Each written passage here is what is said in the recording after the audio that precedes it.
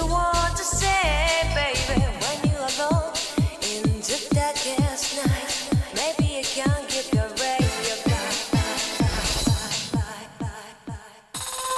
Open your heart and show your eyes that you take your destiny.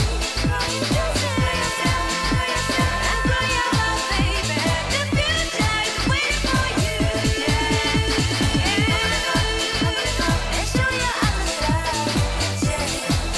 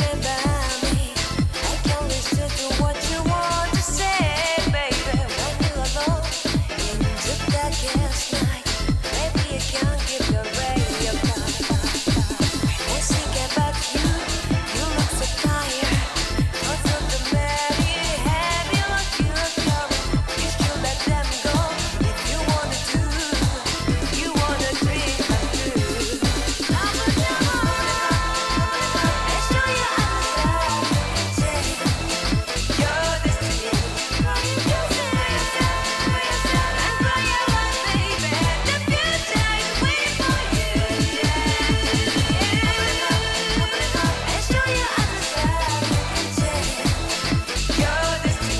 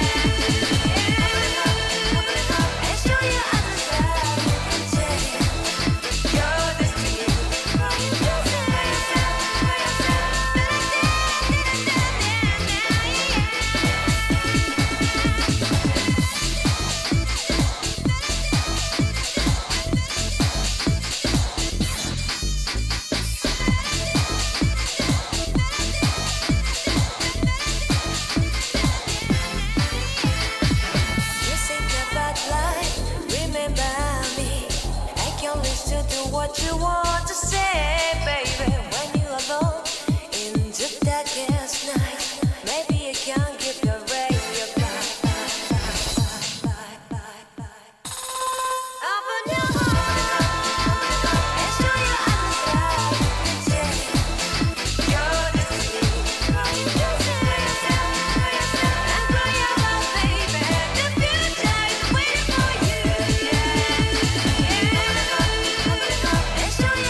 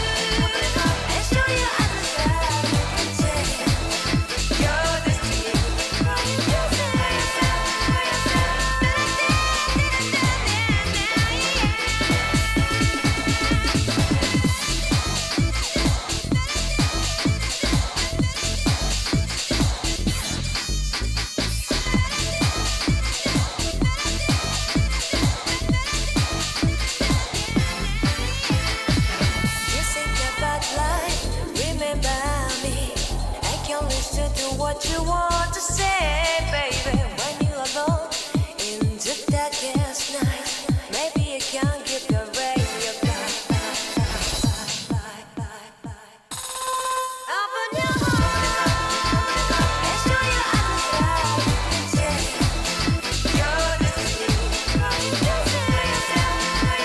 And grow your love, baby. The future is waiting for you. And show your eyes that your destiny.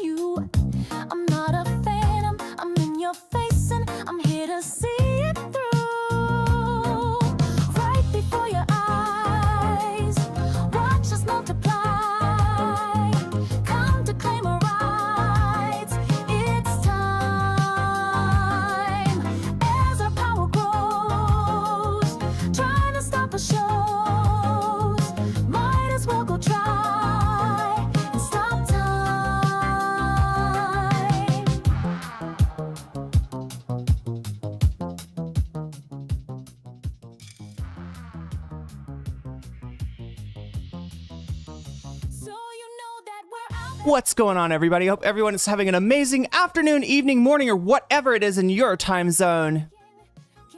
It is Monday, June the 2nd, 2025. This is NCC TV coming at you live from the tarmac of the Amami Airport. We are live, or at least that's how it appears to me. Could be a brain in a jar somewhere, don't know, don't care. Shouts out to all my weasels out there, all my forest creatures rocking out to the realest of the real synthetic lifeform streamer. Trapped in a cyber brain and body like some kind of ghost in a half shell in this late stage hyper-capitalist dystopia. Forced to exist in this twilight realm to pay off my debt to society and my student loans. I hope you're having a good day, whoever, whatever, wherever, whenever, and however you are. We're about to jump right into it here on twitch.tv, youtube.com. High risk, high reward, high on life, or whatever simulation, simulacrum, simultaneous, spontaneous singularity of consciousness this is, was, or will be sometime in the distant cyber future. Oh my god. This is a choice. This is an interpretation of this song. It's funny, chat. City pop. It's 4:45 p.m. Monday where you are.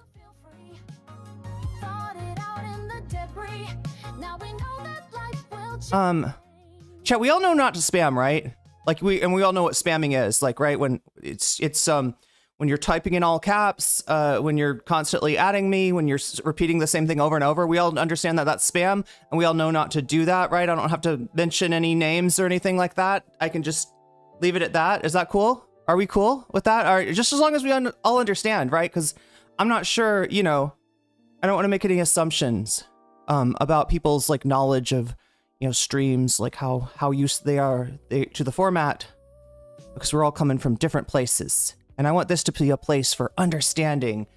We got a lot to go through today, chat. It is going to be very challenging for me, challenging mostly to not cry. Because, I mean, this is the subject near and dear to my heart, honestly, chat. In ways that I used to not be able to explain, still probably shouldn't be as specific as I am, but, you know, I'm going to go ahead and do it, because that's what I'm feeling. Yeah, chat, my old hometown is actually under attack by a bunch of Christian nationalists in a Psyop that I predict they will repeat all across the country. And so far, I guess it worked, right? What they're looking for is to go into a city, provoke a certain reaction, and then create content based on, you know, cherry-picked footage, right? And create a narrative. And they are counting on us not to be as interested in these stories, not to know about these stories, as many of the residents of Seattle were unaware of what was happening right down the street from them, in a park named after the first openly gay representative in the state of Washington, was where this all went down, right?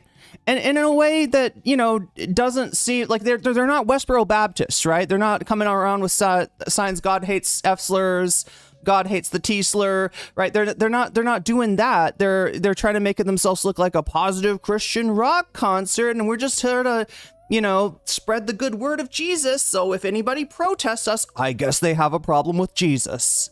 No. The people of Seattle, like, right, by and large, do not have a problem with Jesus. There are plenty of radical socialist Christians actually in the city of Seattle. Many churches not far from the site of this event, which, you know, they like Jesus. They just don't like hate. And if you really look back at the, you know, I don't know, historical or religious figure, like it's not very appropriate to you know, sort of use his name as a cover for all this. But yeah, Cal Anderson Park is correct, Moeno Ape. This is a place that's really near and dear to me. I did Tai Chi in this park. I rode my bike all over this park. I would dip my feet in the water in the summertime, take my shoes off and walk around in the little water feature there.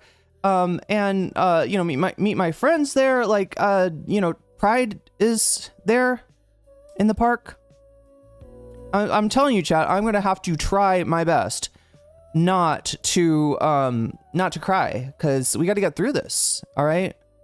And also shout out to Squid Tips. Okay, as far as me knowing about this event, it's because of Squid Tips. It's because of Squid Tips YouTube channel. So if you're not following already, you might as well go over there. We're gonna use Squid Tips' content, which I don't think Alex, AJ, I don't think AJ would mind. I think I get the feeling that AJ wants the correct version of this story promulgated just as much as I do. I mean, even though I left the city, it was not easy. It was not easy to I mean, that was my home, chat, for like the longest time. And it meant a lot to me, and you know, I was there to fight for the city.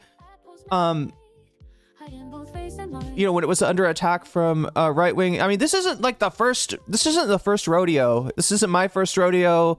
Obviously not Squid Tip's first rodeo, and it's not Seattle's first rodeo with right wing extremist groups. There is actually a former, oh god, was he a state representative, or was he I remember it was when it was Cal Anderson, it was the Reservoir. When did they name it Cal Anderson?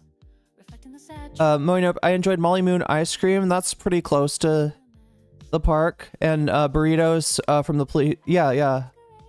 Aw. We love you, Irene. Thank you, Megastar. Thanks for getting us started today. Yeah, that's 10% of the goal. As always, chat, we got a bonus goal. We're at 10 right now. If we get to 100 by the end of the stream, you'll get some bonus content. I will be happy to do some bonus content. I will probably need to do some bonus content and talk about something else, because like I said, I am trying to hold it together to not cry about Will it unleash me, burning down the walls? Is there a way for me to break? Let me see if I can describe this.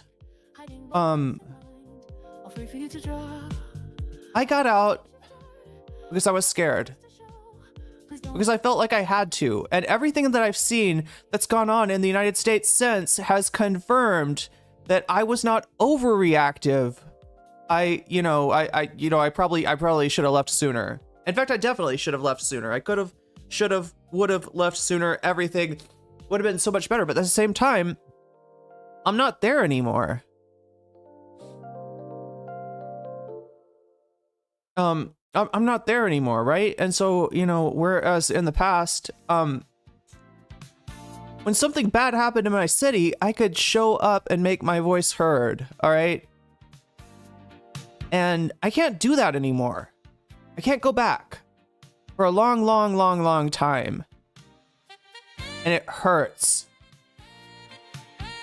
It hurts to not be able to do anything in the physical space. So I am going to do my best to do what I can with the platform that I have and do something in the virtual space with you, my weasels, my forest creatures, all right?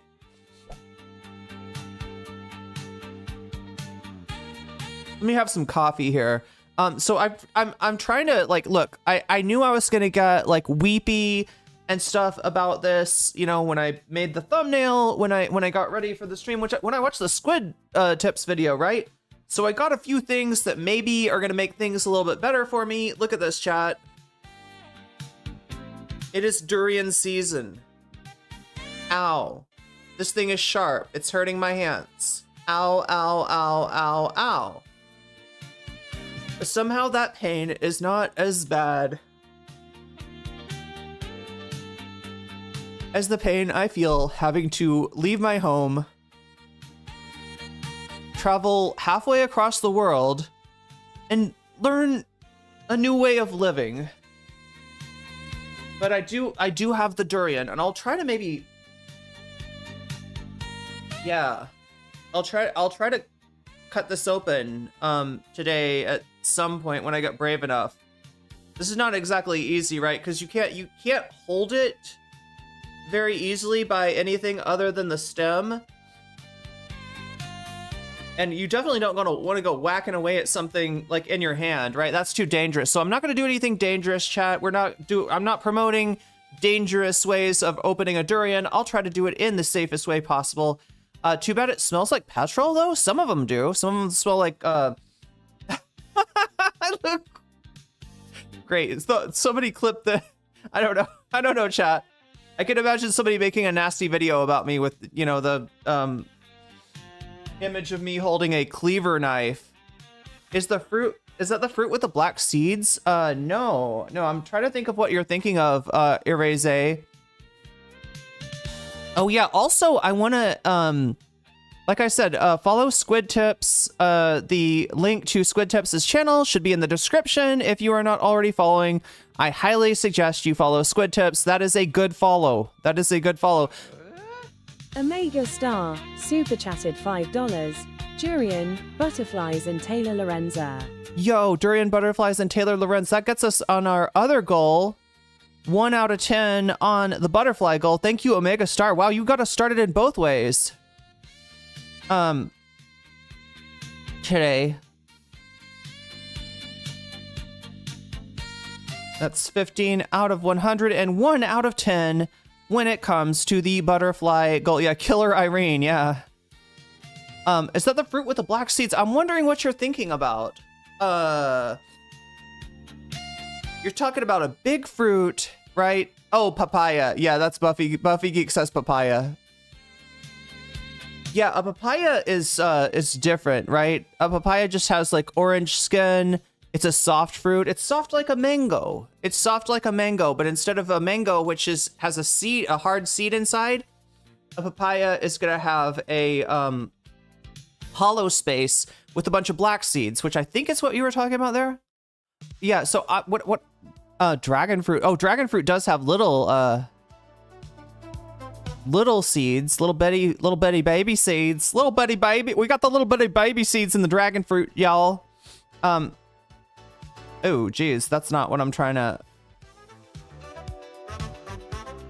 I'm trying to give you the link to this YouTuber who creates city pop versions of songs that would otherwise be a real copyright headache. Thank you, Iridium Beats, and for your trouble, I am gonna spam your link.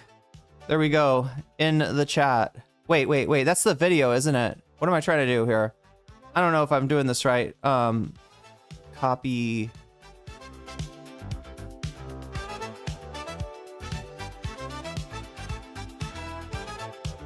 Yeah, that's what I want. Disregard that previous, here, I'll even delete it. Remove. All right, there we go. This is the right one. Yeah, there we go. Go give Iridium Beats a follow if you like what you're hearing musically. I'll give it to you on Twitch as well. Boom, Twitch. All right, so now you've both got the link to that. And wait, I could make it this really easy, right? I think. What if I just do this? I think I can make it easy for you to follow Squid Tips as well. I think it's just like that.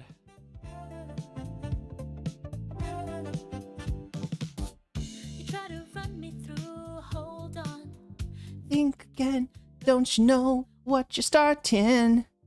But you sure have got to know how bad this will go. Don't you know my art? There we go. All right, that's the Squid Tips link. So go follow both of these people. Lexa or Omega Star, thank you for the gifted sub to Lexical, a name who's I'm probably mispronouncing, but you can let me know if I am. But you just got butterflied. I feel like, wait, if we streamed on TikTok. Yeah, TikTok. If we streamed on TikTok, you know, like we got weasels in YouTube, we got jellyfish on Twitch. Would TikTok be butterflies? Do you think it would be butterflies? Yo, look at that. We're up to 21 out of 100. All thanks to Omega Star. Omega Star absolutely carrying this stream so far. Thank you so much. I do appreciate it. Also appreciate you liking the stream. That helps a lot as well, chat. This is not the type of stream that is just like algorithmic bait, right? This is not something that is like, you know, we're not relying on like the SEO of any famous lolcows from H3 or anything like that today. So I would appreciate very much your help in getting the stream out to more people. If you want to do that, hit that like button. You can do it for free. You can support the stream for free with a like, and I do indeed appreciate that. A lot of those creeps were coming from areas in eastern and southwestern Washington state. I know the exact town you're talking about, Rachel. Yeah, this is what Seattle dealt with, like the last Trump administration. During the last Trump administration. Some of the shit, and I swear to God, it's probably some of the same people they've just rebranded, right? And in fact, they're using Jesus as a fig leaf. Isn't that ironic? Isn't that funny?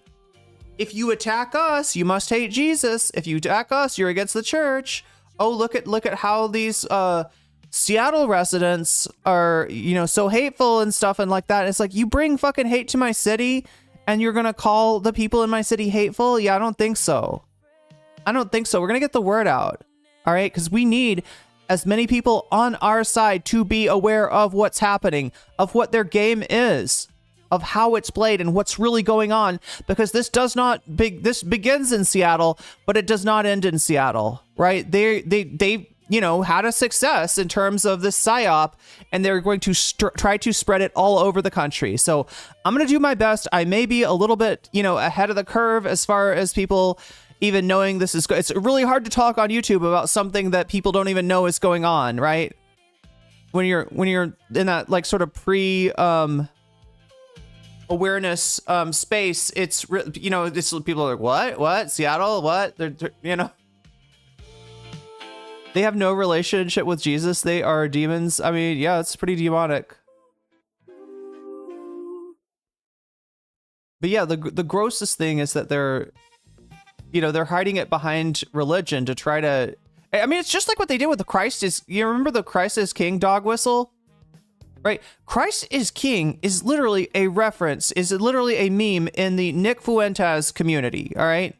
Amongst Nick Fuentes fans, that is their slogan. So you're not saying I love Jesus when you say Christ is King. You're saying I love Nick Fuentes, and you're probably saying you wouldn't mind telling people that your heart goes out to them in an Elon Musk sort of way, if you know what I'm saying.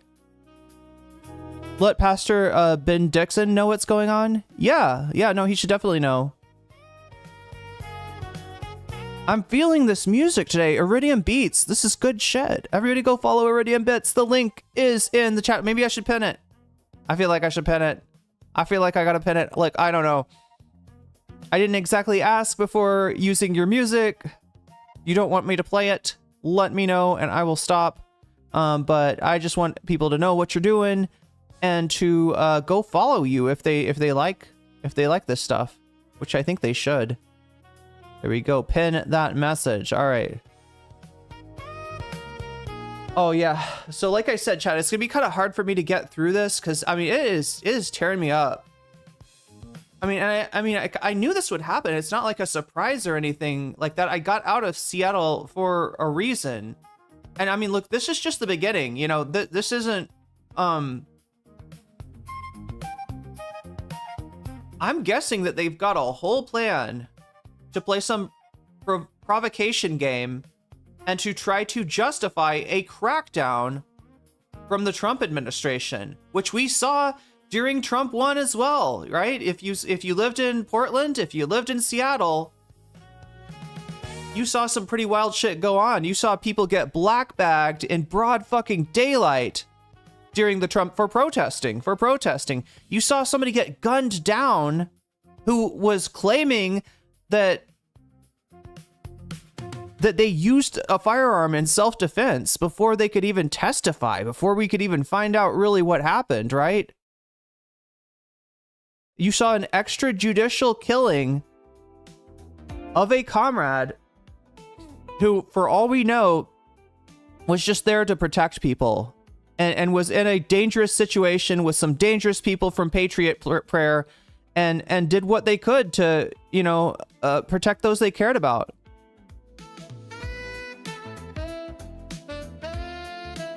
Oh my God, I still keep on, I keep on saying I'm going to drink my coffee. I've got like all kinds of treats here, chat.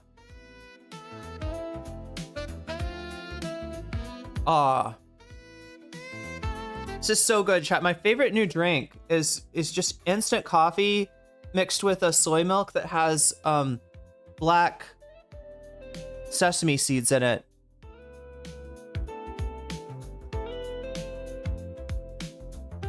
Black folks are protecting themselves, says Tracy Eva. These are dangerous times for them in particular. Yeah, absolutely. I mean, like, you saw what Trump did. He wanted to shoot protesters. He wanted to have the military start shooting protesters last time.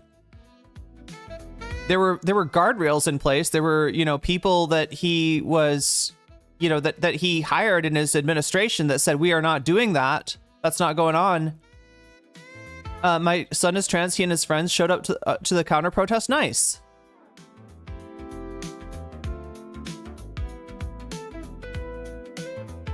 Oh my God. See, the music is really doing it for me right now. I need this music. Thank you, Iridium Beats, again. Go follow Iridium Beats. Go follow Squid Tips. Go follow everyone. What am I trying to do here? I'm trying to put your chats up on screen, so I gotta feed the URL to the URL machine. There we go. Yum. So worried about trans folks too, as well as non-binary and intersex. Yeah, no, a lot of, everybody is in danger. Yeah, it's just some of them don't realize it yet, is all. This is a really dangerous development. I mean, this is Project 2025 in action. I am convinced. Like, this is a dominionist power grab to try to turn the United States into the fucking,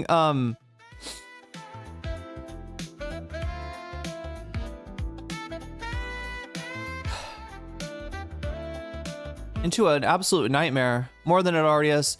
The fruit you were looking for was soursop. Irene, that is a really good fruit. Soursop is an amazing fruit. That's one of my favorites. I think they have those here. What's the other name for soursop? Anybody know what I'm talking about? This is a really good fruit. Rachel super chatted $5. Butterfly, butterfly, butterfly, red heart. Butterfly, butterfly, butterfly, red heart to you too, Rachel. Thank you for the super chat and thank you for getting us to 2 out of 10 on the butterfly goal.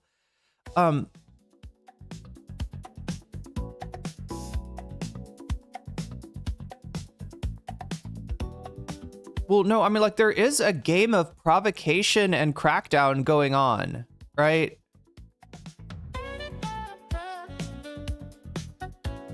And we got to try to remember those lessons that we forgot from 2020. I'm not even convinced everybody really figured out what was going on and how to handle things. I mean, Oh, 2 years after Cal Anderson died in the 90s, they named the park. Oh, so yeah, that's like old school Seattle. Yeah, I wasn't in the city at that time. Not sure I was anywhere at that time. I have to, oh yeah, good, you too, Matt Sway. It was just the reservoir. What is it called? What's the name of the reservoir again? I think, does it say it on the thumbnail?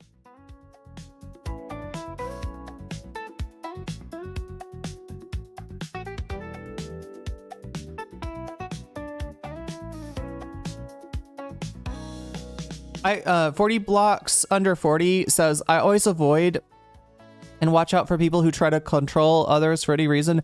The US is really scary right now. From Texas. Didn't ask to be spawned there. Hey, I mean, look, I got some love for Texas. I got some family there. And whenever you go out to see them, we stop by Buc-ee's to get some beaver nuggets. No, just kidding. I can't eat beaver nuggets, Chad. They got what is it, like honey and milk or something? 82 to, wow, that's a, yeah, so you really saw the city transform. I only got to like hear from it, hear about it after the fact. Bobby Morris Playfield. Yeah, that's the name of the,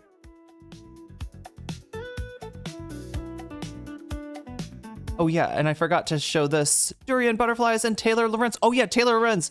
God, I'm glad I clicked on that, Omega Star. Let's see. Let's freaking go.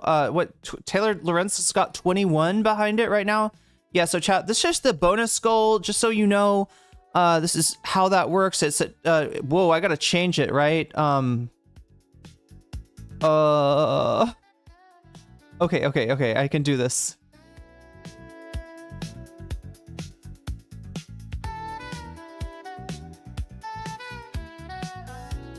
Tracy Eva with the 5 British pounds.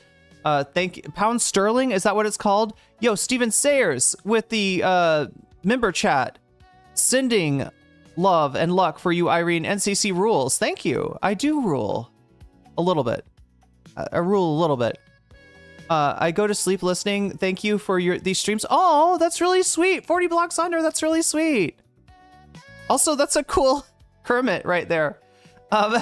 I always worry about bringing people's chats up because I think not everybody, like, you know, like usually your avatar is really little, and I don't know. People are sometimes surprised to see their avatar on screen. I feel like I should ask you first. Was it Seattle that the riots closed the police station? Irene, not only was it Seattle that the riot, let me explain to you how the riots closed the police station, because I don't think a lot of people understand this. Seattle and Washington State in general has a weird ability to have important things happen and then have a misconstrued version of events, usually from right-wingers, come out and be understood as the common knowledge. Like what people's understanding of the Evergreen State incident is not really true to what happened. People's understanding of things like the WTO protests are that's not quite accurate either. People's understanding of the Chaz/Chop is not interesting, and that is what Irene is referring to when they say that was it Seattle that the riots closed the police station, right? So yeah, the police station. Oh my God, chat. Do I? Here. I'll bring it up. I'll show you on the starting soon screen. Okay. Oh, I can't point to things, can I? Unless oh my God, I need a green screen. Oh my God, chat, I left my green screen behind in fucking America. It's in the trash now. I'm sure my landlord threw it out or burned it or something. Anyway, chat, can we find this? I think we should be able to.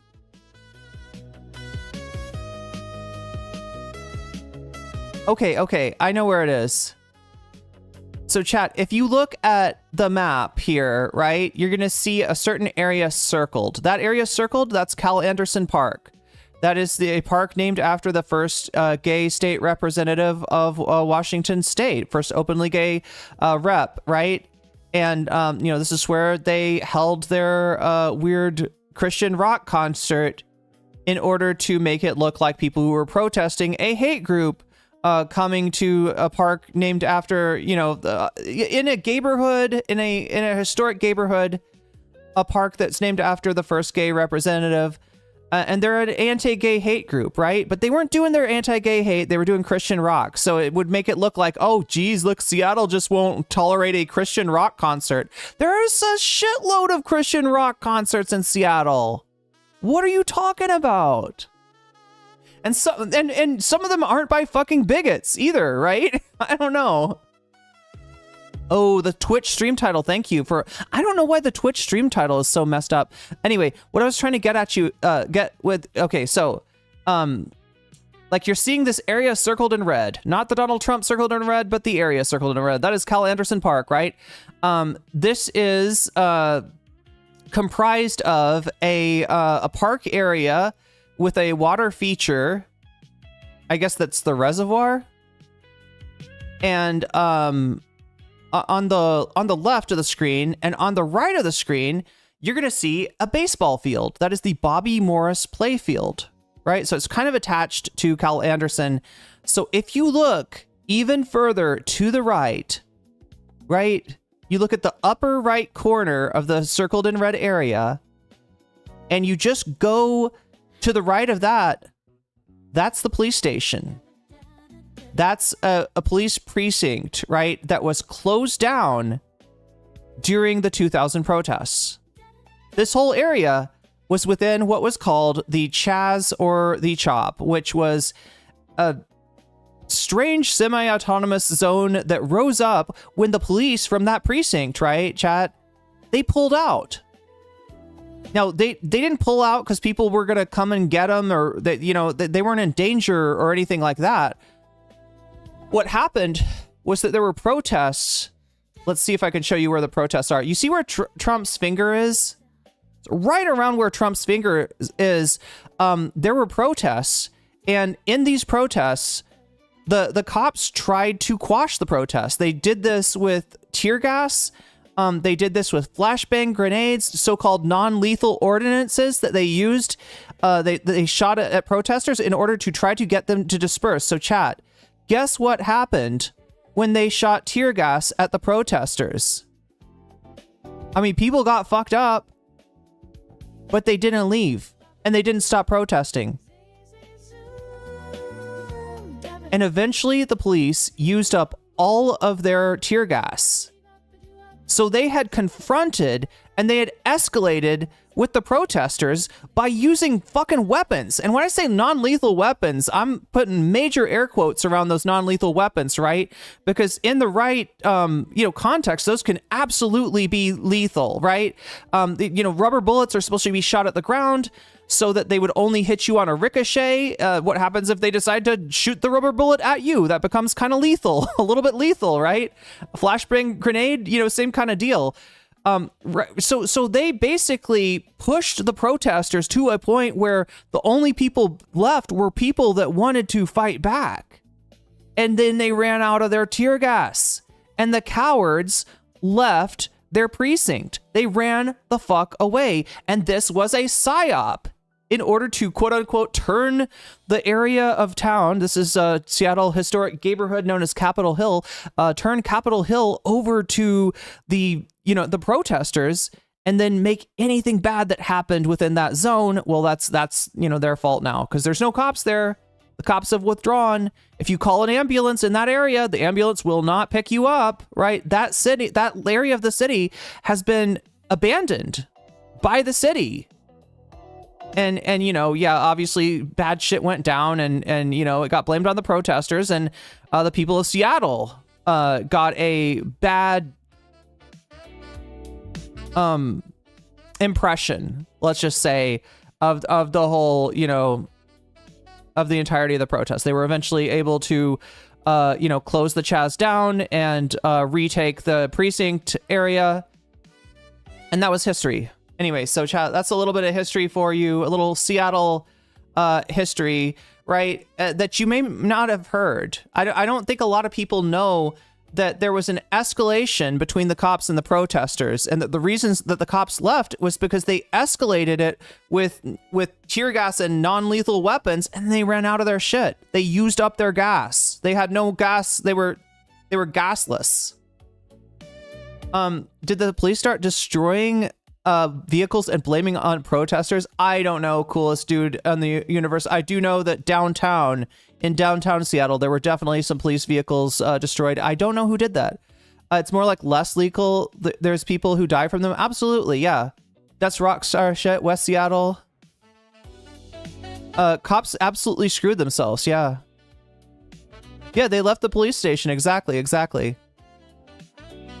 Were these the no-go zones? Charlie Kelly, look, if you went to these places, people might have referred to them as no-go zones, but if you went to these places, while the Chaz Chop was in operation, like, somebody would probably come up to you and give you some food. You know what I mean? That's the that's the danger. It was like, people were like, feeding unhoused people, sharing food, taking care of each other. the stores, the restaurants of the area were in support of the protesters, and in many cases were feeding them, were taking care of them, right? I mean, there was an issue with there. I mean, it wasn't exactly a safe place. A friend of mine was filming down there and filming. What am I saying? Live streaming on Twitch to a pretty big crowd. And during this live stream, their gimbal was stolen by somebody that was just like sort of that must have like seen the, I don't know, chat. I assume there was like a thread on 4chan or something like that. I assumed that maybe some sussy bakas were watching and had targeted my friend. Because, you know, when you're walking, that's the whole thing about IRL streaming is that, oh my God, like, you know, if you're showing anything, people can see what's behind you. You know, people can figure out where you are, right? And they did. And somebody stole their gimbal. I think they might have gotten it back through some vigilante justice of some kind. There were people there that were kind of like watching over shit, and when something like that would happen, they would confront the person that did it and you know, try to make things right. But again, you know, they're not really trained for this. You know, and it had to be thrown together at the last minute. So yeah, bad things did go down, right? People, you know, some kids took a joyride in Cal Anderson Park because there were no cops there. See what I mean? When there's no cops there, it's going to attract some people that want to do stuff that you can only do when there's no cops, like those kids that were taking a joyride. And unfortunately, this was perceived by some of the protesters as an attempt to run people down. And those kids got, you know, I think somebody died. I'm pretty sure one of them was shot and died, you know, and the people doing it thought they were doing it in self-defense, but it was a confused situation. And I mean, this is part of the reason that the whole right-wing thing about the antidote to a bad person with a gun is a good person with a gun. That's not always true, right? Seattle cops ran a weird psyop to make people think that the Proud Boys were coming with guns. The Proud Boys did come. There were incursions from the Proud Boys. There were incursions, I believe, from the 3%ers. There were some street preachers that came through trying to, you know, essentially trying to antagonize people and trying to provoke a reaction.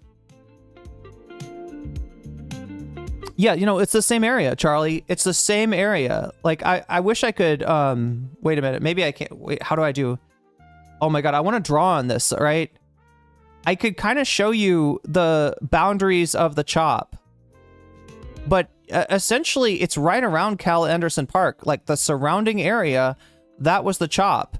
Like I said, right where my head is, not where Waluigi's head is, but that's about, or sorry, like, that's not an exact enough location. Right to the right of the upper right-hand corner of the vaguely rectangular shape drawn around Cal Anderson, that is where the precinct was for the police, right? And so when the police for that precinct pull out, a whole area is now left to its own devices. And, you know, people did the best that they could in terms of trying to take care of each other, trying to protect each other, and trying to maintain a sense of solidarity at that time. The other thing about this area, right? So this was during the George Floyd uprisings in the city. This is, like I said, a historic neighborhood known as Capitol Hill. Let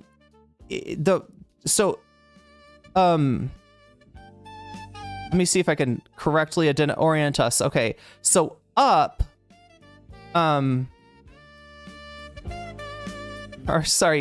diagonally up and right is east.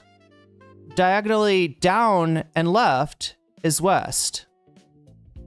Diagonally down and right is south, and diagonally up and left is north, if that helps you understand. So to the south of this area, of this historic neighborhood, is a place called the Central District, right?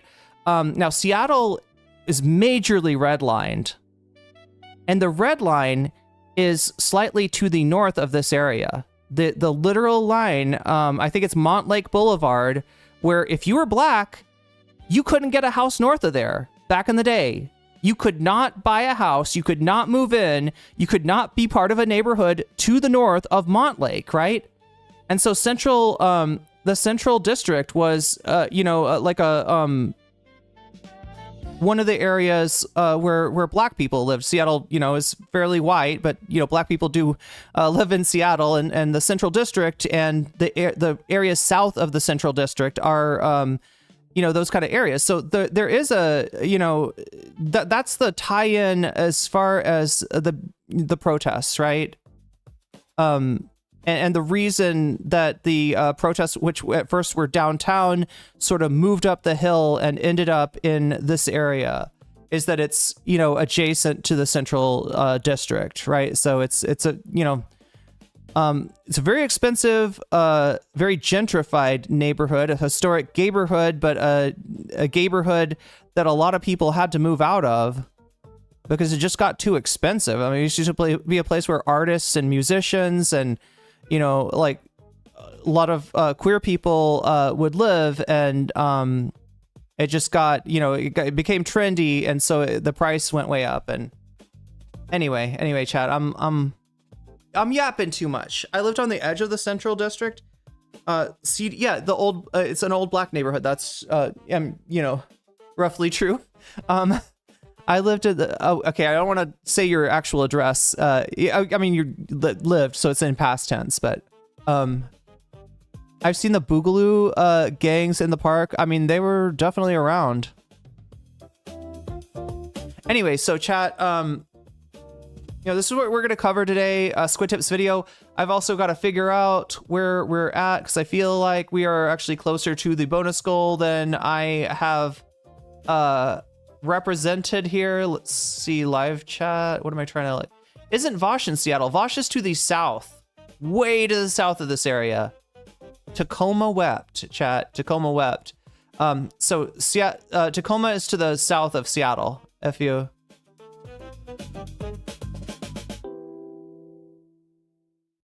you've ever been to Seattle and been in the airport, right? That's SeaTac, right? It's named from Seattle Tacoma. And so what am I looking for? Okay.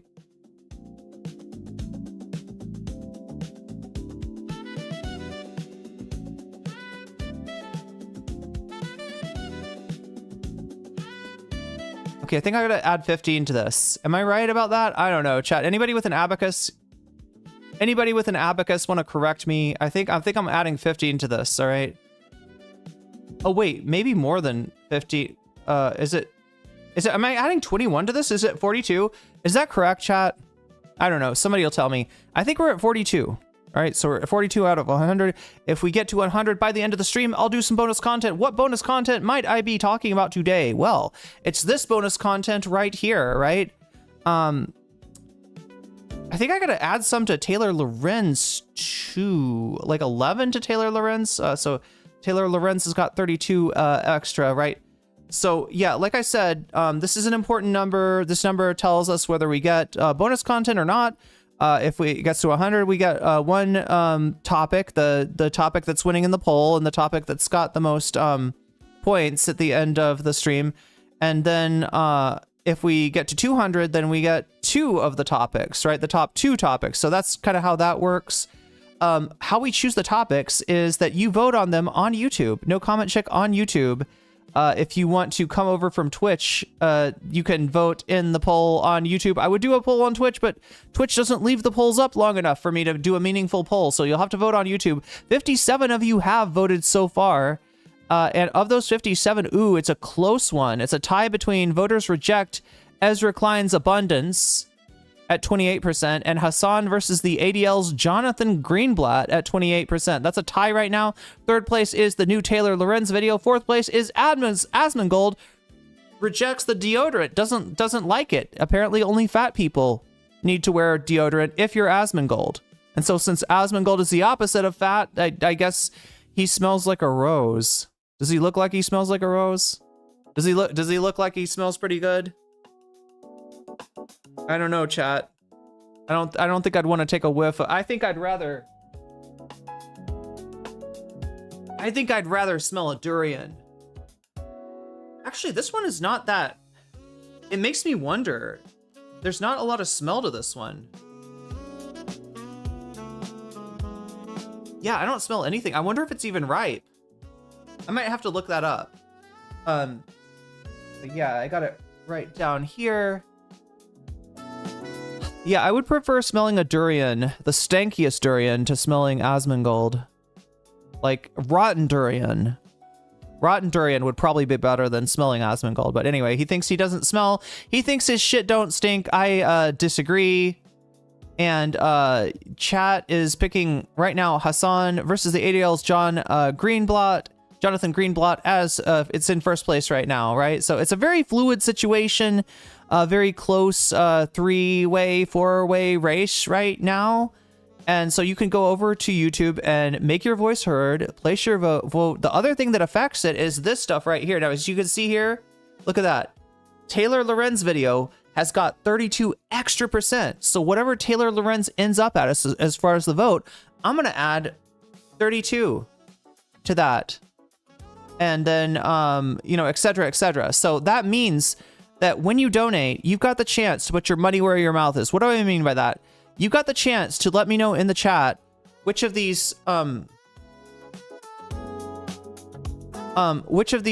topics you want to see as bonus content, and I will put your money where your mouth is. I will add your donation as a percentage to the topic of your choice, just like I did for Omega Star. So, you know, if you've got one of these topics that you really want to see, you can help it out. You can put your thumb on the scale just a little bit, and you can affect things, right, when you vote, just by letting me know in the chat what you want to do. Again, the things that raise this are the same things that allow you to put your money where your mouth is, right? We're talking about super chats, we're talking about super stickers, we're talking about if you get yourself a membership, if you gift a membership to other people, we're talking about if you support me over on Throne, which right now I've got my Thai Visa fund going on right now. We're 65% complete with that, right? And when I get that complete, I will be able to sign up for language school, right? 180 hours of Thai. Sorry, chat. I'm bothered by the fact that like I keep on getting frames or whatever. But anyway, it's also going to allow me to stay in Thailand. You don't just get to stay here. You have to be doing something. And for me, the thing that makes the most sense is to learn the language, because I don't know what anybody's saying around me. And I don't have any way to really talk to people. I mean, a lot of people know a little bit of English, but not very many people, you know, will be able to, you know, do the back and forth of a whole ass, you know, nuanced conversation. So my best bet is to learn the language since I'm in the country, and you can help me to do that over on throne.com. It's the Thai Visa Fund. If you want to contribute to that, that also gets added to the bonus number, and it also gives you the chance to, you know, change the results of the poll just a little bit. If you want to, you know, just nudge it in a certain direction, you can do that. If you sign up for my Patreon, or if you support me on Twitch, all of that stuff will make this number go up, and it'll also give you the chance to let me know in the chat which of these topics you want to see. The other goal that we've got going on right now is the butterfly goal. The butterfly goal is 2 out of 10 right now. If we get 10 teal chats, then I will put a butterfly in my hair if I can get the frames to stop being weird. I don't know, chat. I probably need to reset. I probably need to restart my computer at some point. That's probably what's going on. But I'm going to try not to get bugged by it. But yeah, the butterfly goal is for 10 teal chats. If we get those 10 teal chats, I will put a butterfly in my hair somehow. Maybe like that. Maybe like that. But you'll find out if we get to 10 of those. So that's the other goal that we've got going on today. And with that, I am going to thank my patrons because I do appreciate them so much. So everybody that is a patron of mine at the $5 level or above gets a fancy shout out. So let me do those now. Shouts out to Oral Ellipsis. Shouts out to Temporal Insanity.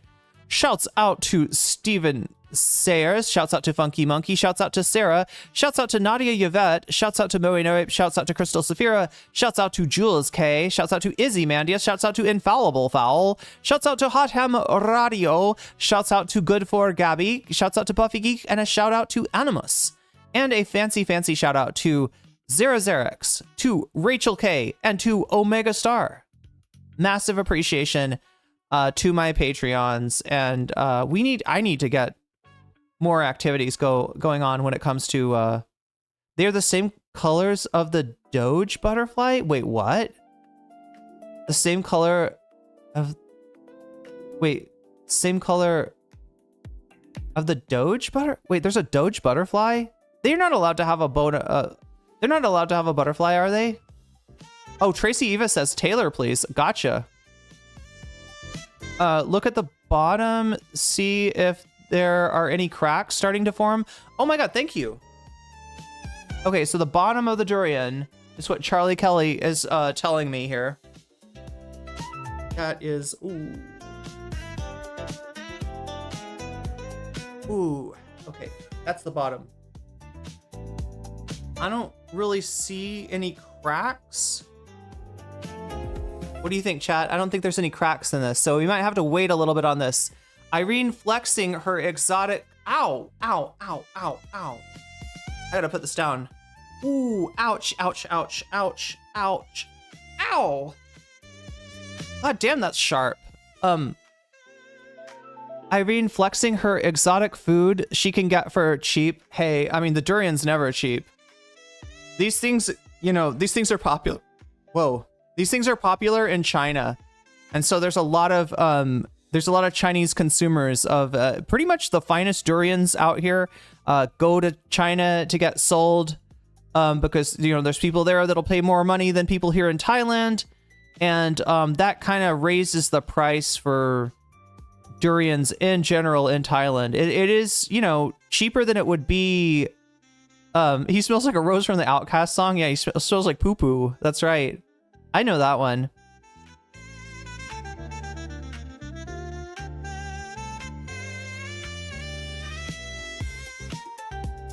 Stinky is the garbage bins behind the Vietnamese market I live next to? Wait, what were they serving?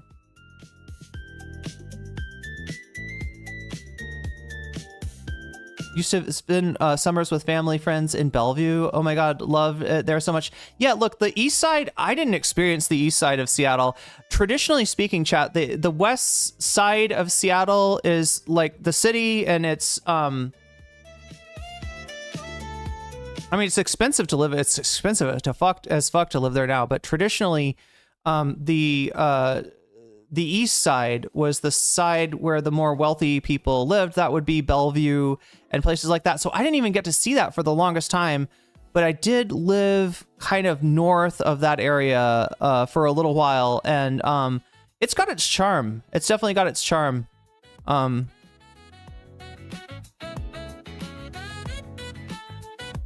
There's a lot more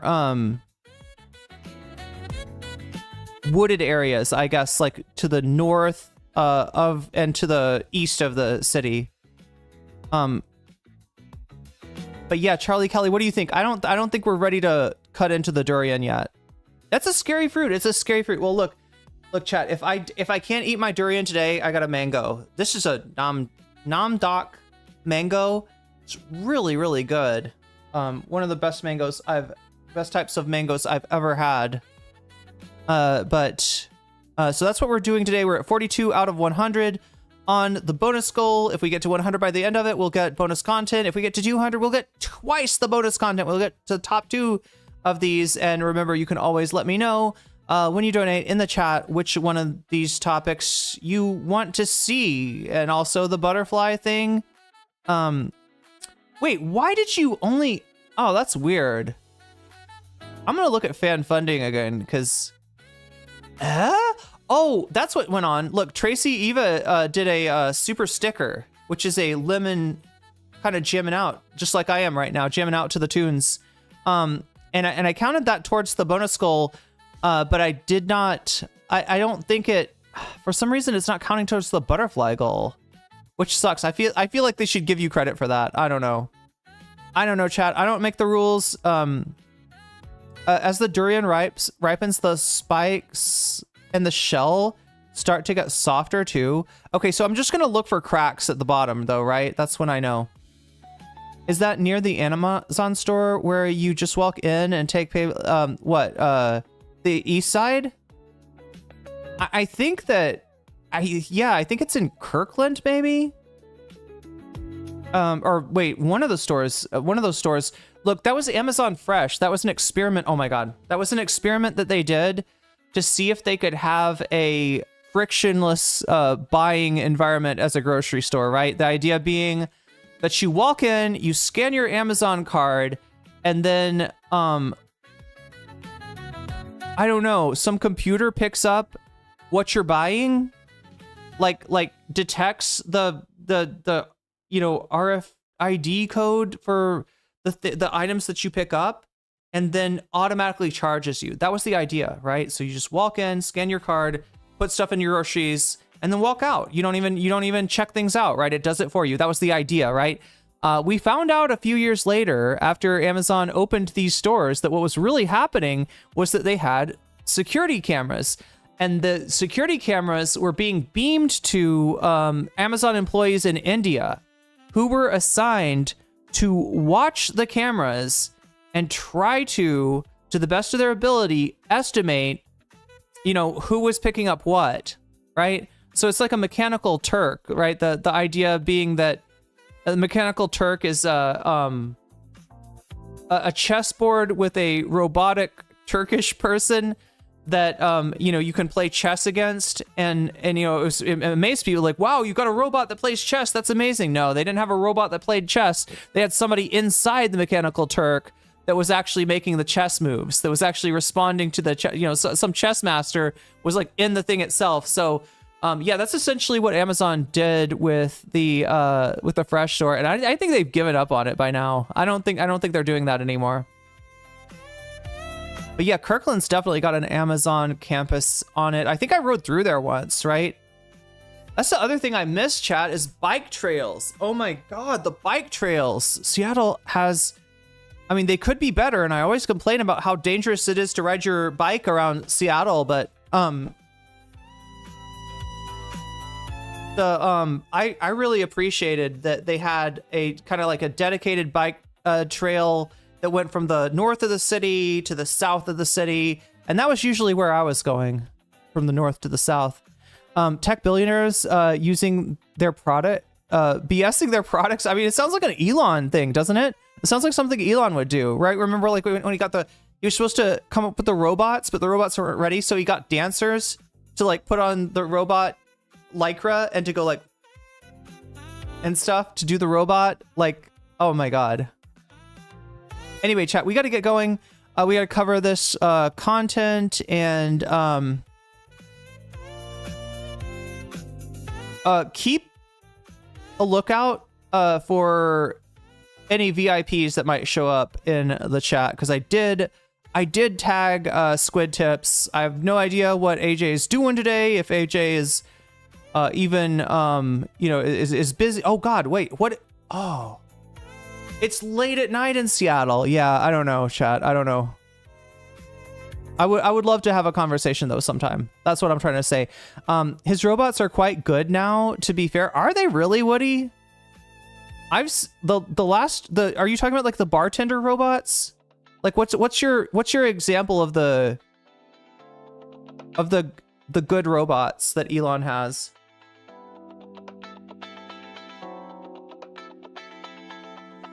Like, look, there are very, very agile robots out there. Like the Boston Dynamic robots are pretty, actually kind of scary. Kind of scary, right? They got the dog robot and they got the humanoid robot, Boston Dynamics. I haven't seen anything that impressive from Elon, but he supposedly had he had a robotic bartender at one of his events, and it was voiced by somebody. Literally was voicing it. Somebody was literally like voicing it and controlling it by remote, right? The idea is it's supposed to be automatic. It's supposed to be automated, right? It's supposed to, like, you know, you come up and you say, I would like a whiskey sour on the rocks, blah, blah, blah, blah, blah. And the robot just like, boop, boop, boop, boop, boop. Here's your whiskey sour, sir. Right? It's not quite that ready. I've seen them walking about, picking stuff up. Jesus Christ, Boston died. Like, look, robots have been able to do that for years. Yeah, Elon's kind of behind on robots, just like he's behind on AI, just like he's behind on electric vehicles, to the point where they're now talking about, chat, they're talking about possibly Tesla becoming a car company whose primary product is not electric cars. They're talking about converting Teslas to gas cars. Wouldn't that be wild to have a Tesla that was like it's not even 10 p.m. on the West Coast. Either way, I gotta get going. Anyway, we'll see. We'll see if we get to talk to anybody tonight or some other time, because I'm very curious about this whole set of events. But for now, chat, I'm gonna get us started on the Squid Tips video. So let's get into it. And again, follow Squid Tips if you have not already. Let me. Okay, no, that's not the right thing.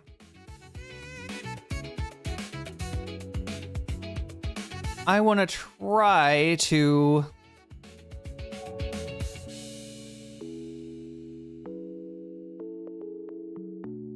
Okay, let's see if I do this. All right, here we go, chat. I'm going to give you the link to Squid Tips' YouTube channel. Since we're going to be watching Squid Tips content tonight, least I can do is try to promote that content as well. So here we go. There it is for Twitch. And then there it is for YouTube. All right, so I'm gonna pin this too. Oh God, I can't pin this. Can one of the mods pin the, like, I can pin the Twitch Okay, I got the Twitch link pinned. If any of the mods in YouTube can pin it, the YouTube link, right? Just so that people know that's who we're watching. We're watching Squid Tips. If you want to see more videos like this, and I do think that, you know, I see Squid Tips putting out killer content on the regular. So highly recommended follow this channel.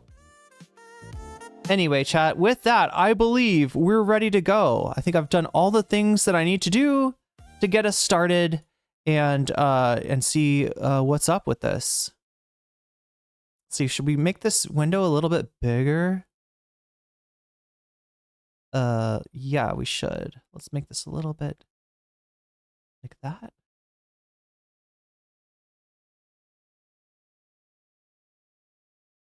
All right, so trigger warning, transphobia and transphobic slurs. Oh, geez.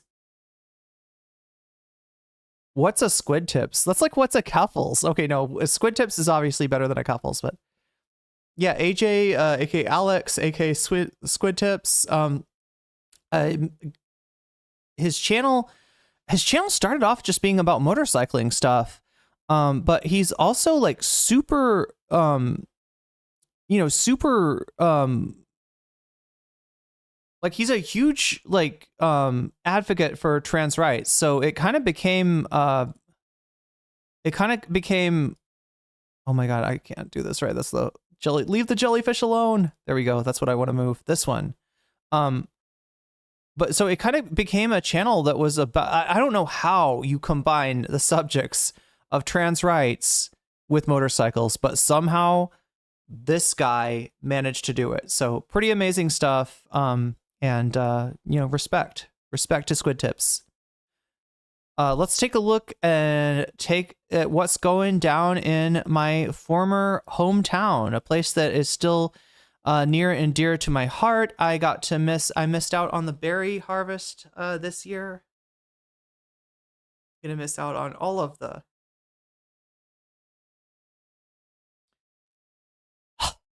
fruits.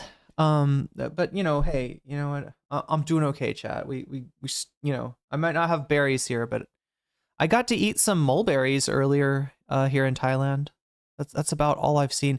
Oh yeah, and I'll bring them out later, chat. I got these they're called cherry doi, which I think means mountain cherry. They're actually a type of plum that grows here in Thailand, but that's about the closest thing to cherry season in Seattle is huge, is amazing, and they got like my favorite are the Rainier, the yellow and red cherries. Those are like my favorite. I don't know, everything's my favorite, chat. All the berries, salmon berries, salal berries.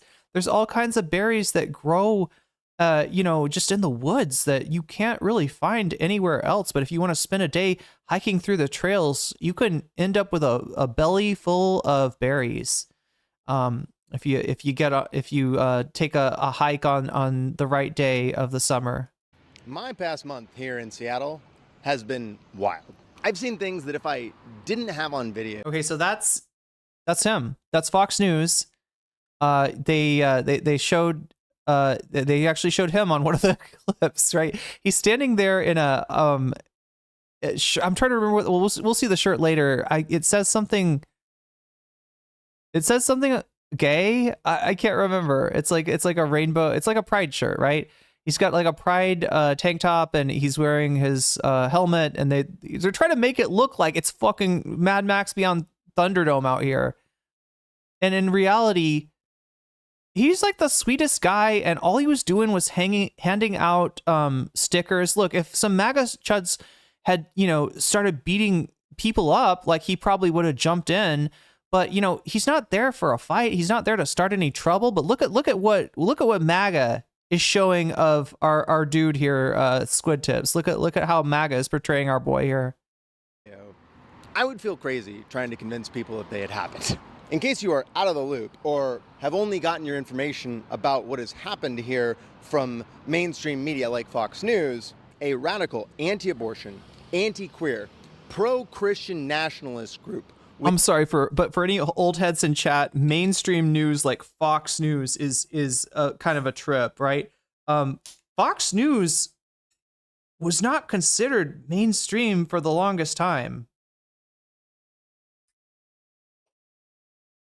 Fox News was seen appropriately as being right-wing propaganda. Fox News is the brainchild of Roger Ailes, who worked for Richard Nixon. Nixon had a problem where he wasn't getting the kind of news coverage that he wanted, right? And Roger Ailes proposed an idea to him, said, you know what we could do is we could make our own television network and get your message out unfiltered, right? In other words, get your message reported with zero skepticism is really what they were looking for. And Richard Nixon turned to Roger Ailes and said, that will never work. People will see right through that. We're not trying to make our own Pravda channel. Like, that's gonna look at the optics of that. That's a bad idea, Roger. But Roger held on to that idea and eventually got some funding from Rupert Murdoch to start Fox News, and now it's the largest news station in the fucking world, probably watched by many of our grandparents and deep ties, aunts and uncles and stuff, to local paramilitary and the Trump administration. Just left my city after completing a multi-day propaganda tour enabled by the Seattle Police Department at the directive of the top levels of my local government. The war on the poor and working class by the moneyed and political upper classes in our society from both sides of the political spectrum has never been more clear to me. In this video, and if you don't understand how that ties in, think about what we're not talking about when we're talking about, is Seattle mean to Christians, right? Is Seattle a violent, scary place, crime-ridden, no-go zone that is hostile to anyone that shows up and says, "I believe in Jesus," right? Think about all the real issues in this country, and especially in a city like Seattle where rents are sky high. I'm going to tell you the far more complete and accurate story than what you will find being pumped out of the right-wing misinformation machine, which has been running on overdrive to propagate the lies that Seattle is filled with Antifa anarchists that are violently anti-Christian and anti-free speech. Davy Gift super chatted $9.99.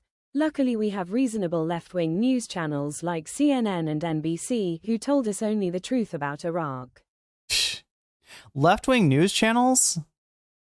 Yeah, I mean, look, there's definitely sarcasm in that super chat. I don't know if it's just on the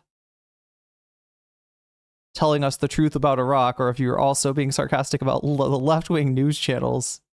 But yeah, I mean, like that's kind of how it's been portrayed, right? They justify the existence of Fox News as a propaganda source, and the propaganda sources to the right, in the form of OAA and or OAN and Newsmax, by virtue of a narrative that CNN and NBC or MSNBC are left-wing. Now, look, MSNBC has definitely packaged itself as left-wing at various times, right? In that they're filling a gap in the content, right? CNN, on the other hand, is straight up tried to turn right-wing. It didn't work out very well for them. You know, they weren't able to crack into that Fox News viewership, but or change their image that the right-wing created for them as being a left-wing news channel. But they it's not for the lack of trying. I like Seattle and Last of Us Part 2 better. The rent is Space Needle high. Yeah. Even if we are mean to Christians, so what? That's like saying, well, no, they're trying to make it sound like if you can't have a Christian rock concert. They're trying to make it sound like Charlie Kelly. The way they're portraying this is not that people came up to protest a anti-gay, anti-abortion Christian nationalist group that was invading the city. The way they portrayed this was that Seattle could not stand somebody having a Christian rock concert. And so they're trying to portray that, we're just trying to do something positive here. And look at this. These Antifas won't let us do it. They won't let us do it. Is the lead pastor of the But yeah, thank you for the super chat, Debbie Cliff. Pursuit Northwest Church, and he helped organize both events in Seattle. Are Christians welcome in Seattle? No, clearly not. Clearly not. It's a no-go zone, Chad, if you're Christian. That's what they do. You get to the gates of Seattle and they ask you, are you a Christian? Are you one of them Christians? Event has, of course, been labeled by the media as some sort of anti-LGBT type rally, and it wasn't. We were swarmed by hundreds of Antifa militants, Christians who stood in the park and were assaulted for the high crime of worshiping Jesus in a public space. Antifa is made up of the high crime of worshiping. We were just worshiping Jesus in a public space. By the way, isn't there a Bible verse about this, chat? Worshiping Jesus in a public space. Let me check and see what the Bible has to. I believe the Bible had an opinion on that one. Worshipping in public. Davy Cliff super chatted $9.99. As Hank Hill once said about Christian rock, you're not making God better, you're just making rock and roll worse. Yes, that's so true. That's so true. Look, here's my problem with Christian rock, okay? And look, I don't know. I'm not trying to hate on it again. Like, my sister is Christian. I don't hate people for being Christians. I know good Christians that are all about love, and they're all about feeding the poor. And, they actually, take Jesus as a role model rather than a fig leaf over their hatred, right?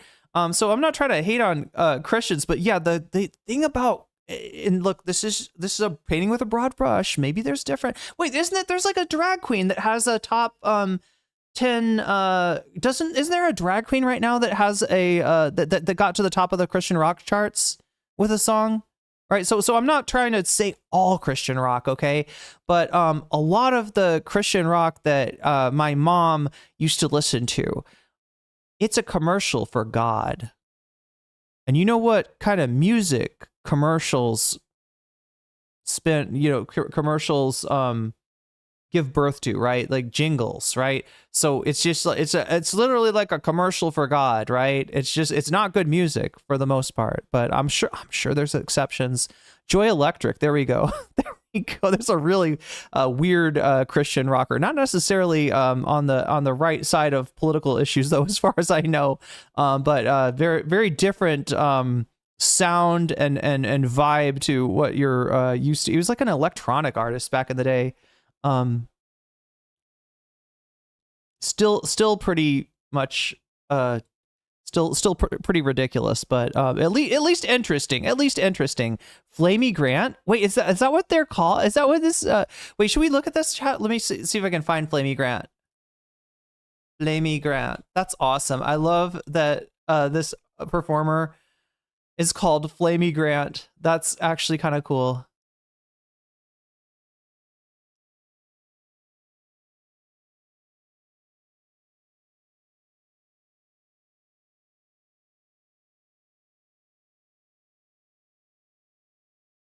All right, let me make this a little bit bigger. Boom, boom, boom.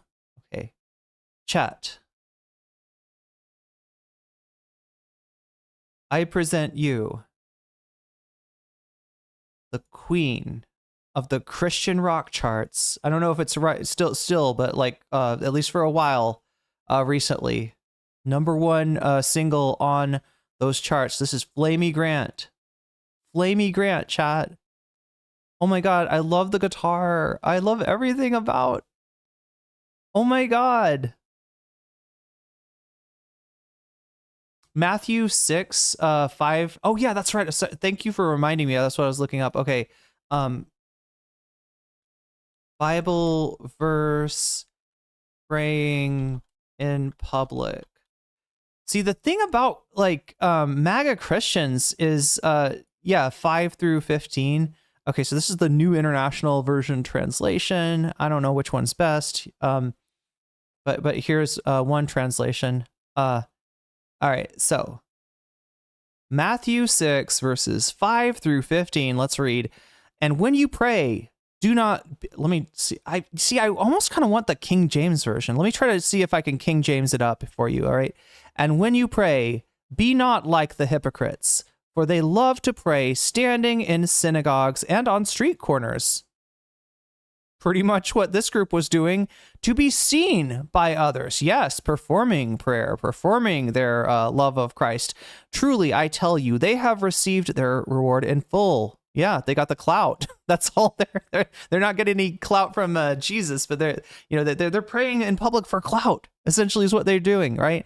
To try to be holier than thou. But when you pray, go into your room, close the door, and pray to your Father who is unseen.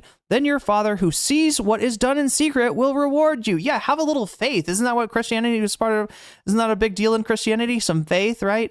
And when you pray, do not keep on babbling like pagans. Okay, pagans catching a stray there.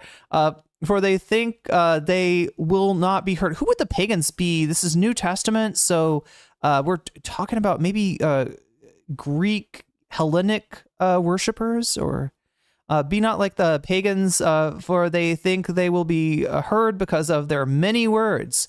Don't yap. God doesn't appreciate a yapper. Do not be like them, for your Father knows what you need before you ask him. This is where the Lord's Prayer occurs, right? Very different vibe than what you're getting from these people. For if you forgive other people when they sin against you, your heavenly Father will also forgive you. But if you do not forgive others for your sins, like chat, some of these dominionists are like they're talking about executing people for being gay. Right? They're really not living their faith in any meaningful way anyway. Petulant children who are grievance mongers, who decide to perpetuate violence against people that they disagree with. And of course, in a place like Seattle, they are coddled and supported by people. Dianag 512 didn't expect a Christian stream when I came here. Look, my sister's Christian, okay? I don't get it, but I love her, and she doesn't mix her faith with hate. Let's just say that, right? It's not about hating people and judging people, at least for her. So I appreciate Christians like that. Wait, what am I trying to do? I'm trying to. Like Mayor Bruce Harrell, that results in violence against people of faith, police officers, and others. And it's important for everyone to understand, because they are providing the template for how similar groups are going to be projecting power into other communities by weaponizing local governments against us. I'm going to show you Yeah, chat, and this is what I'm talking about. This is what I'm talking about. Now, the mayor of Seattle, fairly left-wing guy, and he, you know, like he was a little bit, he took the bait as far as like disavowing the evil anarchists that were in the park, right? They were infiltrated by anarchists or whatever is what the mayor of Seattle said. But what they're going to try to do is come into a city, provoke a reaction, bitch at the mayor, and then if the mayor doesn't give them what they want, then they go to Fox News, and then they go to Trump. Right. And then they get Trump to start doing shit. Right. This is what they're trying to do. They want Trump to see this and be like, well, it looks like the city of Seattle is not getting those federal funds that I was, you know. Right. That's what they, and then have the mayor be like, oh, I'm sorry, Mr. Trump. We will ban all anarchists from existing. No one's allowed to buy a ski mask in Seattle. You know, like, you know, like make an anti-mask protest law like they have in New York. You know, it's that kind of shit. That's the game plan. That's the psyop that's going on right now. And just like Squid Tip says, I agree that it is not it may have begun in Seattle. It's not ending there. They're going to take this shit across the country and try to do this to blue cities everywhere. exactly what I was doing at both of these events. I will Oh, wait. So Areze says, I found out what Doge was using the Blue Butterfly. It's the Blue Sky app? Wait, does Doge have a Blue Sky account? I'm still a little bit confused. To me, Halsair says, to me, Christian Zionism is not far off from golden calf worship. They're definitely worshiping a golden pig in the form of Donald Trump. These people and these tactics so that hopefully you can do a better job of protecting your community when they're at your door. This video will not be monetized, and I'm gonna have to censor a lot in order to protect this video from YouTube's almighty censorship tool, the Age Gate. But there will be lots of links in the description. Let me first start with the context that nobody else is providing. That explains why the event on the 24th was always going to be a powder keg. So this is Cal Anderson Park. This is where the 24th May Day event happened. There was a giant stage right here, and most of the videos you see of police and protesters. Davy Cliff super chatted $9.99. I mean, I really hate anarchists too for personal reasons, but this is obviously not anarchists because they're actually doing something. Yeah, you know, sectarianism is really cool.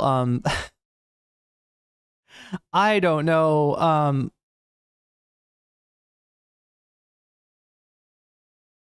I feel like Vosh kind of gave certain groups a bad name. People like Vosh, right? There is a certain association. And counter protesters getting engaged is along this kind of ridgeline bowl all around the edges here. People are touchy about the word fascist, so I'm not going to use it a lot in this video. But I do want to explain why I feel like that word does apply in this situation. I am aware of the giant rule set and arguments that people have about what the definition of fascism. Yeah, certain liberal, radical liberal content creators did a number on the name of anarchists through their association. But I think we need to simplify and update this definition for modern times. George Carlin has had a massive impact on my life, and he has this famous shtick about the 10 Commandments. Now, they really can be boiled down to one, and that's how I feel about fascism. I think you can boil it down to three key things. The 10 Commandments. Why are there 10? Trouble for too much George Carlin? Respect should not be automatic. That building has a camera on it. That is, I believe, the restroom in Cal Anderson. It's right next to the baseball field. They should be earned. Some parents deserve. This is a family reason I hate anarchists, and it's an old classic kind. I maybe can relate to that. I just I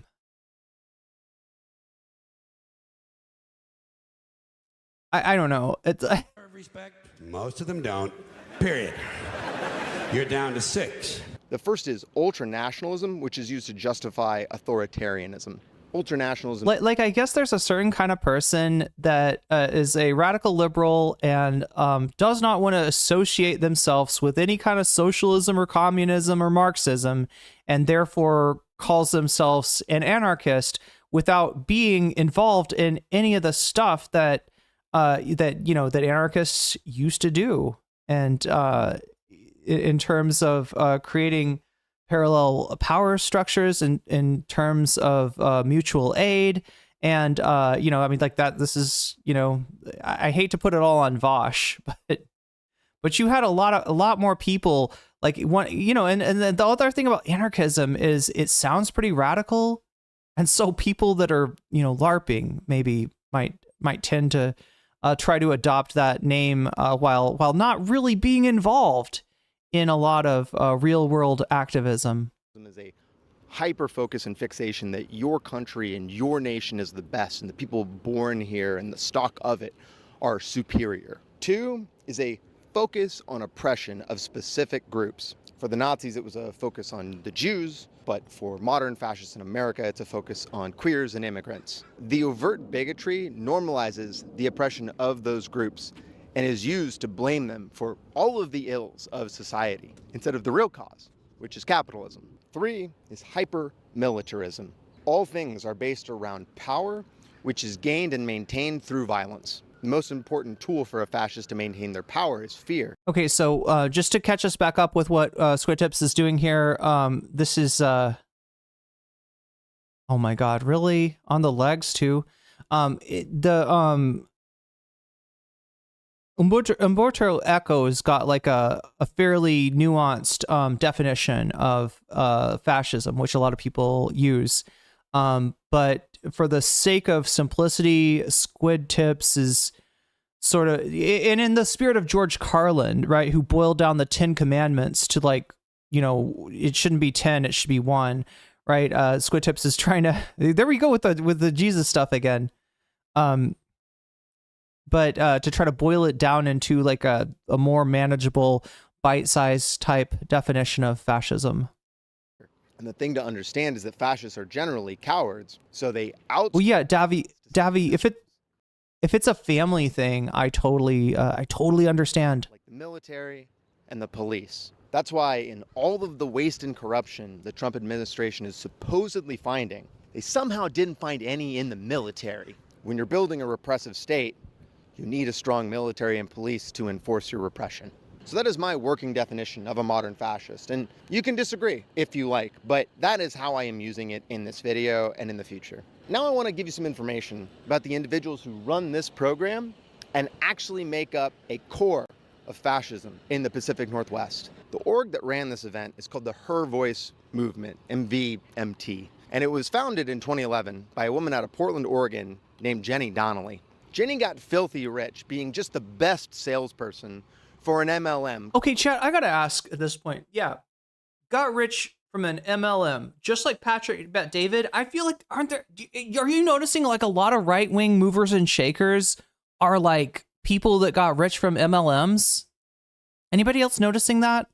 Is there an MLM to, right-wing gigachud pipeline?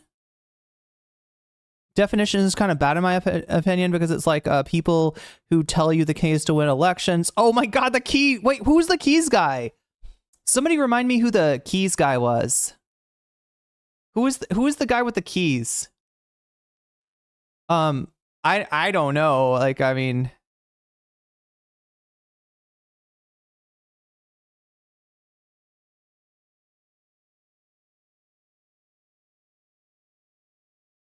yeah, I mean, I could see. So if you redefined like, if it ever came to the point where we got in a very French mood in this country, and the out group were millionaires and billionaires, I could see this definition getting turned against the left, right?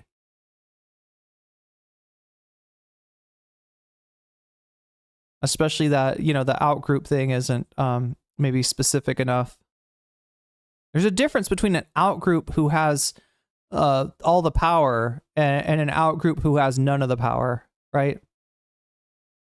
Wait, where's the Umberto Eco one? I want to see. Okay, so let's compare this to the Umberto Eco. Now, again, you can read for a more fleshed out version of this list, and I think, Davy, is your issue that, like, you know, the check marks kind of reminds you of, oh my God, who was that guy?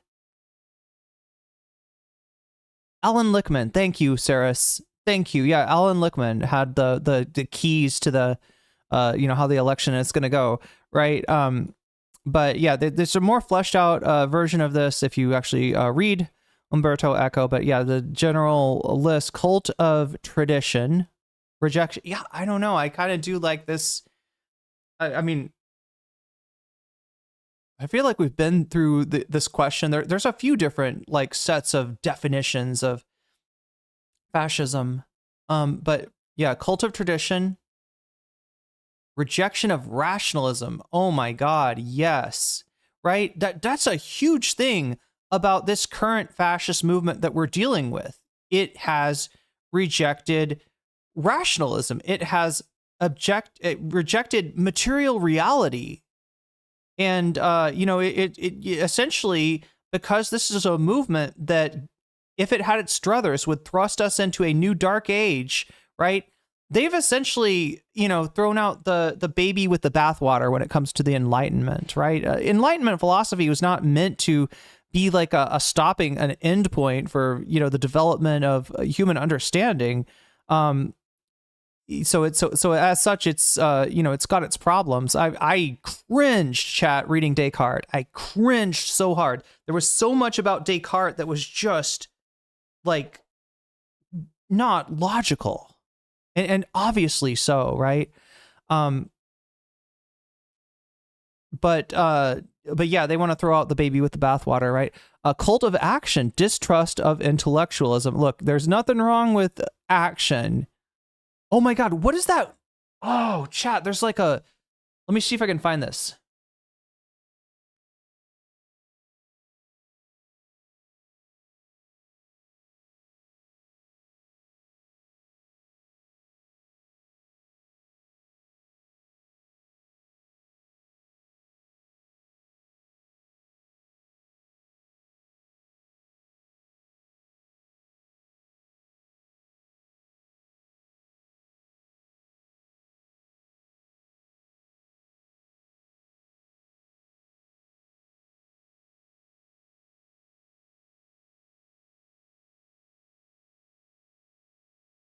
All right, I'm gonna have to like be really not use too much of this, right? We don't want to show too much of this, right?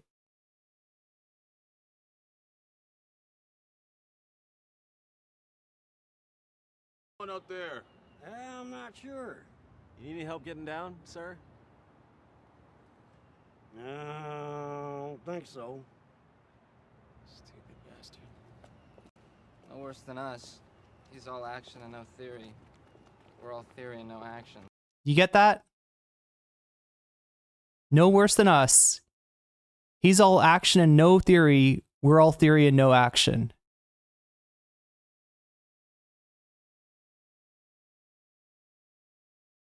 Just keep that in mind, okay? Cult of action, distrust of intellectualism. Yeah, because you got to synthesize that dialectic at some point. Rejection of analytical criticism, an appeal against the intruders. That's huge. I mean, look at what we're doing right now with this moral panic against immigrants, right? Or against trans people. Like, what are trans people doing there? Or what are trans women doing?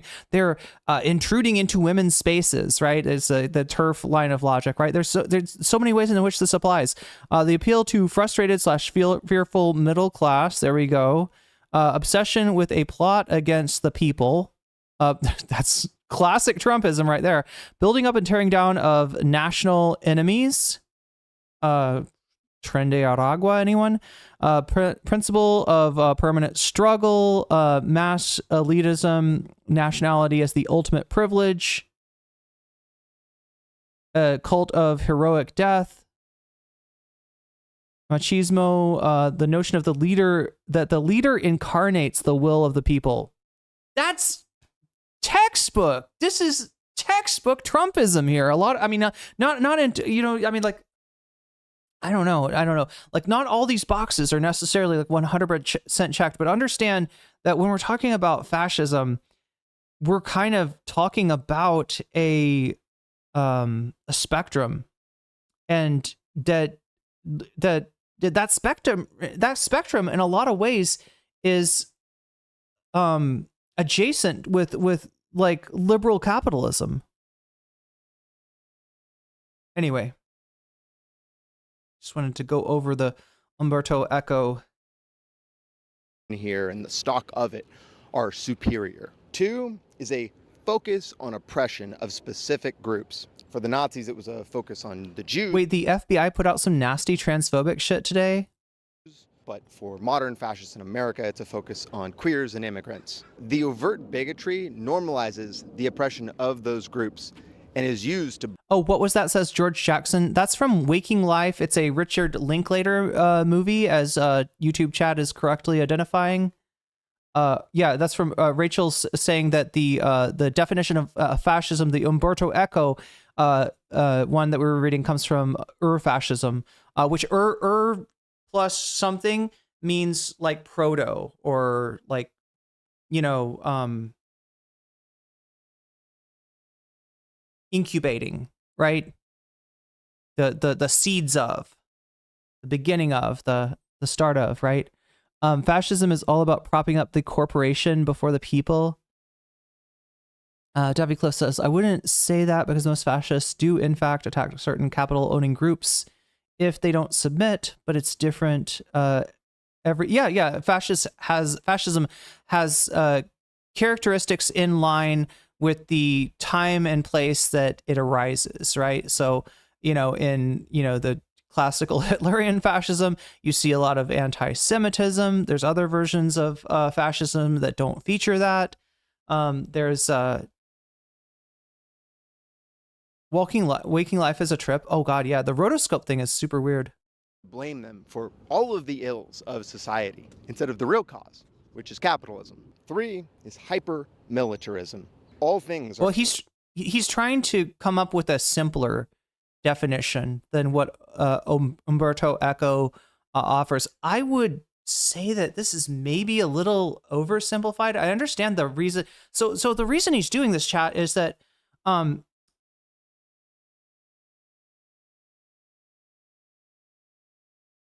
when your rhetoric isn't concise enough, and fascist rhetoric is like extremely concise, generally the thing that's more concise spreads. So I understand why he's looking for a simpler definition.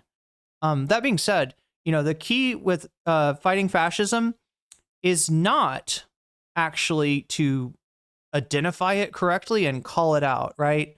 Imagine if, like, in Nazi Germany, like the whole thing was like, you're a fascist. Yeah, stop this guy. He's a like, right? Nobody fucking cares. Right? Like, people thought fascism was good.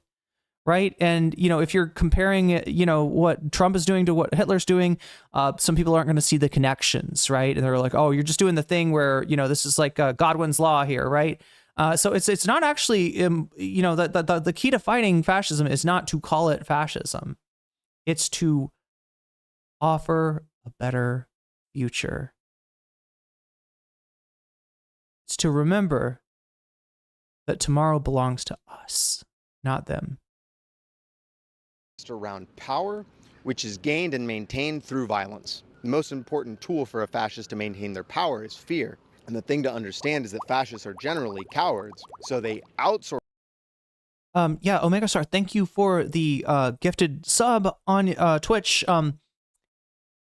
Dianag512, you just got jellyfished, and that's a good thing. Their violence to systems like the military and the police. That's why in all of the waste and corruption the Trump administration is supposedly finding, they somehow didn't find any in the military. When you're building a repressive state, you need a strong military and police to enforce your repression. So that is my working definition of a modern fascist. And you can disagree if you like, but that is how I am using it in this video. Palsier says there was openly fascist Zionist, or openly, they were open early Zionist fascist who loved Mussolini.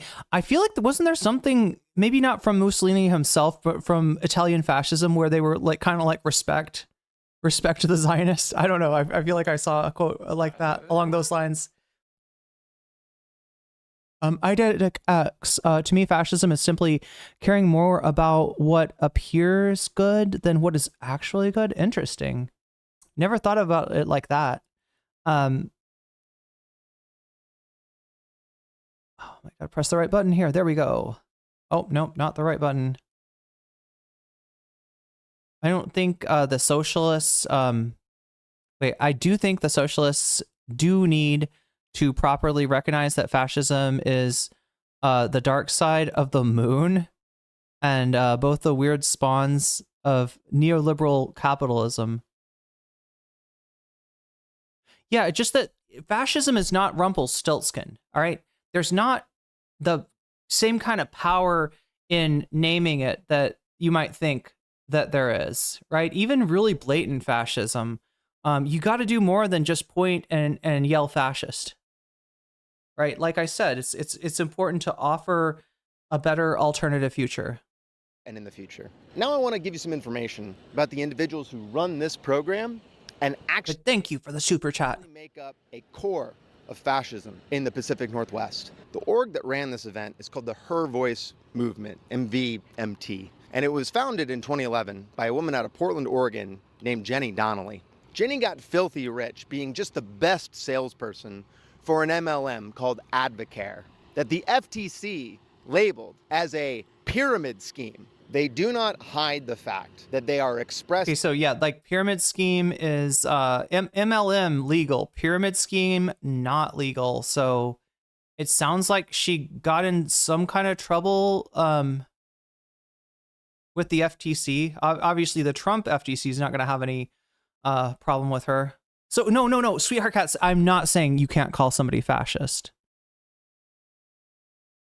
I'm just saying that don't expect that to be like some kind of a silver bullet. All right, don't expect that to do. Don't expect that alone to take care of it. I mean, you'd wish that people could just like collectively remember and collectively recognize when something like that comes up, and that would be the thing of like, okay, all right, we're not doing this and we're going to stop these people, right?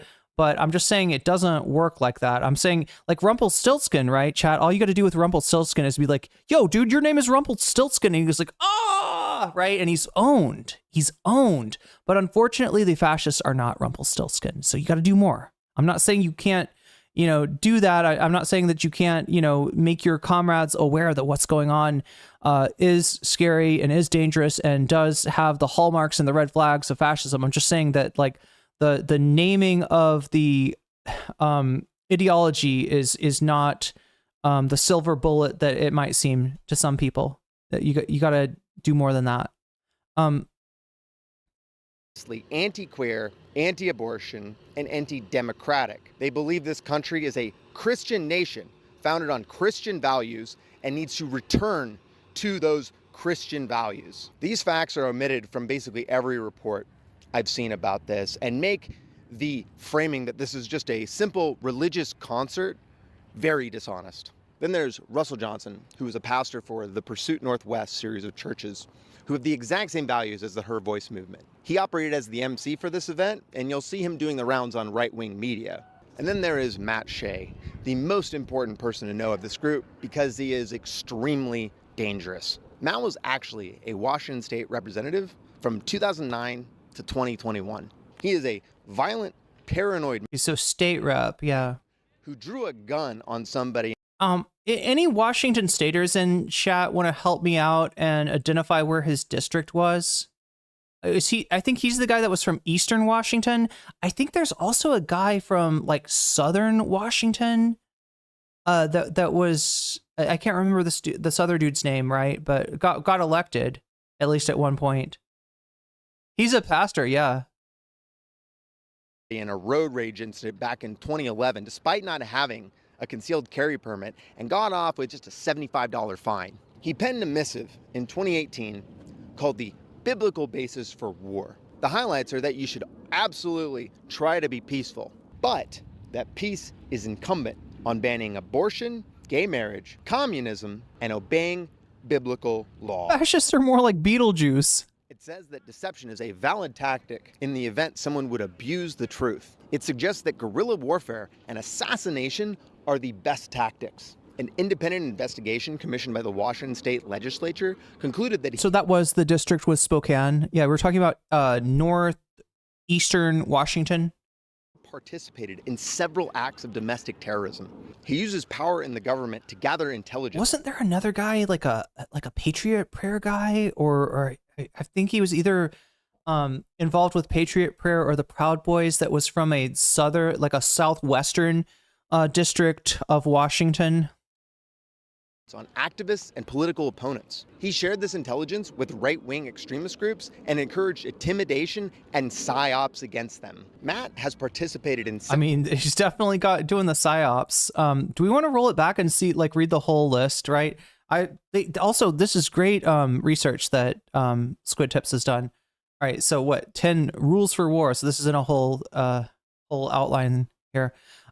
Conduct a census of all able-bodied males 18 to 45. Identify exemptions. Wait, what? Like, you don't have to be in our you don't have to be in our Gestapo if you're I don't know, have an exemption. Appoint captains of the 10s, 50s, 100s, and 1000s. Not sure what that means. Avoid bloodshed if possible. Make an offer of peace before declaring war. Not negotiation or compromise of righteousness. Must surrender on terms of justice and righteousness. All right, so yeah. So in other words, they're in order to make themselves look peaceful, in order to hide the fact that they are the aggressors, with ill intentions and violent intentions. In fact, right. They'll make an offer of peace. This was similar to what people around Trump said about Project 2025. That this would be a bloodless revolution as long as the left allowed it to be.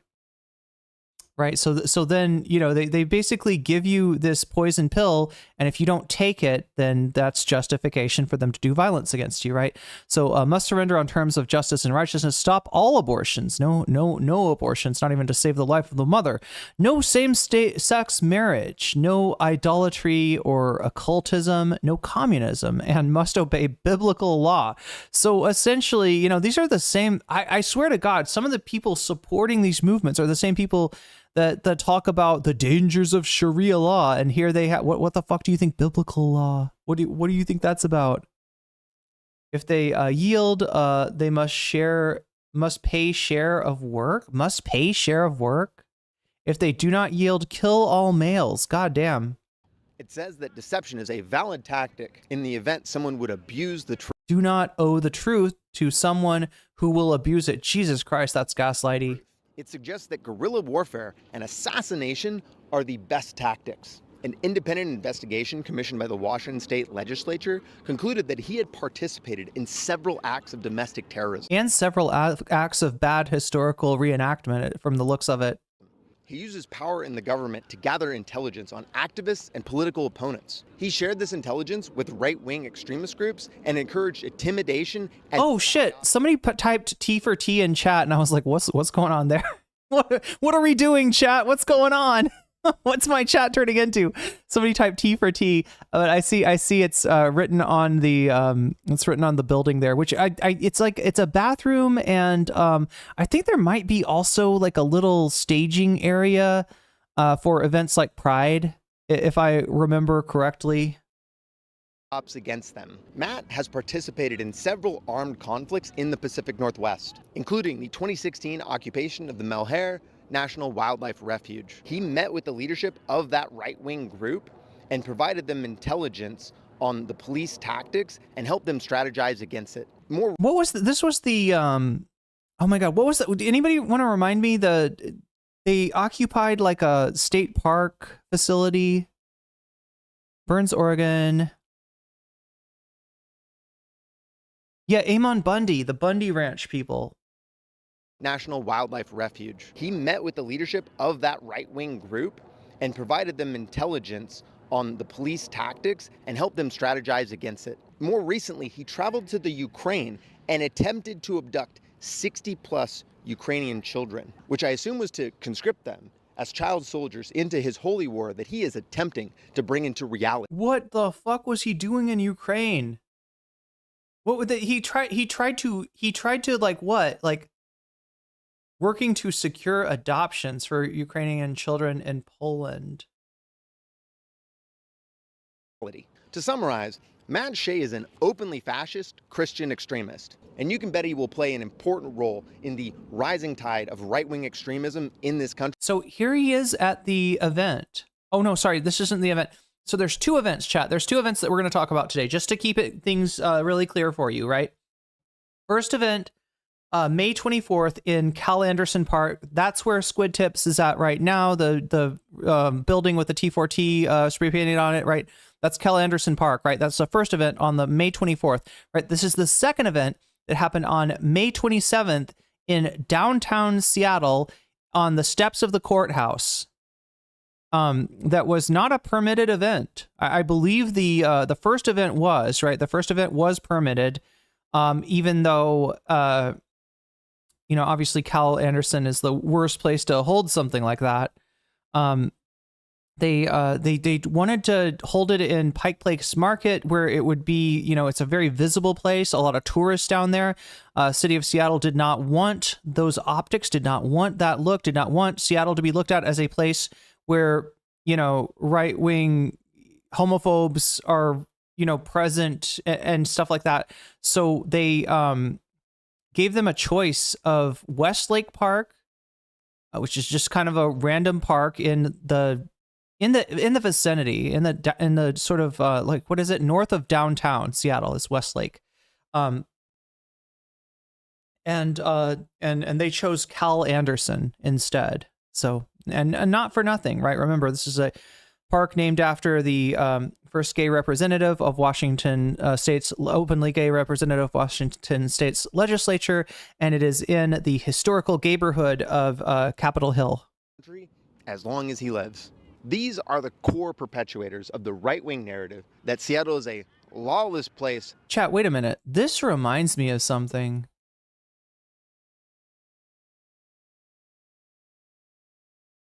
Wait, let me see.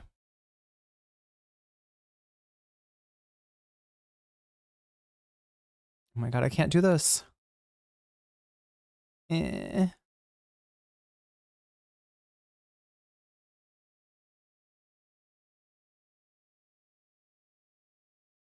looking for the mean Irene emote, the one where I'm shooting lasers out of my eyes. Oh my God, I can't get it. I can't make this work. Can somebody post the mean Irene on Twitch? It's like the laser eyes one. Conservative Christians want their own version of Sharia law. It's just classic nationalism and fundamentalism. There is no religion, nor a religion that is immune to nationalism. Yeah, I say no religion, as there are people in Facebook who say they are atheist and conservative and are just as hateful as other religious groups. Anybody want to help me out with this? I can't. Omega Star, thank you for the super chat. Butterfly, butterfly, butterfly, pride, pride, pride, trans pride, trans pride, trans pride. You don't got, wait, maybe, oh, is it only available? Do I not have that on, wait, laser.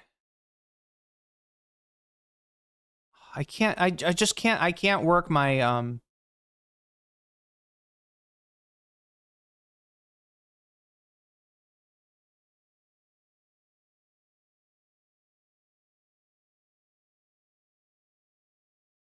I can't get my my Twitch is I don't know how to explain it. Basically when my Twitch window is like, oh, that's all the emojis. Wait, we gotta add the laser eyes then. I didn't realize that the laser eyes weren't not on. They're only on YouTube. Let's see if I can find them here. I don't have an emojis folder. Or I did have an emojis folder.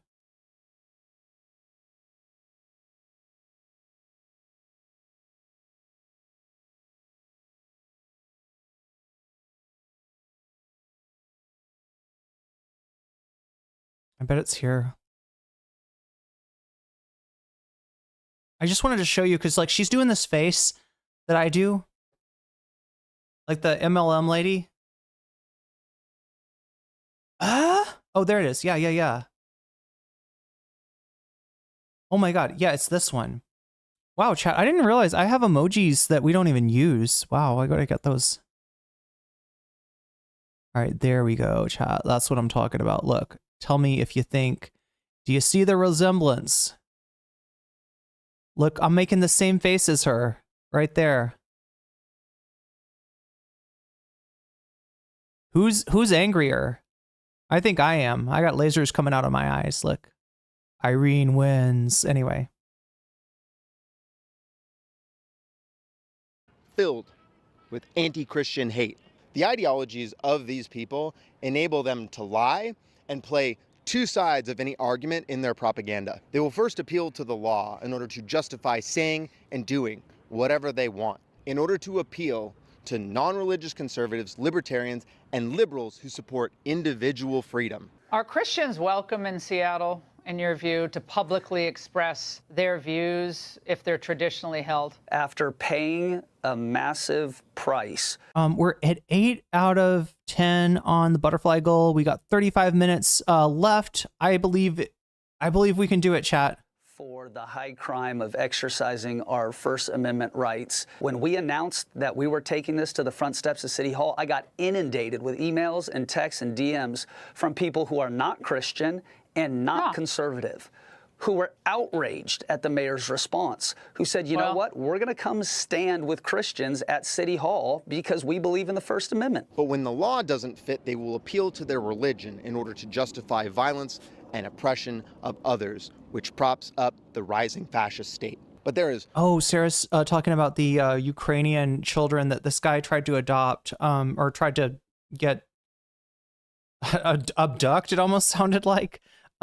Yes, and either Ken Paxton or Dan Patrick from Texas somehow approved or notarized some kind of certificate authorizing their orphanage. I was researching that years ago because I thought it was sus. That does sound sus. Especially if he's trying to turn these kids into some kind of Hitler Youth.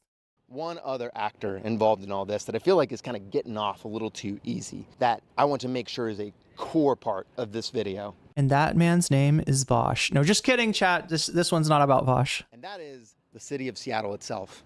Hopefully... Vosh is obviously on the, right side of this issue, at least.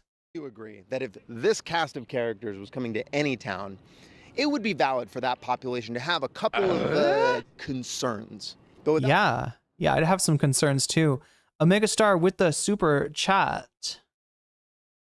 Super chat. Wait, what am I trying to do? I'm trying to do this. Boom. And we got a max. Yeah, we got a left max.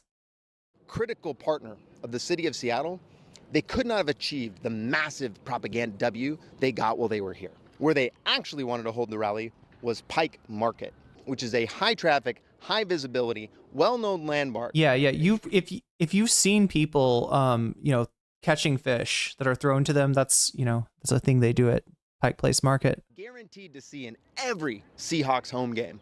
Sarah says a far-right former Washington representative, Matt Shea, has been quiet lately until he turned up last week at a hotel in Portland surrounded by Ukrainian orphans. What the fuck? What is going on with that? I wonder. I think they made some excuse about it being too big and not being able to support it there. But I really think they just didn't want the optics of an openly bigoted religious concert in the tourist center of our city. Now, the group was offered other parks like Westlake, which is right downtown Seattle, but they declined that. I don't know if I've been to this one. Wait, oh my God. There it is. Do I know Westlake Park? In the tourist center of our city. Now, the group was offered. I feel like I've never been there. Other parks like Westlake, which is... That looks totally unfamiliar to me. Right downtown Seattle, but they declined that and chose Cal Anderson. I'm sure I've driven by there before. In the core of Seattle's neighborhood. Cal Anderson is in the Capitol Hill area of Seattle, which started to become the queer center of our city in the 50s and 60s. Cap Hill contains many different queer-focused community centers, bars, And Cal Anderson is named after the first openly gay state legislator who died in 1995 when he succumbed to AIDS in the middle of the crisis. That is why when many people in the community found out that an openly anti-queer extremist group was coming to Seattle to a concert, they could not believe that it was going to be in Cal Anderson Park. And that disbelief turned to anger as that reality set in. To those who live and exist in this community right here, there was no way to read this as anything less than a strike at the heart of Seattle's queer community. And that is why so many organizers who were planning actions at this event, myself included, expected that this event would inevitably devolve into conflict. And that kept some people away. But well, when you look at the list of fucking people organizing, the incursion into Seattle, yeah, it's I mean, like, and people in Seattle and Portland are kind of used to these sort of things, right? This is the same game plan, roughly speaking, that they use for a lot of things. Oh, there's his cycling crew.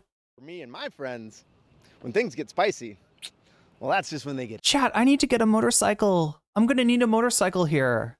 I'm going to need to learn to motorcycle. Interesting. So we developed our own plan for the 24th. I'm like so scared about that. Which got zero coverage, but might have been the most positive thing that happened that day. I started planning this action with my group in park. There we go. I couldn't remember what his shirt said, but it's like, so the shirt that he was wearing when he got clipped by Fox News, he's wearing, he's got his motorcycle helmet. It just says, "Have a gay day." It's just like the most wholesome shit. Oh yeah. Chat. Now this is like, I call this Rainbow Road. This is where I used to go to school. This is where I did part of my my first 2 years of undergrad. Right, was this college right here. This is Seattle Central. You go down the street a little bit more and you'll see the science building. That's where I mysteriously passed a general chemistry class that I didn't think I ever would. It's so many memories here. But yeah, they turned these crosswalks at this intersection. They started painting them rainbow. It must have been sometime like 2019, 2018 or so. And I always feel, I don't know, there's something about crossing in the rainbow crosswalk that I really like. I know it's cheesy, but I love it. Like a month and a half prior to the event, I had been in contact with various organizers planning and coordinating what we were going to do at this event. Just a couple of days before the event, an unsigned missive showed up, which had a call to action and a broad plan for how people should engage at the event. Now, this was quite sus to me, because although it did contain a... I'm sorry, Squid Tips. I don't have the I don't have that on the soundboard, unfortunately. Accurate overview of the event and what was happening. It also had some pretty obvious misinformation that was designed to get people hurt. Specifically... Wait, what is this? Okay, a loose coalition of Democratic Socialists for America, Goth Security, Dykes on Bikes, other moto hooligans, Freedom Socialist Party, Radical Women, Puget Sound, John Brown Gun Club. Those people actually saved my ass. I think that's the organization. Yeah, I did security for Pride 1 year, and I wasn't quite prepared for actual Proud Boys showing up. Like we were doing some of the basic security of just, being like the eyes and ears and stuff. And like, I thought I was, ready to, I don't know, either throw down or at least make a lot of noise and try to, push back on whatever came in. But like, I just wasn't ready for what actually happened. And luckily, this group was, and they showed up armed and they bounced those Proud Boys the fuck out of the event before they even got to us. Yeah, like seriously, Chad, if it wasn't for that org, I probably would have gotten beaten up pretty bad that day. Me and anyone dumb enough to try to jump a bunch of bikers while we're riding around. I've asked around and I have no idea who wrote this, but it does not seem like somebody who had the best interests of our community in mind. And although I will probably never know for sure, obviously the cops are at the top of my list. The rally was supposed to start at 2 p.m. Wait, what all is the disinformation in here? Okay, Squid Tips is a YouTuber who actively seeks to film black bloc, white male. Wait, what? Are they like actively seeks to film black bloc? Wait, is this like a watch out for this guy? What are we looking at here?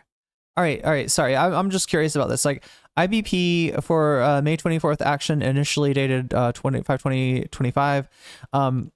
Any additions to the end of the document dated? Okay. Defend Capitol Hill from fascists, disrupt the fascist event as much as possible, stop or delay their programming, make their attendees feel unsafe. In area of interest, you can see some of the language, right? It sounds very Fed posty. Area of interest is Cal Anderson Park, a segment of Capitol Hill extending 3 to 5 blocks from Cal Anderson Park in every direction. It's roughly the CHOP/Chaz. Encompassing the friendly staging area of Broadway Hill Park. Enemy situation must be considered in 3 parts. Part A is the fascist demonstration itself. Part B is the police. Part C are non-anarchist counter demonstrators. Note that non-anarchist counter demonstrators are not necessarily enemies, but will be included in the section as they are unknown and likely to take action that will... That's a weird thing to say. Anybody who's not an anarchist is probably going to cause problem. Like, what the fuck? Like I said, chat, sectarianism is not... it's something you got to actively avoid in any sort of community defense.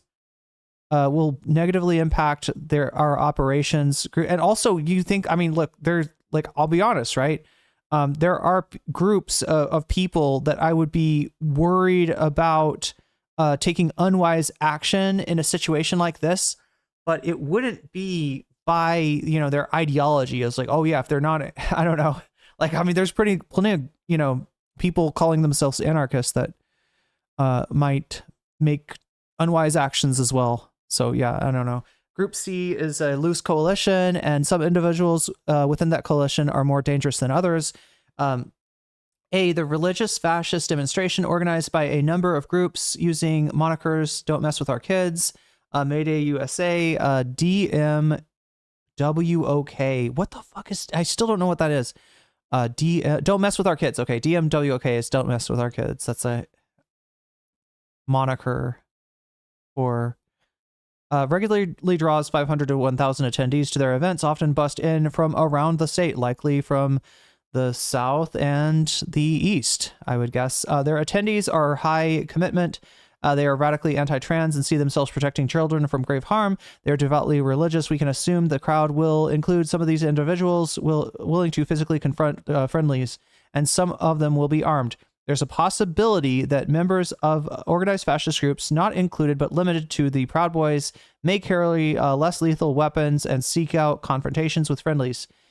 Generally outside of an event, they will try to catch people alone. Despite their bravado, the Proud Boys are quite cowardly in the way that they fight, and they only really like to kick the shit out of small groups of people or individuals that they can catch out alone. And they've broken people's spines, chat. This is no fucking joke here, right? These if this is the case, they are likely to target those friendlies, see them as soft targets. Yeah, exactly. I.e. non-block demonstrators. Yeah, getting in and out of event is actually the most dangerous part when groups like this show up, because that is where they will try to catch you.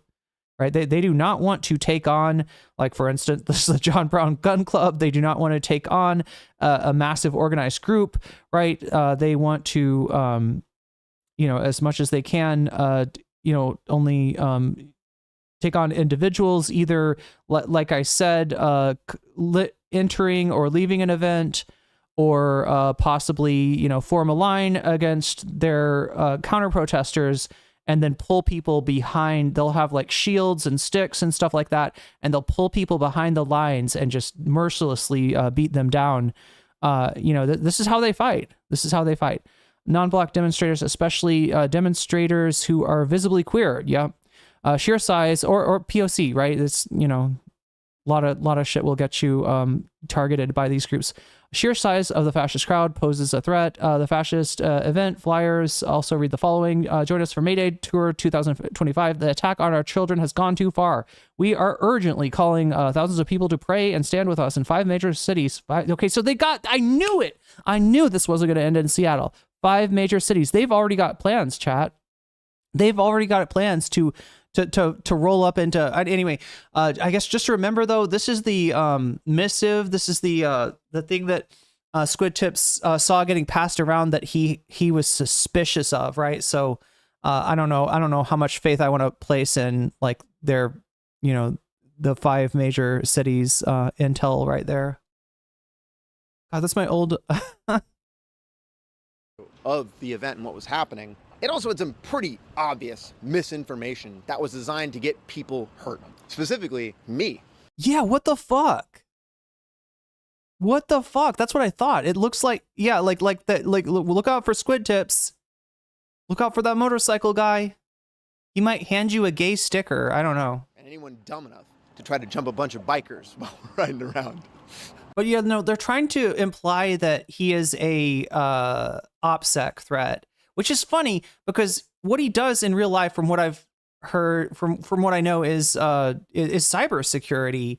And you know, in terms of somebody who knows and understands OPSEC, he is probably one of the people that I would have the least amount of concerns about. Right? The danger in filming Black Bloc is that if you you know, if you catch somebody's face or something that identifies them, then it makes it easier for fascist groups to try to dox them, or even the police to try to, you know, hunt them down. But yeah, they're presenting him here as if he is a, you know, an antagonist. I've asked around and I have no idea who wrote this, but it does not seem like somebody who had the best interests of our community in mind. And although I will probably never know for sure, obviously the cops are at the top of my list. The rally was supposed to start at 2 p.m. with things like free haircuts and a bike giveaway up until 5 p.m. when the rally and concert starts, ending at 9 p.m. Several groups had planned to be there to just give out water and snacks and information, and there were things like a punk band who was scheduled to play just across the way from the May Day event.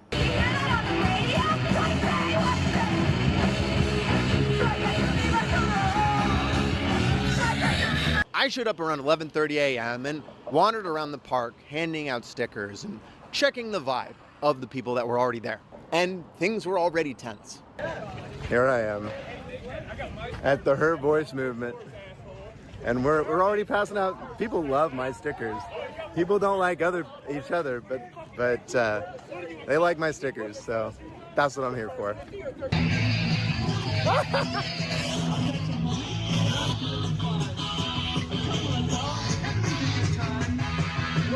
Big shout out to the band Pregnant Dad, who recognized me, and they fucking rocked. Our general expectations for the event space itself was that it's going to be jammed with various groups and wild as hell. DSA, communists, anarchists, punk bands, Black Bloc, radical feminists, lined up against anti-queer Christian extremists. And there's a police station not 100 yards away, kitty corner to all of it.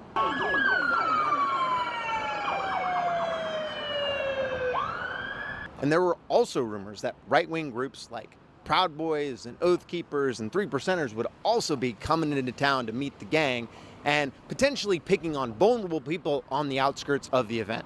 This was the perfect recipe for heavy police actions, violence, and bad press. So we built a plan to account for all of this. A moto brigade. Instead of joining the melee on the 24th, my crew decided to focus on the broader areas just outside the park. Goal number 1 was making sure that packs of chuds weren't jumping on vulnerable people as they came to and from the event. Goal 2 was to monitor the actions of the police. Goal 3 was to do public outreach by giving out free stickers and informing people of what was happening at the event. I led the pack of bikes, slowly roaming around the outskirts of Cal Anderson, and then we had a van team ran by my partner, posting up at various spots around the area, carrying supplies, and doing outreach on the ground. We prepared water, snacks, med kits, configured radios and cardos to communicate between each other, and then headed out. You want a gay motorcycle sticker? Yeah, stay gay, guys. Yo, wait, I got Stay gay. Y'all want a gay sticker? Gay motorcycle sticker? Yeah, have a good one. Would you like a free gay motorcycle sticker? Oh, heck yeah. Yeah, there you go. I'll put this on my bike. Oh, well then you gotta have two. Yeah, take it easy. There you go. Yeah, you need a free. Here, hold on. I got two for you. Here you go. Let me give you one of each. There you go, buddy. Oh, chat, I forgot to check the butterfly goal. Where are we at? I think we're at least at 9 out of 10 now. Yeah, we're 9 out of 10. Oh my God, how much time do we have left? 16 minutes. We could do it. Where's your bike at? My bike's that one right over there.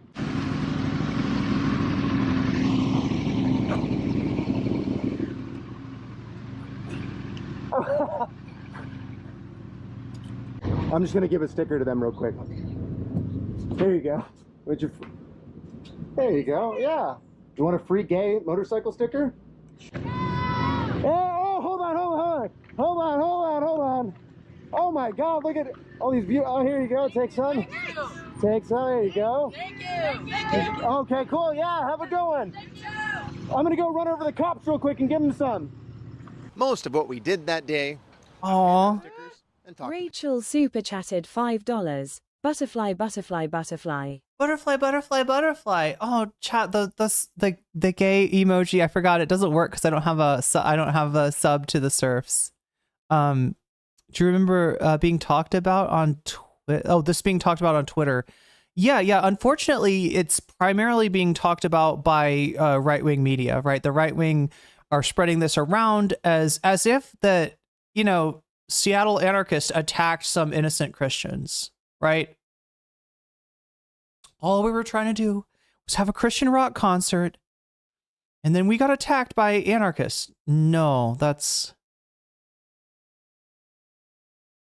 not the story here. People. That's it.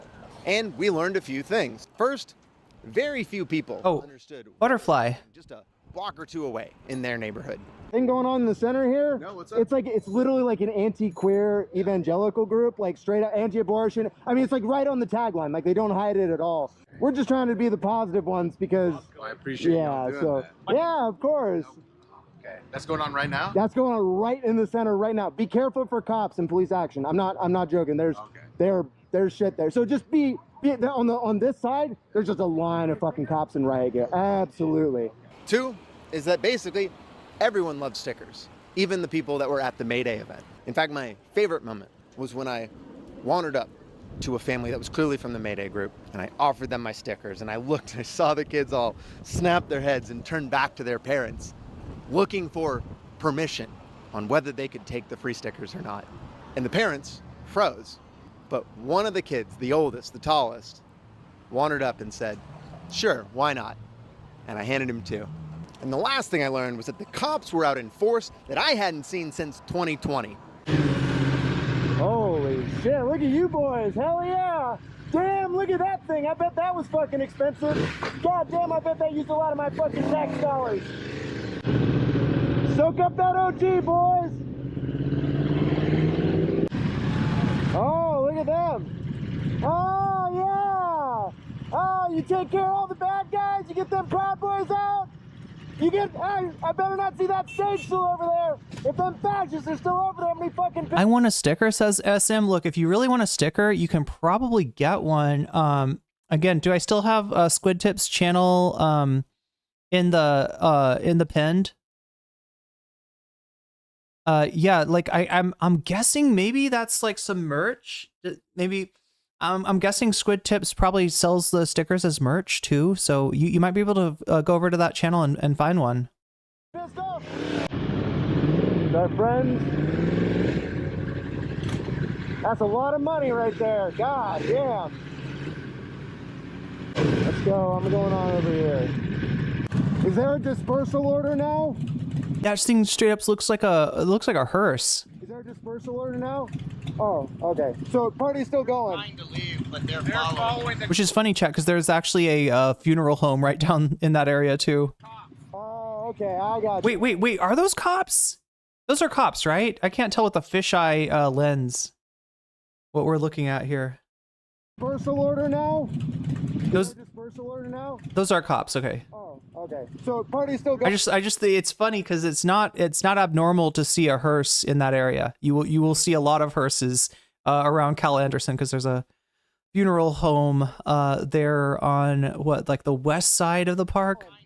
But they're following the cops. Oh, okay, I got you. All right. Or there was. I don't know if there is anymore. God damn it, so man. Oh, that's the sonic weapon. It's the boom box. It's the jam box. It's an LRAD, Chad. It's a they point it at you, and it's a sonic weapon, right? It gives you the like it's incredibly painful. Let's just put it that way. You boys have been such good sports. It's not just loud and annoying. In other words, right? It's actually. Would you like a free gay motorcycle sticker? No, thank you. Have a good one. Yeah. Wow, it's like they're mad at me or something. I don't understand. They know if they take it, then they're gay. They can't have that. You act like the cops around here don't know my fucking ass. Oh yeah, my YouTube channel. They already know. They're already subscribers. My crew was out from about 4:45 to 8:30 p.m. None of us crashed or got injured or arrested. Overall, it was an amazing, super fun day for all of us. It wasn't until I had time to talk to other organizers, see all the other clips, and read reports from independent news sites like Seattle Gay News that I got a fuller picture of what had happened at the park. The first arrest happened right before the May Day event was about to start. The cops had set up random blocks of fencing, which did absolutely nothing to separate the individual groups at the event. When the bike cops rolled in and tried to push people away to actively separate the groups, they seemed totally lost on how to effectively do that in an open area. I was trying to like film stuff, and then they were like dividing us, and then they divided me and pushed me onto the fascist side, and then they're like, get out of here, like the cops, and I was like, you put me here. Yeah. And it's like, I'm with them, I'm with the fascists today, and let me, I'm wearing a pink sweater and platform like white sandals, let me be with my people.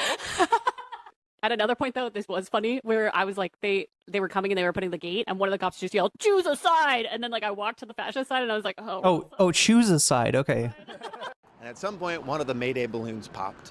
And that seemed to be the trigger for cops to just start randomly arresting and beating the shit out of people and pepper spraying them without any real plan for charging them lawfully. Cops arrest 30 people, and half of them are out the next day with all charges dropped. If you really want to... Sorry. Wait, okay, so police on TV. Chief, we lied to the witness and got a confession. Chief, officer, that was deeply immoral and illegal. We cannot compromise our values like that. It is our duty to protect and respect everyone's rights. We cannot abuse our powers. Everyone must be treated with equal respect and fairness. I ask you to strike that you... I ask you to strike that you do not something that in court. Police in real life. He showed me the middle finger, so I tackled him to the ground. So we can probably get him 5 years for threatening an officer. Either way, you won't face any consequences. Police, you have to forget everything you have learned from Law & Order, CSI, and all the propaganda shows like Cops and Live PD.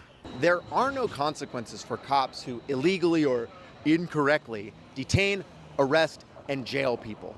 And that is the actual truth around the misinformation that Seattle just doesn't do anything about Antifa thugs. And that's the last I checked, right? I think they processed, so they arrested about 22 to 23 people.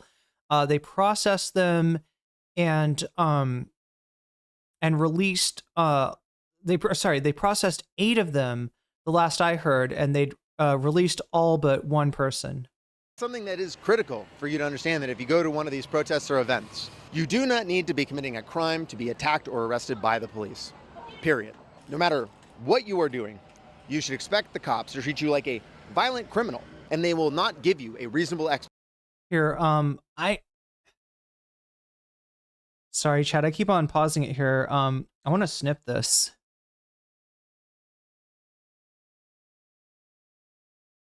This is Venmo for emergency legal funds. I'm not sure if this is still active. It probably by now, you know, people have been released, but just in case, I got a copy of that. Explanation for anything they do to you.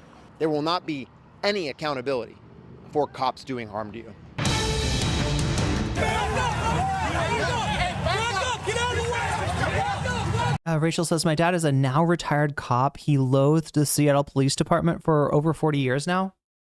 V says, it scares me wondering how many serial killer cops there are in the whole country has been turned into. Oh, yeah, Trump's basically forgiving. And like, I think that's part of who he's pardoning is cops, you know, accused of excessive force and police brutality and stuff like that. The whole country has been turned into one big playground for them. Yeah, especially ICE. ICE is the point of the spear. ICE is the Gestapo. They don't even show their ID or faces. My dad is a now retired cop. Yeah. Bent cops, any oath breakers with the power are the lowest form. We are following breaking news. SPD has a bad rep with other cops in the area. Yeah, they got investigated federally, right? There was a whole federal investigation over racism. And I mean, I've seen it in action. For instance, chat, across from the street, Broadway. It's the street in between Cal Anderson and Seattle Central. And that is a street that, you know, there's crosswalks there, but I have walked across many times when there are no cars coming. All right. Never, ever, ever had a problem.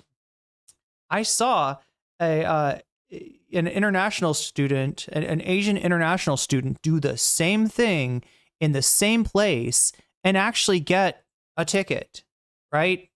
This was, you know, Seattle's Capitol Hill neighborhood, where you're seeing it unfold here, where there are a lot of you know, international students, a lot of them from, you know, Vietnam. I'm trying to remember where the main but anyway, the cops, I think, like, just don't like seeing a lot of Asian people every time a class gets out, every time people come out of the college. Like I feel like it just like their racist spidey sense starts tingling. So yeah, we're not gonna be able to see this because, again, this is local news, right? So they did show it on the local news, but this is the kind of thing that'll get your video age restricted. Squid Tips is trying to avoid that. Age restricted is not just age restricted, it's also reach restricted, right? In other words, if you get age restricted, nobody sees your video. So they're trying to avoid getting it restricted. But what happened was a balloon popped, I believe, and you know, there's the event itself with the Christian Nationalist group, and then there's the counter protest there, and then the cops are in the middle of that. Somebody popped a balloon, and the cops just went sicko mode on everybody. Protesters opposing a religious pro-life group have clashed with Seattle police. Why are they pixelated, says George Jackson? Because it's violent. What the police did to these people was violent. It wasn't just restraining. It wasn't orderly. It was straight up violent. And that has led to what you're seeing right here, multiple arrests. Among those initially arrested was Jennifer Eaglespeaker. I was on somebody, some people were on me, and I didn't know what was going on. Jennifer was one of the counter-protesters here, speaking out against a concert organized by On Fire Ministries. Family that's I want to point out to any of my Seattle viewers, right? Although I would never encourage you to put yourself in the way of danger if you're not prepared for that. Notice what's going on here. Notice how this content works. Like, Squid Tips, you know, is collecting footage from the news along from footage that he took, and then going up and talking to people at the event. And it looks like you're going to see here in a minute, he happens to have talked to somebody who was interviewed, you know, on the news. And I think there was even a photo you couldn't see because it was pixeled out, right? But I think she was on the ground in one of those pictures with the cops, right? So he's able to, like, really cover the story well, like, you know, just by the fact that he's in Seattle and he has access to the, you know, you can watch the news and then, you know, kind of cross-check it with what he's got in terms of his footage and be like, oh, this is the person we interviewed. And They're just people. We're all just people. It's all love, not hate. Y'all need some free gay stickers. I just was arrested. Were you? But you're already out. I was. Rada's not have done shit to you. Good. Thank you. What I'm saying is that there's an opportunity for anybody, you know, with a selfie stick and a phone or a camera or whatever you've got, to you know, get the word out on these events of what is really happening, especially when there's a concerted effort to create a false narrative by these same, you know, Christian nationalists, and this is getting play on Fox News, on CBN, the religious network, and in a ton of different places. Yeah, of course. They let me go. I'm still waiting for my daughter. She was arrested. Oh no, I'm sorry to hear that. Were they in the block that got grabbed earlier? All right. Thank you. Take it easy. These are lessons that I learned from my experience back in 2020 that other people hadn't learned yet or had forgotten. After the initial bouts of arrests, things attempted to continue as normal. Around 7 p.m., we started to hear that the city was calling for the event to be shut down as more and more people showed up, and it became clear that they weren't going to be able to control or arrest everyone. As things closed down, me and my crew got a little closer to the event to see what the aftermath looked like. As the event ended, we wandered around the park handing out stickers to people, and there were still plenty of Mayday people there being unharassed, unassaulted. They were just mulling about, and they kind of seemed tired from the events of the day. Free gay motorcycle stickers? Oh, I'm good. Free gay? No? Oh, yeah, have a good one. Y'all want some free gay motorcycle stickers? I'll take one, bro. Yeah, hell yeah. Got a question in chat. When did this happen? Okay, so this event, 24th of May was this event in Cal Anderson Park, if you know Seattle. Yeah. All right. Any of y'all want free gay stickers? Have a good one. So I believe that's at the point where the event from the Christian Nationalist group actually had gotten shut down. You see their stage there with their hashtag "Don't mess with the kids" or whatever, and you know, at that point it looks like they have been, you know, moved out. So the you know, it was messy. 22 people got arrested. A lot of people got beat down by the cops, but the event was successfully disrupted. It closed before they intended to end. So it's a bit of a success there. Oh. Did y'all want a sticker? I better not put my city for your baby. Yeah, there you go. Thank you, baby. Yeah, of course. Did y'all get a free sticker? You want one? Yes, all of this free stickers. Yeah. Yeah, one of each. You want one of each? Yeah, there you go. What else you got? Oh, that's all I got. I like that. I got a lot of hate for the cops. That's what I got. Hey, so do I. Yeah, fuck yeah. Fuck them. Hey, you know what I want to do? What? I want to fuck the whole police department with 13 years dick. Fucking please do it. I would put it on video. I would jerk off to that every fucking day. My team rolled down to a local burger place called Dick's, debriefed, and congratulated ourselves for the great work that we felt we had done for our community that day. I got home at 11 p.m. and crashed, completely relieved that the event that I had been anxious about all month was finally fucking over. Oh yeah, Witchery Rocky says it's like the Acorn cop shooting. Yeah, kind of. I mean, I don't know if they got like, so if you don't know, chat, the Acorn incident was a cop that like went off on some people, and I don't know, like, you know, after a acorn fell close to them, and the cop like freaked out as if it was a gunshot. And then I woke up, had a great relaxing morning, but by noon I had gotten a notification that the Mayday crew was announcing a ad hoc event just 2 days later on the steps of City Hall. Yeah, Mayday crew meaning the Christian Nationalists, not to be confused with Mayday protests in Seattle, which are a yearly event. Posses on Broadway, dicks. Yeah, sometimes you just gotta grab a bag of dicks. Oh, we're gonna rattle in Seattle tonight.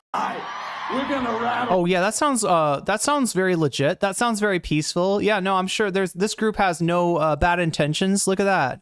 Look at that. Look at that shit. We're gonna rattle in Seattle tonight. See, they will play the smallest bean you can imagine when they're like, oh my God, the mean old anarchists showed up and they wouldn't let us play our Christian rock. Oh, I guess Seattle really hates Jesus, right? And then they go like, we're gonna rattle in Seattle. You know what I mean? It's just like it's this strange like contrast of how they appear when they want sympathy versus how they sort of get people pumped to go do violence. Seattle tonight, make no mistake. Fuck. There was way less preparation going into countering what happened on Tuesday, May 22nd, right here at Seattle. Oh fuck! Thanks for reminding me. BCAT case says the cop in his part. I forgot about this part. Yeah, they actually unloaded into the car with a detainee in the back. Like they. Hall. I have worked downtown Seattle within a mile of this building since 2012. This is basically my second home. I have to be in the office 3 days a week for my computer douche tech bro job anyway, so I just made sure one of them was Tuesday. Most of the people that I talked to, including the ones that did my action, couldn't make it to this on such short notice. So I planned to be there alone and just adapt to whatever happened that day. I did get help monitoring the area via cameras that were installed by the city and whose broadcasts are publicly available. Cops began blocking off streets around here at 1 p.m., a full 4 hours prior to when the May Day people were supposed to be showing up. As early as 1:30, counter-protesters started showing up and trying to get into the city hall area. But the squirrels did it? No, I blame the weasels, Tracy Eva. They were being blocked by the police. This was not alarming to me because my assumption that they were just going to block off the entirety of City Hall from everyone. That made total sense to me because I couldn't imagine the city letting any group occupy the steps of City Hall during rush hour traffic on a Tuesday, let alone invaders from a totally different community. But then, so yeah, it's right downtown. It's right in the middle of downtown. And they didn't just block off the street in front of the courthouse, which would have been bad enough for traffic, right? They blocked off 3 or 4 adjacent streets. We watched. I think they show it at some point. As various individuals engaged with the police, including the May Day organizers. And I could not believe my fucking eyes when we started to see the police move barriers for rental trucks filled with equipment and people for the May Day protest. We were able to see Russell Johnson running around, actively coordinating.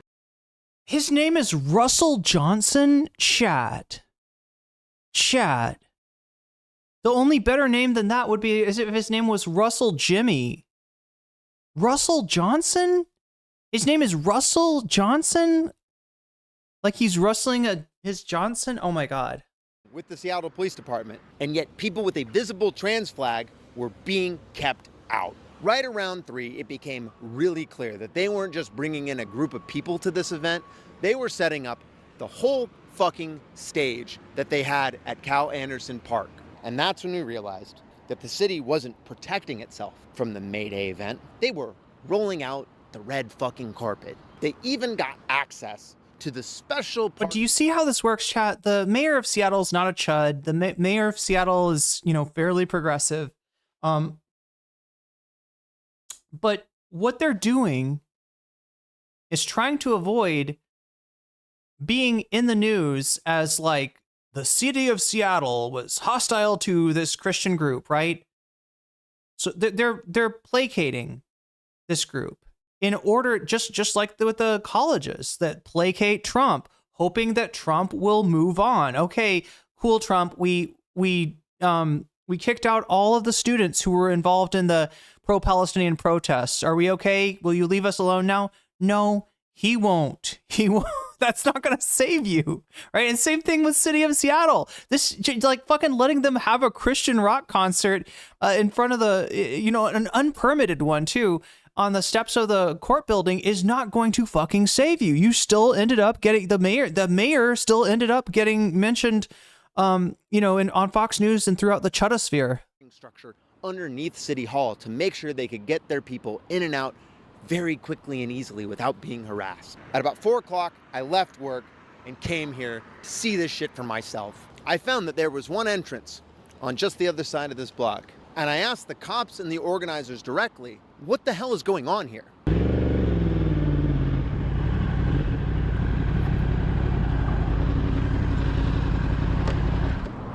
What's up, guys? I'm just trying to understand what's going on down here. I know why we're blocking stuff off. I understand. If you, I'll move it. I'm just trying to ask my questions. My understanding is that they're like setting up a stage down here. That I know what they're supposed to meet. They're trying to meet the whatever, our mayor and shit. What is happening? Is this a permanent situation? I'm gonna pee really quick, chat. I'll be right back. Now at this point, that's what I'm trying to figure out. Processing. When you say protesting, so the Christian fascists that I'm aware of who were here over the weekend, they're planning to meet. Did they get a permit? Because I think they're setting up a stage, it kind of looks like. Exercising their First Amendment rights. It's been explained to us that Sure. first come, first serve when it comes to the plaza. Okay, so do you have any specific directives to like protect them, or is this just, are you just trying to keep the peace kind of with everybody? Is there separate places for counter protest zone, just like last time? Okay. Just like up there. There's a demonstration or a permanent event. There's a counter protest zone that's occupied in both situations. That's what's happening. Correct. Where's the counter protest zone and the protest zone? You have to go down there and take a look. Okay. Is it labeled or clear in some way, or am I kind of just have to figure it out? I think it's pretty clear. I think once you head down there. Okay. Okay. All right. And then it looks like it's just kind of the block here by City Hall that's getting closed off at this point, so that cars and stuff aren't in that area for people, so people don't get hit and all that shit. So we don't make any decisions around here. The bosses do it, right? So to the best of my knowledge, that's what's happening. Yeah. Okay. Cool. Thanks, guys. I appreciate your time. So you're with the and so she's with the bullshit. What we can't have, and I think we're clear on this. I don't think there's any disagreement on this. How are they stopping everybody from going by there? Doesn't make no fucking sense. Entering this, right? So we're only allowing, because we're keeping the separation of the two groups. No, we're not allowing some sort of mingling right there because of the problems. We come to talk. Come to bang it out. If you're the designated person, it's only with your permission that they're entering here. Does that make sense? No, that doesn't make sense. So the fascists get to be here. That's their zone, right? Exactly. This is the fascist zone. Get right next to City Hall. Where's Sylvester at? You're allowed. You're with your media, right? Oh yeah. You're allowed up there. Yep. I'm allowed. The one thing that we. Why is he allowed and I'm not? Hold on. The one thing we need to clarify here is that if media wants to conduct an interview, I'm going to say that they should do so. I don't want we can bring them out. They can do that right out here and handle that here, okay? Why they got to handle it here, though? That's what I'm not saying. Any interviews you want? Here, so I can't go in there and take photos. So what we have, okay? Now, give me 1 second. I'm going to make a phone call. There's about going to jail. Excuse me, can I ask you a quick question? So Mayday gets to be inside. Everyone who's not Mayday has to be outside. That's what I'm understanding. This is the counter zone. I think we're just trying to figure out where the counter zone and the pro zone is. And if it's... Give me some YouTube footage. I'm kind of blown away that the Mayday gets it right next to the fucking thing, and we can't be anywhere near that. I got a YouTube channel, like hundreds of thousands of subscribers, so I'm trying to inform them what's going on so that I can tell them where to meet and be. Is y'all gonna start some shit like y'all did at the park? Am I gonna start shit? I was handing out free stickers. That's what I'm here to do. I'm here to start. I'm here to hand out free stickers, which is what I did all day Saturday. Hey, put your hands on me. I'm not, bro. Just back on it. Okay. Shit, who the fuck are you guys? Why can't I go over there? This is fucking horseshit. What the fuck is going on? Holy shit, they get the fucking zone? What the fuck is this? A woman connected to the Mayday group was there, and they were letting people in, asking them one question. What church are you from? Right answers were let in. Wrong answers were rejected, and SPD made sure that those people didn't get in. Hi. Excuse me. Huh? What church are you from? I'm not from a church. I'm press. Well, I have the right to go in there. Is it press credentials? This is like City Hall. It's a public building. No. I've heard motherfuckers that say they're from the collective. We're not allowed. How the fuck you know they're from the collective? Okay. I'm from the collective. They get to choose who comes in and comes out. Oh, so they get to choose, huh? So all I'm asking you to do, They get to choose. Move a little bit to the right. But I don't have to. You can yell, you can record, you can do whatever you. Okay, so I've got some questions from chat. Some people are confused about what exactly is going on. Let me see if I can help with that. the Mayday group, right? The Christian Nationalist group, they talked to the cops. They got the cops to open up the barricades. See, those are the barricades. This is in front of the courthouse, right?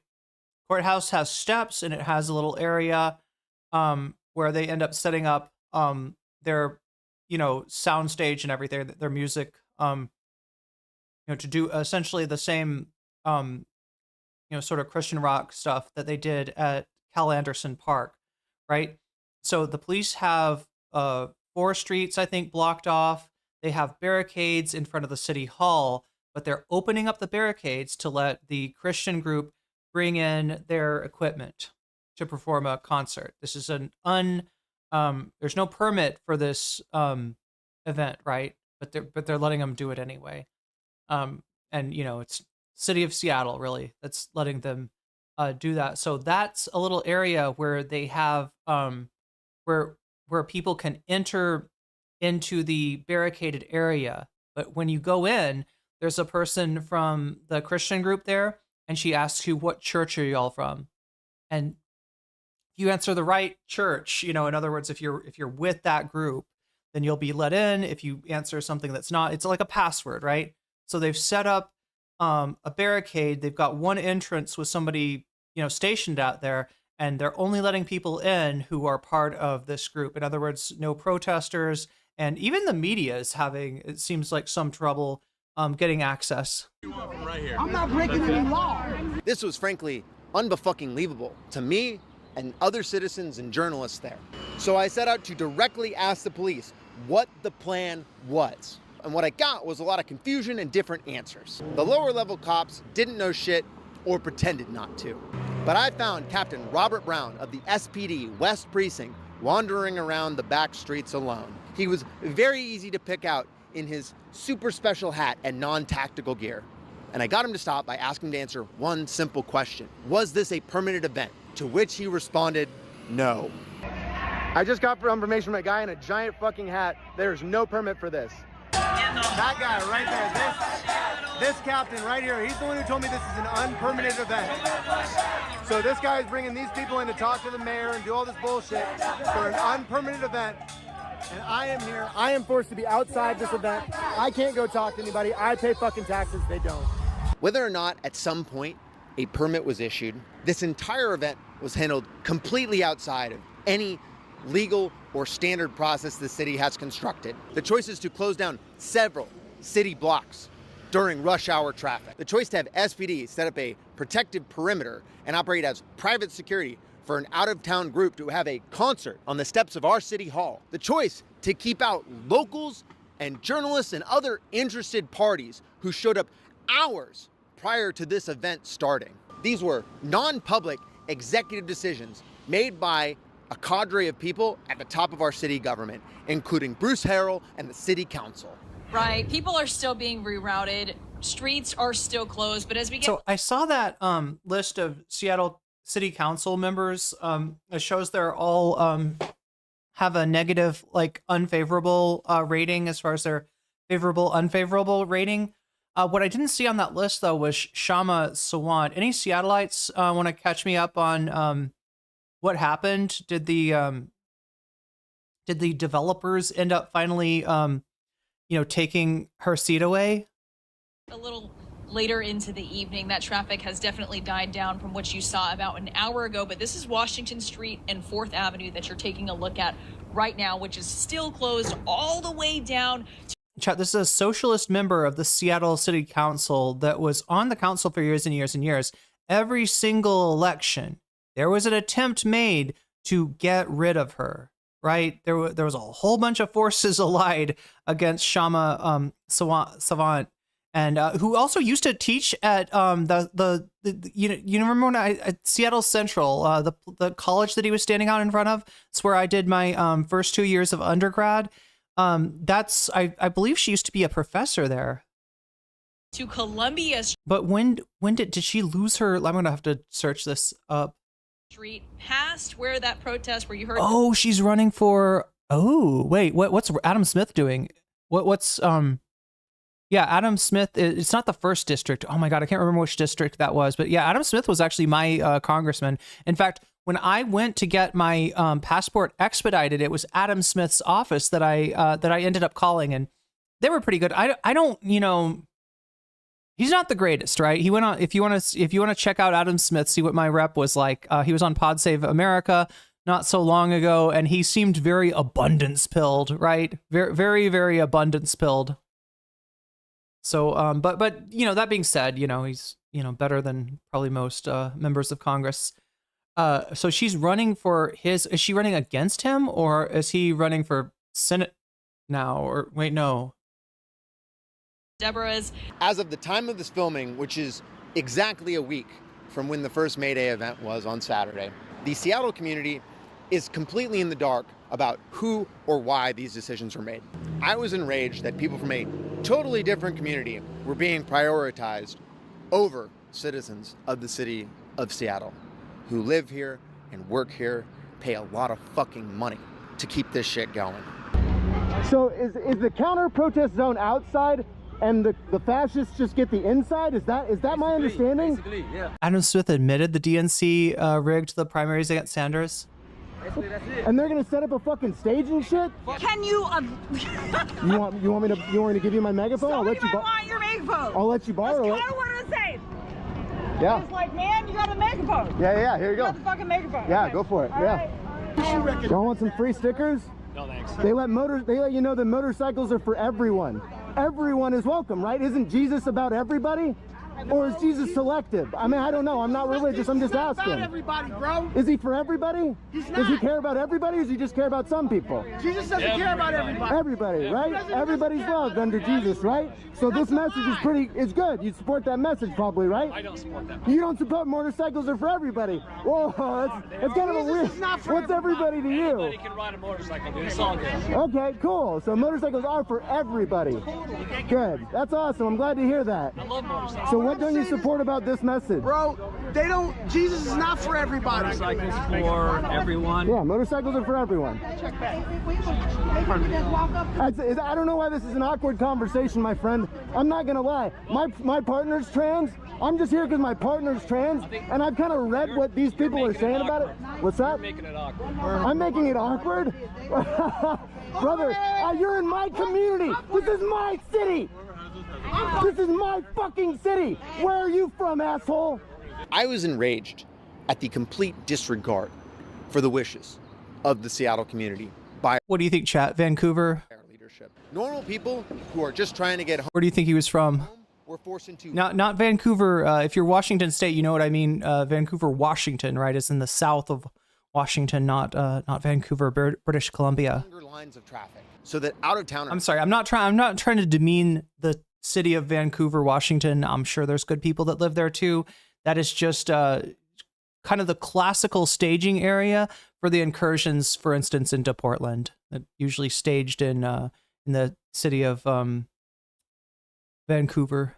Whatever the fuck they wanted. Then my tax dollars being used to pay SPD overtime rates so that fascists and bigots could do an end zone dance after disrespecting the Seattle queer community. Hear that, devil? We're gonna rattle in Seattle tonight. Set them free, God! Set them free, God! See how easy it is for them to cut propaganda from this shit? It's revival or we die.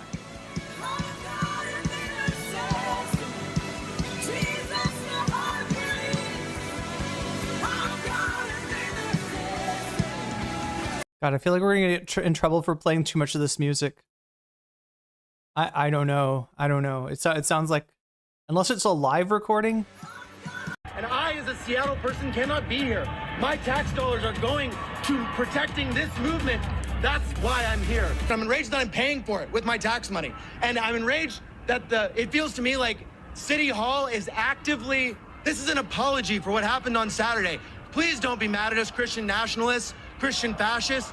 Realizing now. No, it's exactly that. No, it's specifically to try to make sure that they don't focus on the city of Seattle, right? It is an attempt to placate this group because they know that that if they, if the group it leaves angry, that they're gonna, be, they're gonna have an unwanted attention focused on them, probably first through Fox News and eventually through the Trump administration, right? So this is the city of Seattle, supposedly the most queer-friendly, one of the most queer-friendly cities out there, essentially, trying to keep its head down, right? That's sad. That's sad. That's a sad thing to hear. This was a full-blown propaganda piece. I looked around for the typical cast of misinformation peddlers. And to my surprise, not moments later, I found Seattle's own version of Andy No in the flesh. And that has led to one of the most viral clips. Oh God, this guy. Chat, we saw this guy before when we covered Tyler Oliveira, right? When I think he was in Seattle too. This is the guy that kind of like takes him on a tour through Seattle to try to show him how out of control the fentanyl crisis is, and the homeless people on I forget what street that they walk up and down to, try to portray it as like a dangerous no-go zone. Across right-wing media. Stay away. Don't even come near me. Don't even come near me. I'm here to cover it. Not your community. Why? Because what do you mean, why? What were they doing Saturday, dog? What are they doing Saturday, dog? Oh, you don't have time to tell people what's to drink, what's happening, dog? Oh my God. Glad that we had that YouTube in the way. Get the fuck back! Get the fuck back! Oh, wait. That's what he was talking about. Yeah. So that's a selfie stick. He just hit somebody with a selfie stick. That is, what's his name? That's the guy from the Tyler Oliveira video. What is his name? Jonathan Cho, right? I found Seattle's own version of Andy No in the flesh. And that has led to one of the most viral clips that has been blasted across right-wing media. Stay away. Don't even come near me. I'm here to cover it. That's a selfie stick. Wait, chat. I think he's got the same selfie stick as me. Look at that. I can figure out how to get this open.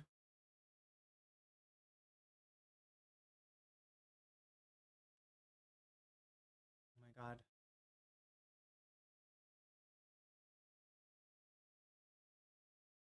Oh yeah. Chat. This is what he hit that guy with. That shit. I mean, it's aluminum. It's not heavy, but it's still could potentially hurt you.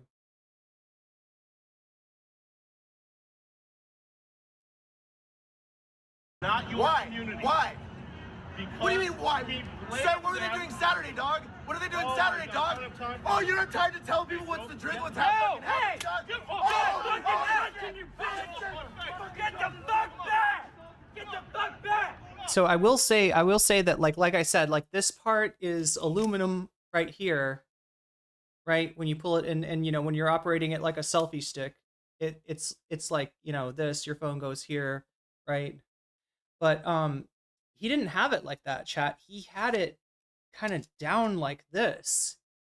And this right here, that'll hurt you. Hey, police! This guy just fucking assaulted somebody. Get down! We have this on video. That guy's fucking hit. That guy was hit by that guy. He assaulted me. Jonathan Cho is the disgraced former... So if I'm not mistaken, the guy that got hit with the selfie stick is the guy that the cops took.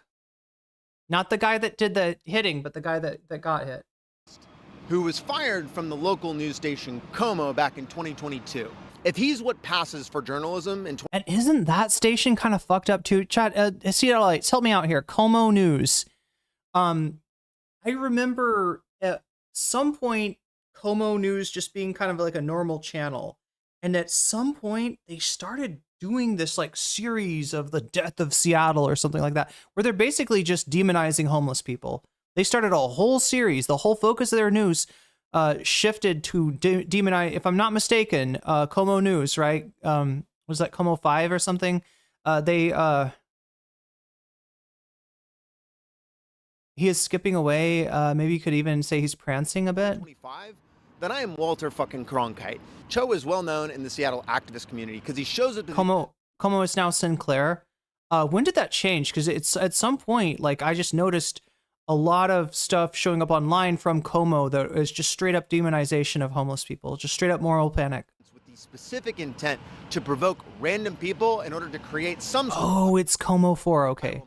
I actually chased him off before I knew who the hell he was at the first protest event I went to this year because he was harassing random people at the federal building. This guy right here has been chasing me now for several blocks. Can't catch up to me. You guys are all out of shape. People out of school, people out of work. So they decide to come here.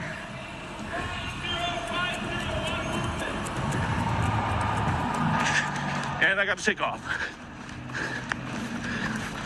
But didn't they used to be kind of normal? Is it all of Seattle news that's gone on like a homeless hating, tirade, or is it just Como? A lot of the stuff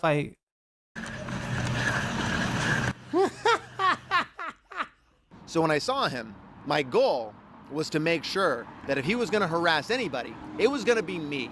I'm going to show you the full story of this viral clip where Cho runs into somebody in order to create the justification to batter them, call them Antifa, and then run to the cops with a completely fabricated story. What's your name? AJ. AJ? Yeah. I got you. Bro, you just missed it. I was talking to that one fascist dude. The one that was around Kelly Anderson. That motherfucker, I was just pressing him earlier. But I'm not trying to get violent because that's what they want. Como was a very normal ABC affiliate. When did they change? Yeah, I'm not gonna hit anybody or anything. Was it like after 2020? I'm just telling you. That man came up around here. I started talking shit to him. The Cho guy? Or? Yeah.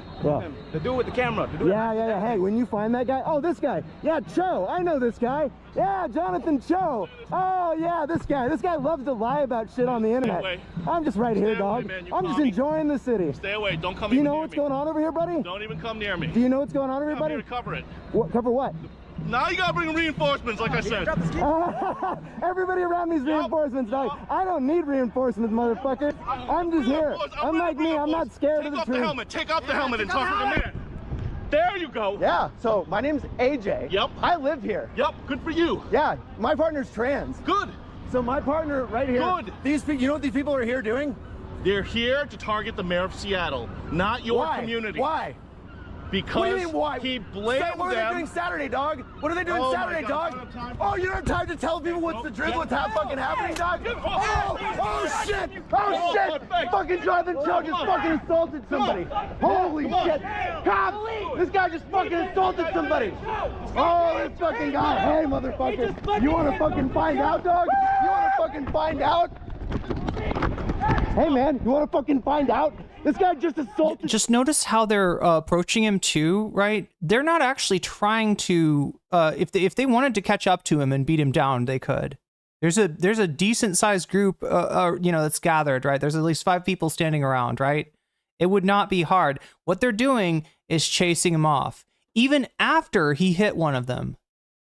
This guy, see that? He just hit that guy with a fucking stick. He's the guy right there. How convenient. How fucking convenient. How convenient. That guy got fucking hit. That guy was hit by that guy. He assaulted me. Holy shit. So they got a bunch of witnesses trying to tell the cops what happened, and the cops are just not interested. Like they're like, oh, Jonathan Cho, yeah, we protect that guy. And the rest of these are dirty anarchists. Jonathan Cho is a fucking liar. Oh, wow. You okay, man? He got it on video. You okay, man? I saw you push into him. Look at his face. He got fucking hit by that guy. Y'all are such fucking chuds. Holy shit. Oh, wow. This is. They're taking him. Are they taking him away? That's what I was trying to figure out. Are they actually taking? Are they going to detain the guy that got hit? Oh, wow. And you're gonna bring him back. This guy just. Chat. Who else do you think we can get to cover this? I bet the Surfs would cover this. Hassan, maybe. Fucking assaulted someone. You're bringing it back. Wow. What the fuck? He didn't do shit. Holy shit. Are they taking him? They're taking him. They're taking him, aren't they? I can't believe my fucking eyes. I can't believe what's fucking happening right now.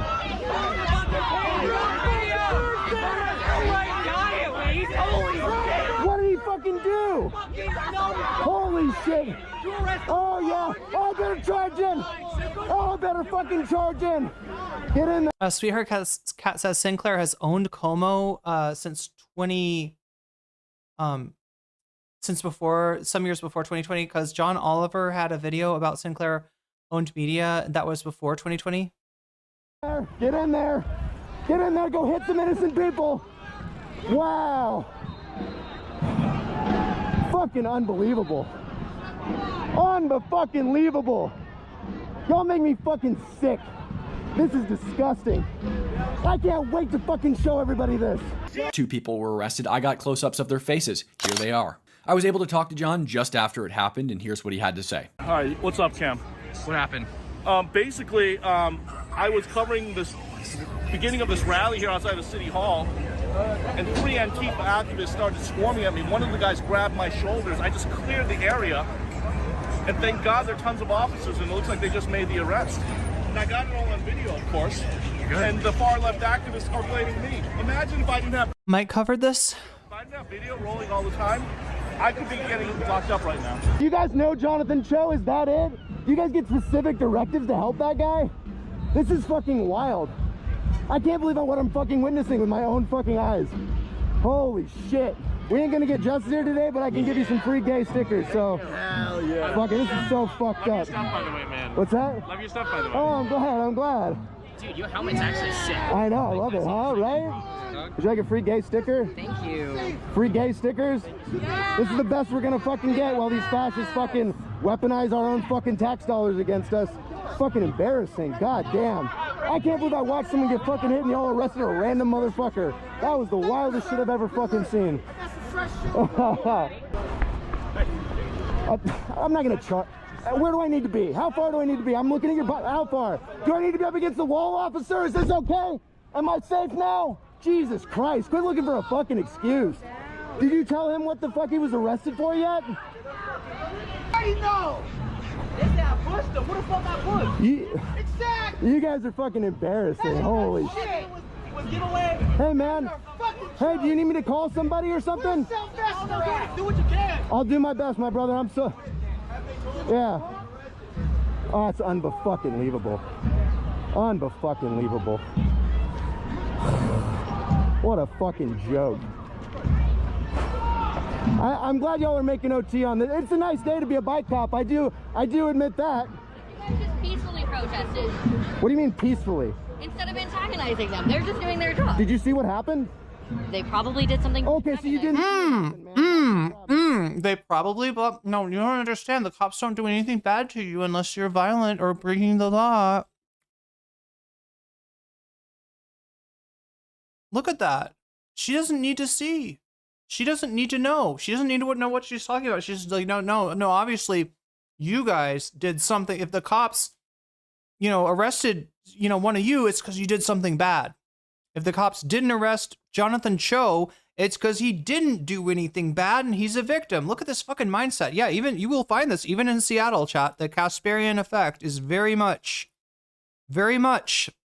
in effect amongst wealthy liberals in all coastal cities. He didn't see what happened, and I fucking did. I watched that man stand there and do literally nothing while another guy hit another dude, and these cops chased him down. Well, because this hit somebody. Yeah, well, he didn't actually. And it really would be great if you just don't repeat cop bullshit. And I don't know if you want to do that, if you're just trying to make do their job for them of lying, but I'm not. I'm trying to actually tell the truth. I'm not trying to be antagonized. I was trying to get somewhere and I couldn't get somewhere. I'm sorry. I'm sorry. Were you unable to pick up your nuggies? Did you place an order to go pick up some nuggies and you were trying to get your nuggies and get home and the bad old protesters got in your way? You don't understand. The reason the streets are blocked off isn't even because the counter protest. The streets are blocked off for that Mayday group, right? It's the fascists. That's why you can't get your nuggies. I'm sorry. I know nuggies are delicious. I was just walking. And chat, no, I do actually mean that. Series of events is so infuriating to me because it so clearly shows the collusion between Cho, SPD, and the greater right-wing misinformation machine. The truth of this event is that I approached Cho clearly knowing who he was. He then attempted to hit me with a gotcha by telling me to take my helmet off like a man. And when I called his bluff and obliged, he fucking panicked. He then purposely ran into somebody to create a pretext to batter them. He then jaunted down the street to an SPD officer who, even though they were a block away and had no line of sight to the event, said that they clearly saw that he was pushed. And not a single cop took a moment to disagree with that. Hey man, you wanna fucking find out? This guy just assaulted this guy. See that? He just hit that guy with a fucking stick. He's the guy right there. He got it on video. You okay, man? On video. I saw you push into him. This is why the term ACAB. Chad, isn't that aggravated assault? Would that be the charge? Would if we had like an actual fair, police department, wouldn't that be the charge that Jonathan Cho would be arrested under? That would be aggravated. Chad, you hit somebody with some shit like this. This is aggravated assault, I think, right? I know. By the way, Chad, I don't have this for self-defense. I actually have it for filming, theoretically. Exists. Even the cops that you don't actively It does look like some kind of exploitation of their community are propping it up baton for favor and lack of integrity. Y'all still, man, there's fucking 40 people for one guy? Jesus Christ, is he a domestic terrorist? How much money is being spent right fucking now? Jesus Christ. This is unfucking 1, 2, 3, 4, 5, 6, 7, 8, 9, 10, 11, 12 little piggies, 13, 14, 15, 16, 17, 18, 19, 20, 21, 22, 23, 24, 25, 26, 27, 28, 20. Aggravated is when you hit out of aggression. I thought it meant like with a weapon, right? 29, 30, 40 little piggies, 41, 42, I missed that one, she was shorter. 43, 44, 45, 45 cops for one fucking arrest, 46, 47. Wow. Holy fucking shit. The only good cop is one that quits. Only a dishonest coward would defend Cho's actions as self-defense. You charge somebody and they don't move fast enough, so you get to crack them in the face and play victim? Fuck you. My main takeaway from this incident is that if Cho takes a swing at me, I know I'm catching a charge one way or another, so I'm gonna make it worth it. What Cho is doing is violence, not just directly, but by weaponizing the police against the community. And this is how you manufacture consent for state repression. What I hope this makes clear is that Cho and his ilk are the literal antithesis of fucking journalism. They are all actually dangerous, dishonest, and cowardly people who make their money by inflicting pain on other people in the community. These are the people generating content for the broader online sphere. Wait, Katie Davenport, was that the person early? That's the person that's like, well, that wasn't the person that he with the camera that he just talked to, right? That was the person that was involved with the group itself. The what is it, like Leave the Kids Alone group or whatever? Of influencers who simply accept their narrative unquestioningly and riff off of that. As Cho Show points out, the oh my God, Asmongold, what? Media tried to do it again, where the Daily Mail reported it as Christian prayer rally attacked by mob, while the Seattle Times said 23 arrests at fascist family values protest. Oddly omitting, of course, who was attacking who and the religious aspect of the story. Isn't it crazy how people just totally fucking misrepresent things? So attacking, chat, is showing up to protest an event. That's attacking. Nobody was attacking. We have not seen one example of somebody on the counter-protest side attacking somebody on the event side. We did, however, see Jonathan Cho attack somebody on the counter side.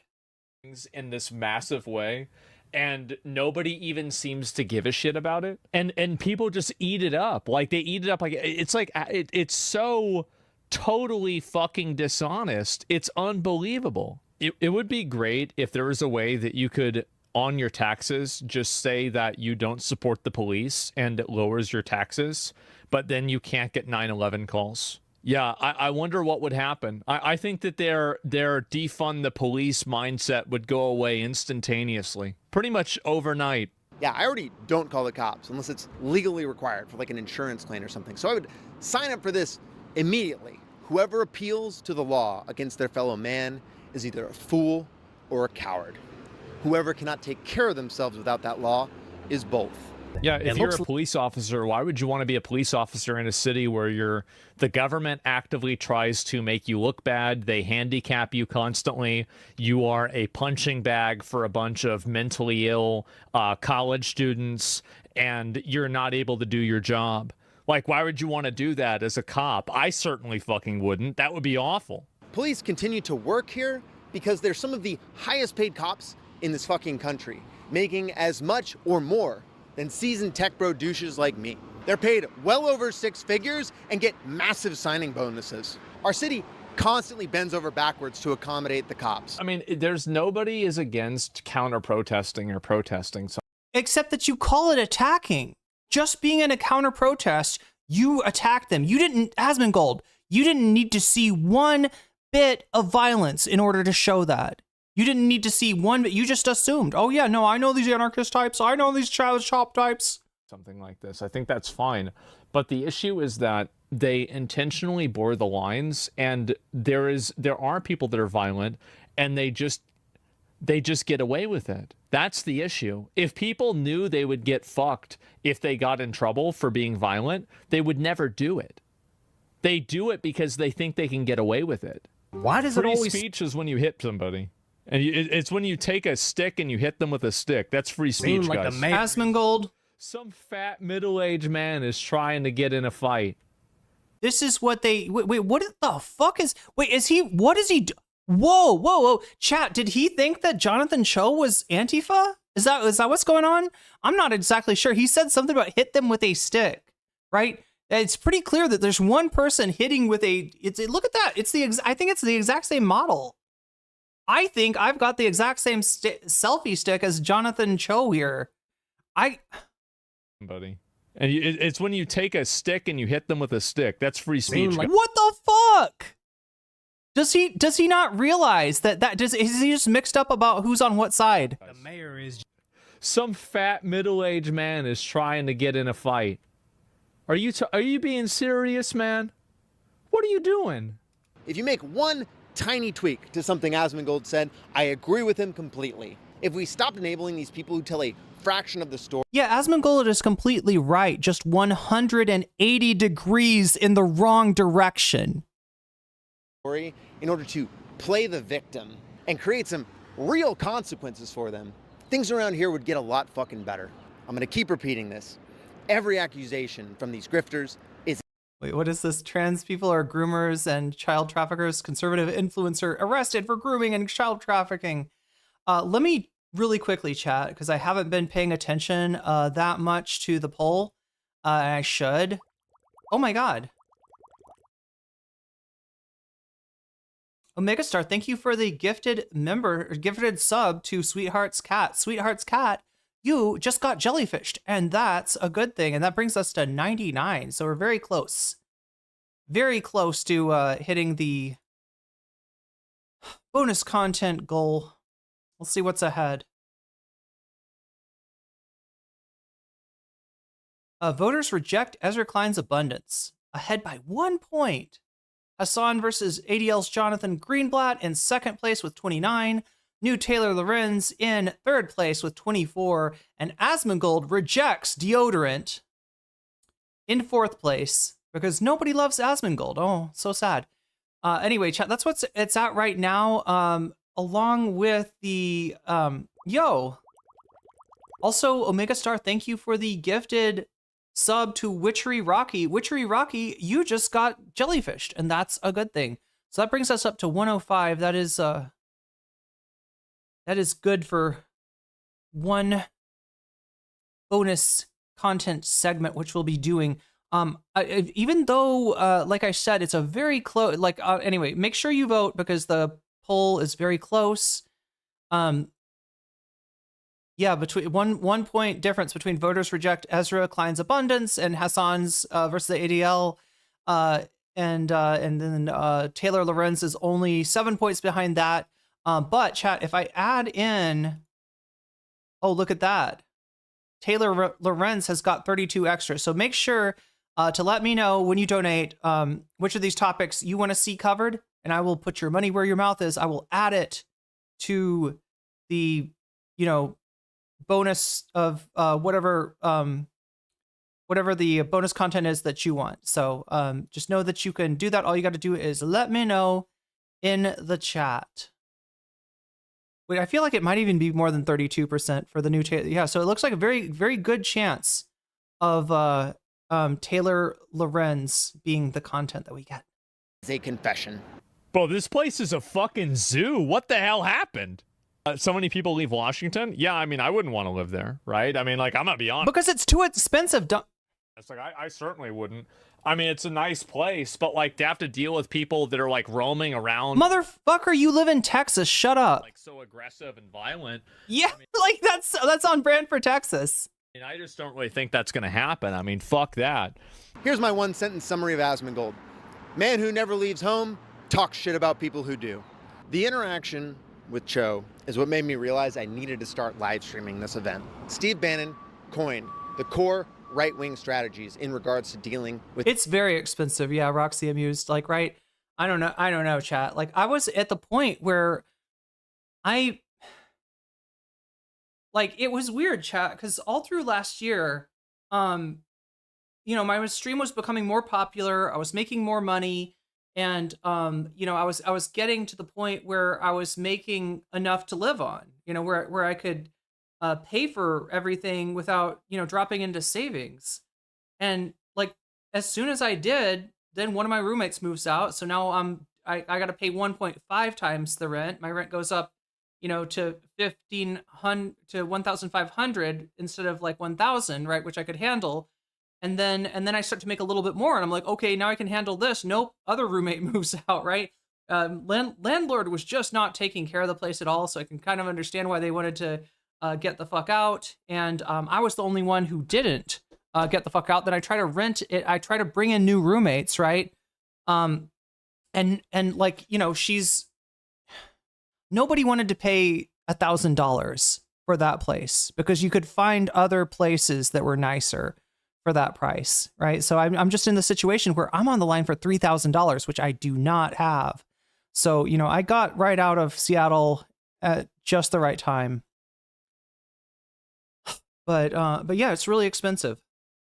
The media so that they can take over this. And I mean, I lived in a very rundown place. I don't want to country. I don't want to complain too much, but which is muzzle velocity and flood the zone. The opposition party is the media. And the media can only, because they're dumb and they're lazy, they can only focus on one thing at a time. All we have to do is flood. Is that true? I'm trying to imagine a media that is able to handle Stephen Bannon's muzzle velocity, that's able to handle Trump doing 60 illegal acts in 1 week. I'm trying to imagine what media.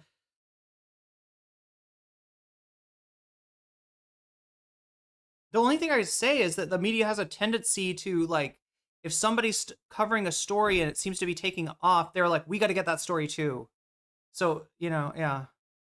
Flood the zone. Every day we hit them with 3 things. They'll bite on one and we'll get all of our stuff done. Bang, bang, bang. These guys will never be able to recover, but we got to start with muzzle velocity. So it's got to start. Yo, Stephen Bannon, you're going to feel sorry that you used those particular words. At some point, Steve Bannon, at some point, that phrase is going to come back to bite you. Steve Bannon, at some point, that metaphor is going to take on a much more literal meaning. It's got a hammer. It's got a muzzle velocity. You keep your dude loves talking about guns on the back foot by putting as many shots down range as fast as you can.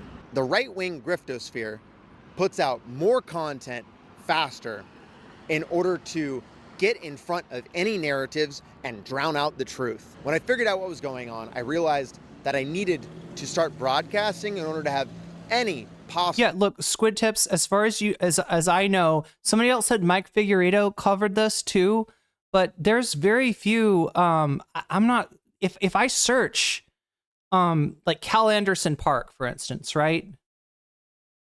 I'm gonna find a gazillion right-wing, you know, versions of the story before I find one, before I find one that's not. Opportunity of trying to provide a counter narrative to what they were going to be putting out. I decided that the only way I was going to get close to competing was by doing it fucking live.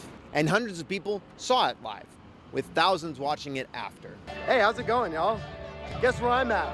I'm gonna make a whole video about this. I've got a whole video I'm gonna make about this. But I'm so pissed off. I had to just show people what the fuck is going on right now because I literally can't believe my fucking eyes. The city of Seattle is fucking complicit.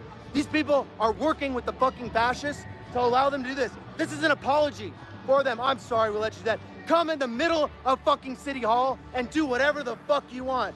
Millions of tax dollars are gonna go to protecting this unpermitted event. Millions! This is the backside of Seattle City Hall. Oh wow.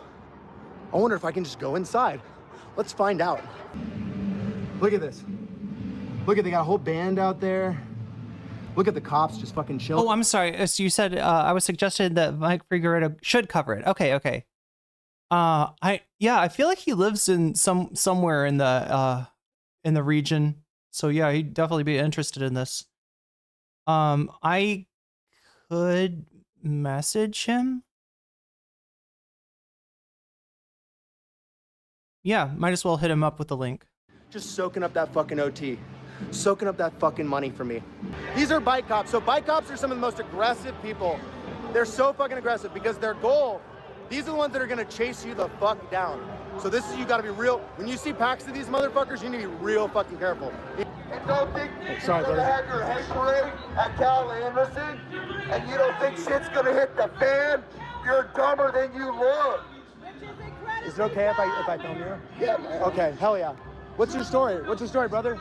I'm a large, angry white man, and so everyone always tells me I'm too big and too loud. Yeah. So I got a megaphone, and I'm gonna lean into it. Hell so yeah. I speak truth. Because these motherfuckers need to hear truth bombs from somebody that looks like them. Hell yeah. Fuck that. Yeah. Have you heard of a Big Carl? This is my elevator pitch for a new community protection service I'm calling Rent a Big Carl. The idea behind this is that there's a lot of places that queer and trans folk, but I mean really anyone whose identity doesn't fit neatly into the dominant culture, can't go safely. Carl is straight, white, tall, preferably jacked, and Republican passing. He drives a big truck and he likes guns. But not the I like guns to protect myself from violent minorities type of way, but the I like guns because trans visibility without trans protection is just putting a target on trans people type of way. Starting to pick up what I'm putting down. Carl's hate bullies. For humanity to know that queer people are not the reason for any struggle they may have. They're gonna pull up whenever you need them for free. Their privilege as someone in a big white straight body. Make sure no other big white straight bodies give you shit for existing in this world. You're a fucking Big Carl, bro. I'm a Big Carl, man. Hell fucking Thanks, yeah. man. That's a bit. We found a real life Big Carl in fucking person right here. I'll happily be your Big Carl. Why are they the ones that get to say who goes through? You're gonna ask city council again. Yeah, we will. Don't worry, we will. We just want to know. We're just trying to understand. This SB got notified about this yesterday night. Yeah. Because this group sent out like some email or something. I'm gonna touch this dog. Can I pet your dog? Hi, buddy. I'm gonna pet this little dog. Oh, you're so cute. Aww. Wait, what is that? Is it like a Dachshund Cocker Spaniel mix? What are those ears, chat? Those ears. This is exactly what I needed in this moment. Oh. I needed this right now. I fucking needed this because I'm so... It's a long-haired dachshund. They really look like that? I didn't know. I didn't know there was another kind of dachshund with ears like that. Hi, buddy. Oh, look at that. Yes. So this is the lady. Chat, so about the cat issue, right? I did look for a place that allowed pets, and I just wasn't able to find. There are some out here. They're few and far between. People just do not keep dogs and cats, especially inside in Thailand, nearly as much as they do in the U.S. That's not just, there's tons of dogs and cats in Thailand, and they do get treated pretty well. Some of them live at the temples. Some of them, get adopted by shops. There are a couple of cats, I believe, outside of my building that have gotten adopted by the security station. Like they get taken care of by the security guards. and they're the cutest. The other day, there's one that's like an orange cat, and then there's another one that's like, you know, kind of got a quilt work sort of coloring, right? And is a little bit younger, right? But the older orange cat, the other day, somebody got a package delivered. This cat was sleeping on top of the box, curled up, sleeping on top of the box. It was the cutest thing. So I kind of do have, you know, I do at least have cats at my apartment complex, if not in my apartment specifically. Cute wiener dog that's being nice and not a terror. Wow. Oh yeah, they're usually very yippy, aren't they? Squid Tips is just Snow White. Yeah, is it calico maybe? Maybe. Like kind of tortoiseshell. Is tortoiseshell like a calico thing? This is the Trumper lady. This is the lady that was saying the most bigoted shit that I got on film. Heyo! Yep. Animosity on Twitter. What's up? At Transphobe01. Fuck trannies. That's who's here for this movement. It's explicit, right? Like, they don't hide it. They don't care. This is the danger zone, just FYI. If you're this close to these cops, you're in the danger zone. Do you want to be on stream? Yeah. Hey, this is my friend. I usually go by Eb. Eb, this is Eb. I met Eb at the 24th. Eb was hanging out down in the park. Oh, man. The police kind of went crazy. The news saying that it was a violent protest, it was not. 2 people went around, knocked down fences, and that caused the chaos. Yeah, I heard a balloon popped and they freaked the fuck out. That too, yeah. Yeah. 23 people in total were arrested throughout that day. Most of them were bogus. Most of them were because people knocked down fences and the cops arrested bystanders. Yep. That's what Eb saw. That's what I fucking saw while I was riding around. But yeah. I love this small gay thing. I just think that's I think that's very funny. I think it's very cute. Tano, this is Tano. This is my friend Tano. Tano wants to say some stuff. All right, so 101, you go to one of these things, dress ambiguous. That's number 1. Number 2, cover up any identifying markers. That's number 2. Number 3, any fucker tries to come up and talk to you, you can smell if they're gonna be a fascist. Don't talk to them, give them the bird, tell them to go fuck themselves. Don't ever talk to them. I support that. It is a fucking waste of time to talk to these fucking people, for real. Y'all, when is this gonna get shut down? Do they just get to stay here for fucking ever or what? This is unpermitted, I get that, but like, how long are they gonna occupy our city hall for? It seems like a reasonable question, doesn't it? Okay, I appreciate you saying that. Thank you. Yeah, I'm just wandering around. You gonna be my bodyguard? Okay, it's gonna be I got a bodyguard. I know everyone's concerned about my safety. Don't worry, I got a bodyguard now. Yeah, that's where we're fucking at. My phone's about to die, so it's about time to leave anyway. This has been Squid Tips, reporting live on the scene from the city of fucking Seattle, from City fucking Hall, from the fascist fucking center, from the fascist occupation of my fucking city. Reporting live. Ride fast. Take chances. Nice to know that I'm not the only one whose phone runs out of juice after 1 hour. That evening, I was exhausted, but still so angry at what I saw. I have struggled to think about anything other than making this video since the events happened, because I feel a moral obligation to spread the word about what these people are doing so that others can protect their communities. Seeing the clips go viral and realizing the subtle editing tricks they use to make the content fit their narrative has been really radicalizing, but I am intent on channeling that energy and anger into productive outlets like making this video. So let me wrap up by summarizing the lessons I've learned from this experience that I think others can find value in. All right, so we'll start with the more practical and pragmatic stuff before we move on to the more philosophical. If you create or are part of a group, you should be debriefing after any action you execute.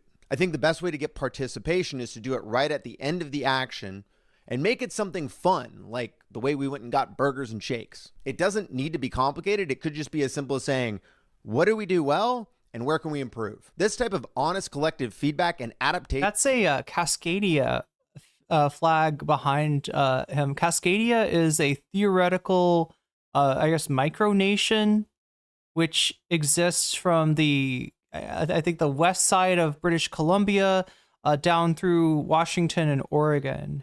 And you know, it's it's a mixed bag as far as people that you see, flying the Cascadian flag, but under the Trump administration, it's totally understandable. I love and hate that flag. Yeah, Roxy, I'm it's tough to explain it, but is a core tenet of anarchist organizing. Second lesson is that our moto crew felt like a very effective strategy that had a lot of positive feedback from our community. We created joy and spread important information to people while doing something that we love to do anyway. We decided the best strategy was to have one big giant moto crew and then a ground support presence so that we could stage supplies, take breaks, and spread the word of our efforts. Look, nobody likes marketing, but we all got to figure out how to do it. A big lesson. Yeah, I gotta say, living in Thailand for a couple months now, motorcycles are overpowered. That I am taking away is that a failure to focus on local politics makes my community vulnerable to fascists. It's not if, it is when this fight will come to your community. This is what I'm saying. This is why I'm covering it, right? It's not just about Seattle. I mean, they are probably going to keep fucking with Seattle. They're probably going to fuck with Portland again, right? But this is coming to a city near you. If your city is at all hospitable to to trans rights, you're gonna see operations like this show up. If you aren't preparing yourself and those you care about for it, God, you're gonna wish you had when it shows up. We all know people who are locked into politics and hate what the Trump administration is doing, but are still just kind of going about their lives in the day-to-day like it's normal. To a lot of people, the battle feels like it's somewhere else, but it's not. It's in all of our communities right now. If you know more about what is happening at the White House than you do in your city, you are playing into their strategy. Know your enemy and don't take their bait. I have met enough of these motherfuckers to know they feed on weakness and fear. When Cho challenged me to take my helmet off and I obliged, he panicked. When I did not accept his narrative and forced him to confront the truth, he tried to disengage with me. And when he got scared, he dropped the tough guy act and showed how much of a violent, pathetic coward he is. Since I don't look anything like the stereotype of Antifa and actually look a lot more like the fucking master race they believe in, the media is doing their best to cut me out of the conversation. Me and the evidence I have is a very inconvenient detail to their narrative. Not that that changes anything with them because they will continue to lie through it, but we can use and spread this information in order to immunize people from their bullshit. And we can all adapt our tactics to be more effective at combat. Chat, this is the year we take Pride Month back. Adding our opponent's strategies. I think the biggest problem is that not enough people are engaged in the fight. I can justify. This is the year the Pride flag, the diversity flag, and all those flags, the trans rights flag, become a battle flag, become a banner. The violence to fascists in my head, but I can still see how violence creates a lot of problems. And the more people we have involved, the more we can solve problems without resorting to violence. The two biggest problems I see to community involvement are information not penetrating into our communities. There's a million reasons for this. Misinformation, media diets, distractions, disassociation. We're all guilty of doing it plenty. The other issue I see is that people with the information aren't activating on it. Often I think it's because they just don't know how, but also because a lot of it seems hard and some of it seems really scary. Figure out how to activate people in a positive way by getting them to do things that they already want to be doing and just injecting activism into that. I don't make signs because I'm not good at drawing. I don't have time to learn how to play an instrument, and I've always been loud as fuck, so I make noise with my voice. I love riding my motorcycle, so I figure out how to incorporate. I mean, chat, that group right there, that's the heart and soul of Cal Anderson. Incorporate that into my community. That's what you'll see is like, I mean, sometimes it's like students from Seattle Central. Sometimes it's people that live in the neighborhood. Sometimes it's people, there's a train station right there too. Sometimes it's people that, can't afford to live in an expensive neighborhood like Capitol Hill, but appreciate, hanging out in the park. It's super wholesome. It's community engagement and activism. But I would love to see more cool art projects at these events, like it's the closest to a home that I've ever had. Giant Constitution I saw at the April 5th protest at the Seattle Center. I would feel really empowered if there was a marching band playing right next to me at these events, the way that the punk bands were at Cal Anderson. We need to be leveraging a diversity of tactics that play. Oh my God. Don't get me started on Dan Savage, though. Into each of our strengths and interests in order to merge our struggle for freedom with the things that bring us joy. That is how we can win against the drab, uninspired, grievance-based movement. Like it connects to the newspaper that Katie Herzog and Jesse Singal worked at, and the damage that that Foucault fans have wrought on the leftist movement in general. It's just like, and also in like, anti-trans sentiment from gay men. Dan's got a good point here. And in general, he's pretty good. It's just like, since I'm from Seattle, I've seen a lot of Dan Savage. I've seen, what he did at The Stranger and in his column. Isn't he really problematic? Look, let's hope that I don't know. I honestly don't know. I haven't kept up with him in a long time. Maybe he's changed his tune, but he used to be really like hateful towards especially like trans women. Like there was some weird thing of like, I don't know, it was territorial or what. As like more and more trans people show up at in gay spaces, that he felt some kind of resentment. Let's hope maybe he's not like that anymore. Chat. It's been a long time. I don't know. I'm hoping like that he's grown and he's changed. That being said, I do remember the Princess Tiny Meat comment. That was literally how he described a trans woman, right? That in his column, like that's great stuff. But anyway, that was a long time ago. Hopefully he's different. Hopefully the Seattle Stranger has gotten its shit straightened out, and they just maybe ask you on the interview, are you favorably disposed towards Foucault? And if you answer yes, they kick you out of the fucking building, because that, like, more than anything, right? There was this just like breed of like leftists that weren't really leftists that kind of took up residence at The Stranger for a while. And like I'm saying, this is the publication that spun out the likes of Katie Herzog. I think Jesse Singal too. I'm not super sure, but anyway, this is nothing wrong with this comment here. During the darkest days of the AIDS crisis, we buried our friends in the morning. We protested in the afternoon. We danced all night. The dance kept us in the fight because it was a dance we were fighting for. It didn't look like we were going to win. And come on, there. It didn't look like. And we did. It doesn't look like we're going to win now, but we could. Keep fighting, keep dancing. Yeah, nothing wrong with that. That is trying to destroy us. So there's a powerful quote from the peak of the AIDS crisis that said that they would bury their friends in the morning, protest in the afternoon, and dance at night. And it's the dance. Yeah, Katie was there, right? Not Jesse.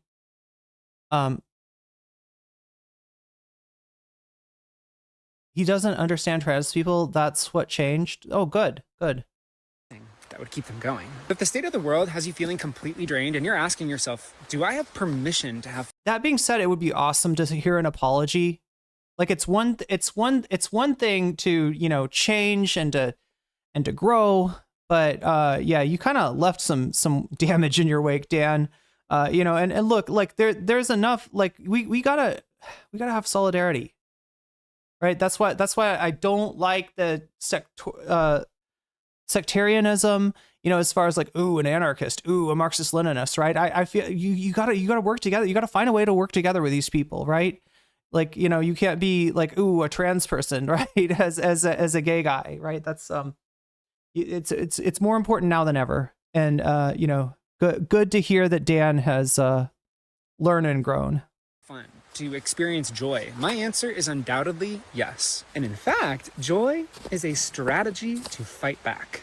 I just gave a TED Talk on the main stage all about this, and the main idea behind my talk is that we can take fighting for things seriously without taking ourselves too seriously. And in fact, what people in power want is for us to be depressed as fuck. Joy is rebellious. And again, back to the AIDS crisis, when millions of people were dying and no one, I mean no one, was joining our fight, drag queens and trans people turned pain into joy. And in doing so, welcomed millions more people to fight with us. So joy is strategic. Joy is an inside job. And Joy is overpowered. joy welcomes more people to join a movement. Not just joy, chat, but euphoria. Let's not forget that we have been here before, and what a shame it would be to our elders to give up now. Humanity is not dead. As I am filming this last section, the May Day movement is in LA, which denied their permit to have an event. They, of course, don't care, because at the end of the day, they will weaponize their religion to justify anything they want to do. Ready? Yeah, go ahead. Yep. All right. We are right here on Hollywood Boulevard, and we're so happy to be here exercising our First Amendment right to the freedom of speech. We can gather, and you know what? This day is going to go down in history.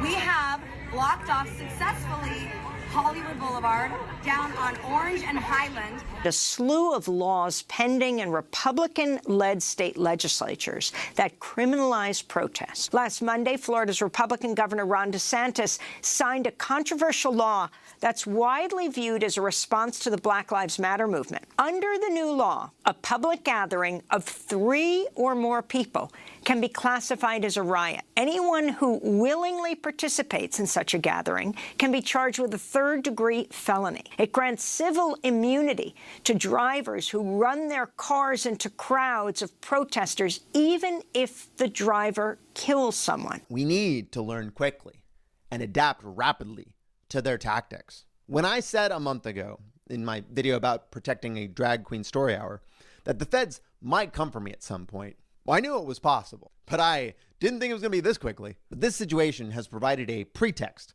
for the Trump administration to specifically target Seattle because they see it as woke central. After my city's government bent over backwards to give them everything they could have wanted, the FBI decided to open an investigation for violations into freedom of religion. To me, I interpret this as them saying they're going to dig into... No, they should dig into why people were kept out of kept out of the area in front of the courthouse based on their religion, right? That you had to be going to the right church. Yeah, you absolutely, yeah, there definitely is a discrimination going on there. Just not the one he's talking about. Everyone of relevance that they can find involved in these situations, me included.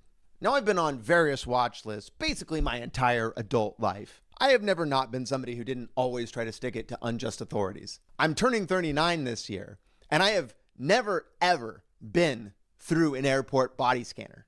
You can opt out of those every single time if you want to. You can also opt out of the facial scanning. Just hot tips there. If you do enough of this type of shit, you're gonna get on lists. That's just how it works. I consider it a badge of honor to know that these morally bankrupt, corrupt cowards have a little document with my Aryan-looking ass in it. But here's the thing. They're coming back on August 30th with a plan. And I fucking hope we've got one too. This is just the beginning. And it's gonna get worse in inverse correlation to how slow we are to mobilize against it. Anyone that is sitting back and relying on the police, justice system, incompetent or corrupt governments are purposely putting their heads in the sand at this point. Most people are far too afraid to speak up for their rights or the rights of others. These right-wing organizations pumped to the brim with these grifting cowards are not even close to invincible. They are made up of people who can feel pain and fear and bleed just like the rest of us. As a class, the working, the poor, and the working poor, we all gain or lose our freedom together. If you're feeling scared about what's happening right now, that's understandable. But the solution isn't to hide. It's to get a few of your friends to back you up. We need to focus on building numbers because that is our advantage. I think we really need to avoid sectarianism and adventurism. Yo. Generally, I think the way to do this is to support everyone who's looking to join the fight and focus on the tactics that are popular with a broader population. We can meet our opponents force for force, and we can win battle by battle. And chat, this is why I don't focus on a specific ideology. You're not going to see like a flag of an ideology, behind me. I am not going to, like, I don't know, like, obviously, if somebody's coming in here with like, America, what is it? American Communist Party is the Haas Infrared Jackson Hinkle thing. Obviously, that's not a leftist, right? But I'm not trying to gatekeep anybody out of solidarity. It's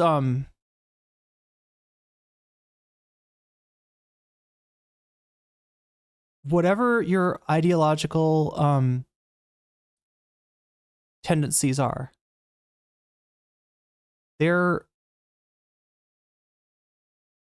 our to-do list starts with the same necessities, and that is to promote class consciousness, and that is to form solidarity, and that is to mobilize. I posted a video about this a few months ago, so I hope y'all been exercising. Whatever you do, just don't forget that a better world is possible. So ride fast and take chances. And enjoy a bunch of extra clips at the end that I thought were fun. Which has been running on overdrive to propagate... Would you like one of my stickers? Sorry, I heard that motorcycle guy. I had to give it to him. Overdrive to propagate, which has been... Y'all need some free gay motorcycle. I see you need them. Take one, please. Take one. Unless you say something real nice about me, then you can take two. I like your shirt. Yeah, okay, yeah. Some free gay motorcycle stickers? Yeah. Thanks, there you man. go. I appreciate you. Yeah, of course. Thanks, boss. Those are yours too. Hey, would you like a free gay motorcycle sticker? You're in the Hells Angels, right? No! She asked me if I was in the Hells Angels. It's cute. Liberals are cute. Can't make a better world without getting them on our side, though. Y'all want some free gay motorcycle stickers? Yeah. The Wild Rose! Chat, that's a lesbian bar. Oh, hell yeah. Are you guys a whole... I mean, it's an everyone bar, but it started out as a lesbian bar. Well, I can't legally call us a gang because then it's RICO charges, right? But no, we're just friends, Filter on my YouTube channel. It's in the corner there. Oh, You're good. Yeah, you too. Y'all want some of my free gay motorcycle stickers? Fuck yeah. There you Absolutely. go. Oh my god, I love that. Yeah. Yeah, oh, yours look great. Yeah, mine look like shit right now. I haven't done them in a while, but. Mine are like lumped up because Yeah. I don't have any remover. Oh, just do it over the top. Yeah, it doesn't last when you just do it over the top, I Black found out. always wins. Yeah, sure, hell yeah. Take it easy, ladies. Do you want one of my... That's awesome. You definitely need one of my gay motorcycle stickers. Thank you. Yeah. Yeah, of course. Would you like one too? Yeah. These are so cool. Yeah. It'll go on my helmet. Oh, and I love your nails, bro. Mine are black underneath here. Yeah. I believe you. I stopped biting my nails instantly. I didn't even think about it, but I was like, oh shit! It literally cured me of like a lifelong fucking thing. It helps a lot. It helps a lot, and like sometimes I knife and I'm like, oh shit! It kind of protects my nail a little bit. Anyway, how's it going? I've seen this bike here a bunch. I need to give you a sticker. A sticker? Yeah, for sure. Here. Here you go, my dude. Take it easy. Hey, I'm okay. How you doing? All right. Can you tell me how to get not to this library here down here? Yeah. But there's another one I went to yesterday and I forgot where it is. She wrote it down, all that information. Yeah, let me see here. Let's see. No problem. Board the King County 7, 14, or 36. Just down here, and then it looks like there's a stop just on the right-hand side as you get just one block over. Okay, brother. Thank you. Take it easy. The downtown Seattle City Library is a trip. The architecture of that building is unreal. Be right back. Y'all want some free gay motorcycle stickers? Yeah, see, this is a very Cal Anderson vibe right here. This feels like home. Yeah, here you go. Wow. Yeah. Can I have one of these? Thank Yeah. you. Free gay stickers. There you go. Be gay as shit. That's what's important. Gay motorcycle stickers? I love gay. Yeah. Yeah, there you go. Yeah. Gay motorcycle stickers? Fuck yeah. Wait, is that the Solstice? No, it's a dentist place. Yeah, hell yeah. So I got It looks, anyway. two styles here. There's my logo, or they've got the motorcycles are for everyone. Hell yeah. Yeah. Sorry, there's slip. I just don't want them to fall out of my hand. There you go. Oh, let me flip them over. Let me flip them over for you. Oh no! Oh no! Yeah, of course. That's what's up. Which one's yours? The one that doesn't have someone sitting on it. You'll see me. You'll see me. It's not the Yamaha, is it? Yeah. R1M. Place has changed a lot too. Thank you. Yeah, it's a lot more vertical than it used to be when I lived there. Anyway, chat, that is Squid Tips. If you are not following already, check the pinned chat. That's Squid Tips link. You can click on that and you can go follow Squid Tips, which you should do because, like I said, he's a great follow.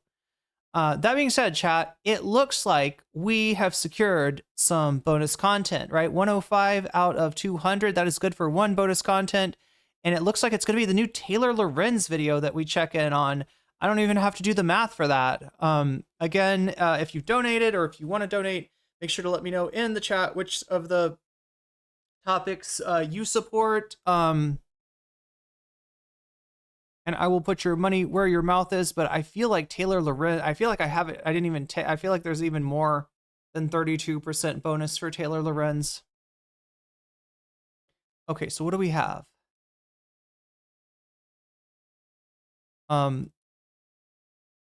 So again, chat, I've had complicated feelings towards Taylor Lorenz in the past. That being said, the content that she has been putting out recently is phenomenal. We watched her video, Somebody Needs to Do It. It is closing in on 1 million views here on a fairly new, fairly small channel here, right? So yeah, 120K subscribers, 821K views. That's a pretty good ratio there, Taylor. We've got I said the new Taylor Lorenz video. I was thinking this one, Case Against Logging Off. But then I realized there's a new one, Most Dangerous Law in Congress, Case Against, what is this one? Take It Down Act is a free speech killer. This is the one that I had in mind, Case Against Logging Off. It's kind of a long one, but oh well. This is what chat picked. The platforms themselves want to be governments. I think that's their aspiration. And so being on them and moving things around and moving attention becomes a way of moving money. What did she do in the past? It's not she didn't do anything that a lot of other like supposedly leftist content creators aren't guilty of as well. Right? It's more of a question of like a judge of character rather than anything about Taylor Lorenz's character. Of moving opinion and who gets seen and how. Recently, there's been a relentless moral panic about the internet. Politicians, media elites, pundits, and tech executives are all insisting that social media is rotting our brains, destroying democracy, and making us left is best. Love seeing those MR stickers. Miserable. Every week, there's a new warning. TikTok is poisoning the youth. Facebook is radicalizing your uncle. And the only way to save ourselves is to log off. This afternoon, the Senate overwhelmingly passed landmark legislation aimed at keeping kids safer online. The final vote, 91 yeas to... No, here's the thing, right? One thing I respect about Taylor Lorenz is she's willing to get engaged in fights, in internet fights against people with way more clout than her. And she's not really calling anyone out here. But if you watch Pod Save America, you'll hear them talk about a guy named John Hyatt. I think, wait, no, John Hyatt's a musician. Who am I thinking of?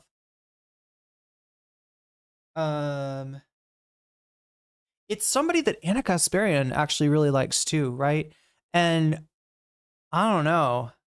It's this weird, like, enlightened centrist shit, right? But Pod Save America is mostly into this guy for his, kind of anti-online take, especially his take to try to, keep children offline, try to give them more of a childhood that's similar to a childhood that somebody would have had before the age of the internet. Jonathan Hayek, I can't remember what his name. I'll see if I can find it, right? But yeah, it's just really weird, like centrist-y crap.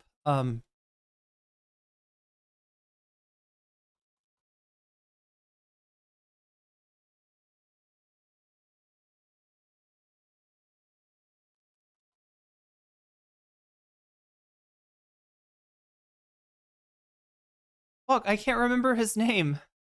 Yeah, Pod Save America talks about this guy. Anna Kasparian does too. And like it's the whole thing of like like I mean he's trying to kind of like make opposition to the internet and to mobile devices. He's kind of trying to make that a political issue. 3 nays, and it comes 6 months after an apology on Capitol Hill from Meta CEO Mark Zuckerberg to parents who say their kids were harmed online. But what if that's the exact opposite of what we should be doing? And what if this... Wait, was she a follower of that guy? No. Taylor Lorenz is good on this, right?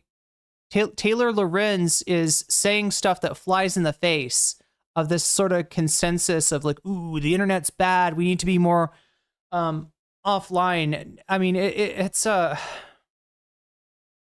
disconnect isn't about protecting us, but is instead about disempowering us. The reality is that the internet, as messy, chaotic, and algorithmically manipulated as it might be, is one of the only spaces where everyday people can assemble, communicate, and exert collective power. Governments, the legacy media, and people in power want you to stay offline because a public that is disengaged and fragmented is far easier to control. People in power want you to believe that social media and the internet is nothing more than an addictive distraction, rather than a crucial battleground where narratives are shaped, movements are built, and institutions are held accountable. No one knows this better than Aidan Walker, a meme researcher and author of the Substack How to Do Things with Memes. Today, he joins me to talk about why we shouldn't log off and how the internet, for all its flaws, can be a powerful tool for progressive change. Okay, so now chat, like, look, I want to approach this with some nuance, all right? You should never log off. That's not exactly what she's saying. She's being colloquial here, just in the same way as people that say that you should log off are not saying, you should throw your phone and computer away and it's a sin if you ever do anything online. Obviously, you can't get by without, engaging with the online world these days. So there's a little bit of oh God, I forgot about John Lovett debating Bill Maher. Did we ever watch that? I can't remember this guy's name, Chad. It's like John something or other. It starts with an H, I think. It's complicated though, because we got like, there's a reason they call them the Pod Johns. It's because John Favreau and John Lovett are on Pod Save America. So when I type in Pod Save America John, I think it was Jonathan Hyatt maybe, or something like that. I'll try to find. Aidan, welcome to Power User. Hi, great to be here, Taylor. Okay, so Aidan, you wrote this fantastic, in my opinion, post called Don't Log Off. And just to get people started, I think there's so much discussion today about logging off. It seems to be what everybody wants is to spend less time on their phone, spend less time on the internet. Can you explain really succinctly your argument for why people should not log off right now? The internet is the most important thing happening in the world right now. It is where power is moving. And if you look at the winds, every wind is blowing towards the internet being more important and being more of a site of governance and authority and activism. This is what I've been saying for a long time. I've been saying that, like, going back to like 2020, Chad, I was saying that, look, there's a huge separation between the online world and the offline world right now. And, it's important not to get up our own ass as content creators about the effect that we're having on the world, the effect that we're having, in 2020 as a Twitch streamer on the world is just kind of very sequestered from the world at large, right? But that this online space was important real estate that's going to become more strategically valuable as time goes on. And I gotta say, I feel like I was proven right. And I think if you miss that boat, then you're going to get stuck on the beach and the beach is going to burn down. And we've known from internet history that the most powerful group there is everyday people. A lot of our media and academic narratives emphasize that like the companies are really important and the tech is important, and that's all true, but the internet is user generated.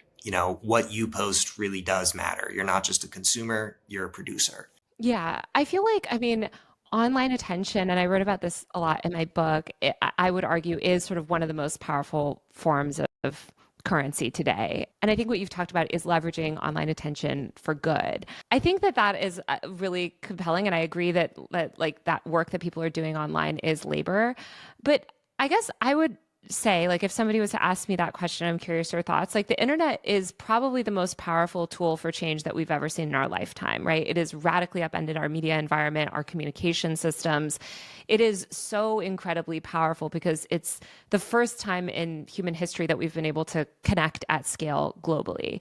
And it seems to me that a lot of these efforts to get people to log off and to not participate in the online world are really just efforts from sort of powerful people to... It's Jonathan Haidt, American social psychologist and author. Is Jonathan Haidt, first question, that Google asks, is Jonathan Haidt conservative or liberal? Since 2012, Haidt has referred to himself as a political centrist. What is the moral theory of, oh my God. Moral theory of Jonathan Haidt. Haidt argues that humans have 6 moral foundations through which we view our politics and policy: care and harm, fairness and cheating, loyalty and betrayal, authority and subversion, sanctity and degradation, and liberty and oppression. And he defines the left and the right along these axes, along these dialectics, right? And kind of comes up with the idea that, like, you got to balance care and harm. You got to balance fairness. I don't know. It's a weird thing to say, like, right? Obviously, like, fairness and cheating doesn't seem like something you should be both sidesing. Loyalty and betrayal, you could see a little bit more of a gray area there, because, if you're overly loyal to somebody, then, if you're ride or die to somebody that's doing bad stuff, you make yourself an accessory in what they're doing. But it's he's just like this, like, people place way too much faith in this guy. And they get into him for one thing, and then they get sucked into his weird political truth. Okay, so Haidt describes how he began to study psychology in order to help the Democratic Party win more election, and argues that each major political group, conservatives, progressives, libertarians, have valuable insights, and that truth and good policy emerge from a contest of ideas. So Haidt's first essay was titled "What Makes People Vote Republican?" Since 2012, he's regarded himself as a political centrist. Haidt has participated in efforts to reduce political polarization in the United States. In 2007, he founded a website called civilpolitics.org, clearinghouse for research on political civility. He is on the advisory board of Represent Us, and a nonpartisan anti-corruption organization, and Braver Angels, bipartisan group working to reduce political polarization. In 2011 TED Talk, Haidt argued that liberals and conservatives differ in their value systems, and that disciplines like psychology have a bias against conservative viewpoints. Wonderful shit, right? In 2019, it's not that conservatives are out of line with good mental health practices. No, it's psychology has a bias. It's not that conservatives are anti-intellectual. It's that academia has a bias, right? In 2019, Haidt argued that there are a very good chance American democracy will fail, that in the next 30 years, we will have a catastrophic failure of our democracy. Well, no arguments from on that one. I'm just trying to find his, like, anti-internet stuff. It's hard to explain, but yeah. Anna Kasparian's a big fan of this guy, Jonathan Haidt. Pod Save America had him on specifically to talk about the, we're on our phones too much kind of thing. They don't actually have anything about that. But, like, what Taylor is saying here is kind of in opposition to that. He sounds like a Scientologist. Yeah, it could be one of their academia is biased, but not like that. Yeah. Wield the internet in the ways that they want to wield it. And if people don't get involved, kind of like what you're talking about, and aren't, like, participating in these systems and, inflicting their own changes on the internet, or sort of wielding it in their own ways for good, it will only be used for bad. And we will not be taking advantage of such a powerful tool. I don't know if any of that kind of, like, verges with the way that you think about it. I think it totally does. And I completely agree. The caveat I'd sort of add is that it's the most radical tool for change in our lives, both positively and Hey everybody, welcome negatively. to Pod Save America. I'd say, technology is usually neutral, and it's how people choose to use it that matters, how different people in history make decisions that matters. And the internet for me is currently a story of radical change.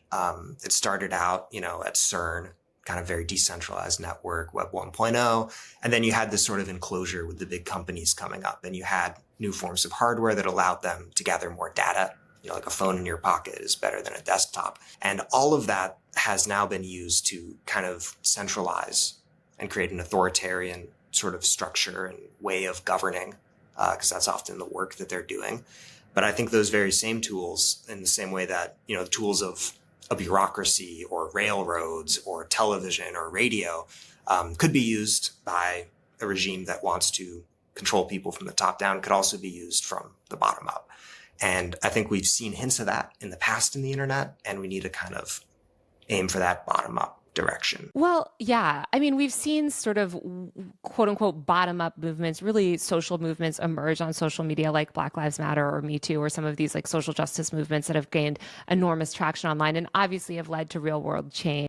I guess the criticism, I think that a lot of people will levy at things like that, or people say, well, we just need to use the internet for good. If we just post enough, right? Like we can mainstream a lot of these social movements, is that ultimately these platforms belong to corporations, not people. And these corporations will bend the platforms to push whatever they want. I mean, Twitter is a really good example of this now, right? Like, does it really benefit anybody to go on there and post a lot when Elon Musk completely controls the algorithm and controls like what people see? So I guess, how do you think of that tension between like the internet as this liberatory and democratizing force that sort of anybody can use versus, like you mentioned, this platform controlled ecosystem that I would argue people like isn't very liberatory for a lot of people? Yeah, I'd say the platforms are parasites on people's creativity and desire to connect. And it is true that they've kind of dominated in this top-down manner. And when you're posting on Twitter, you're in Elon's playground.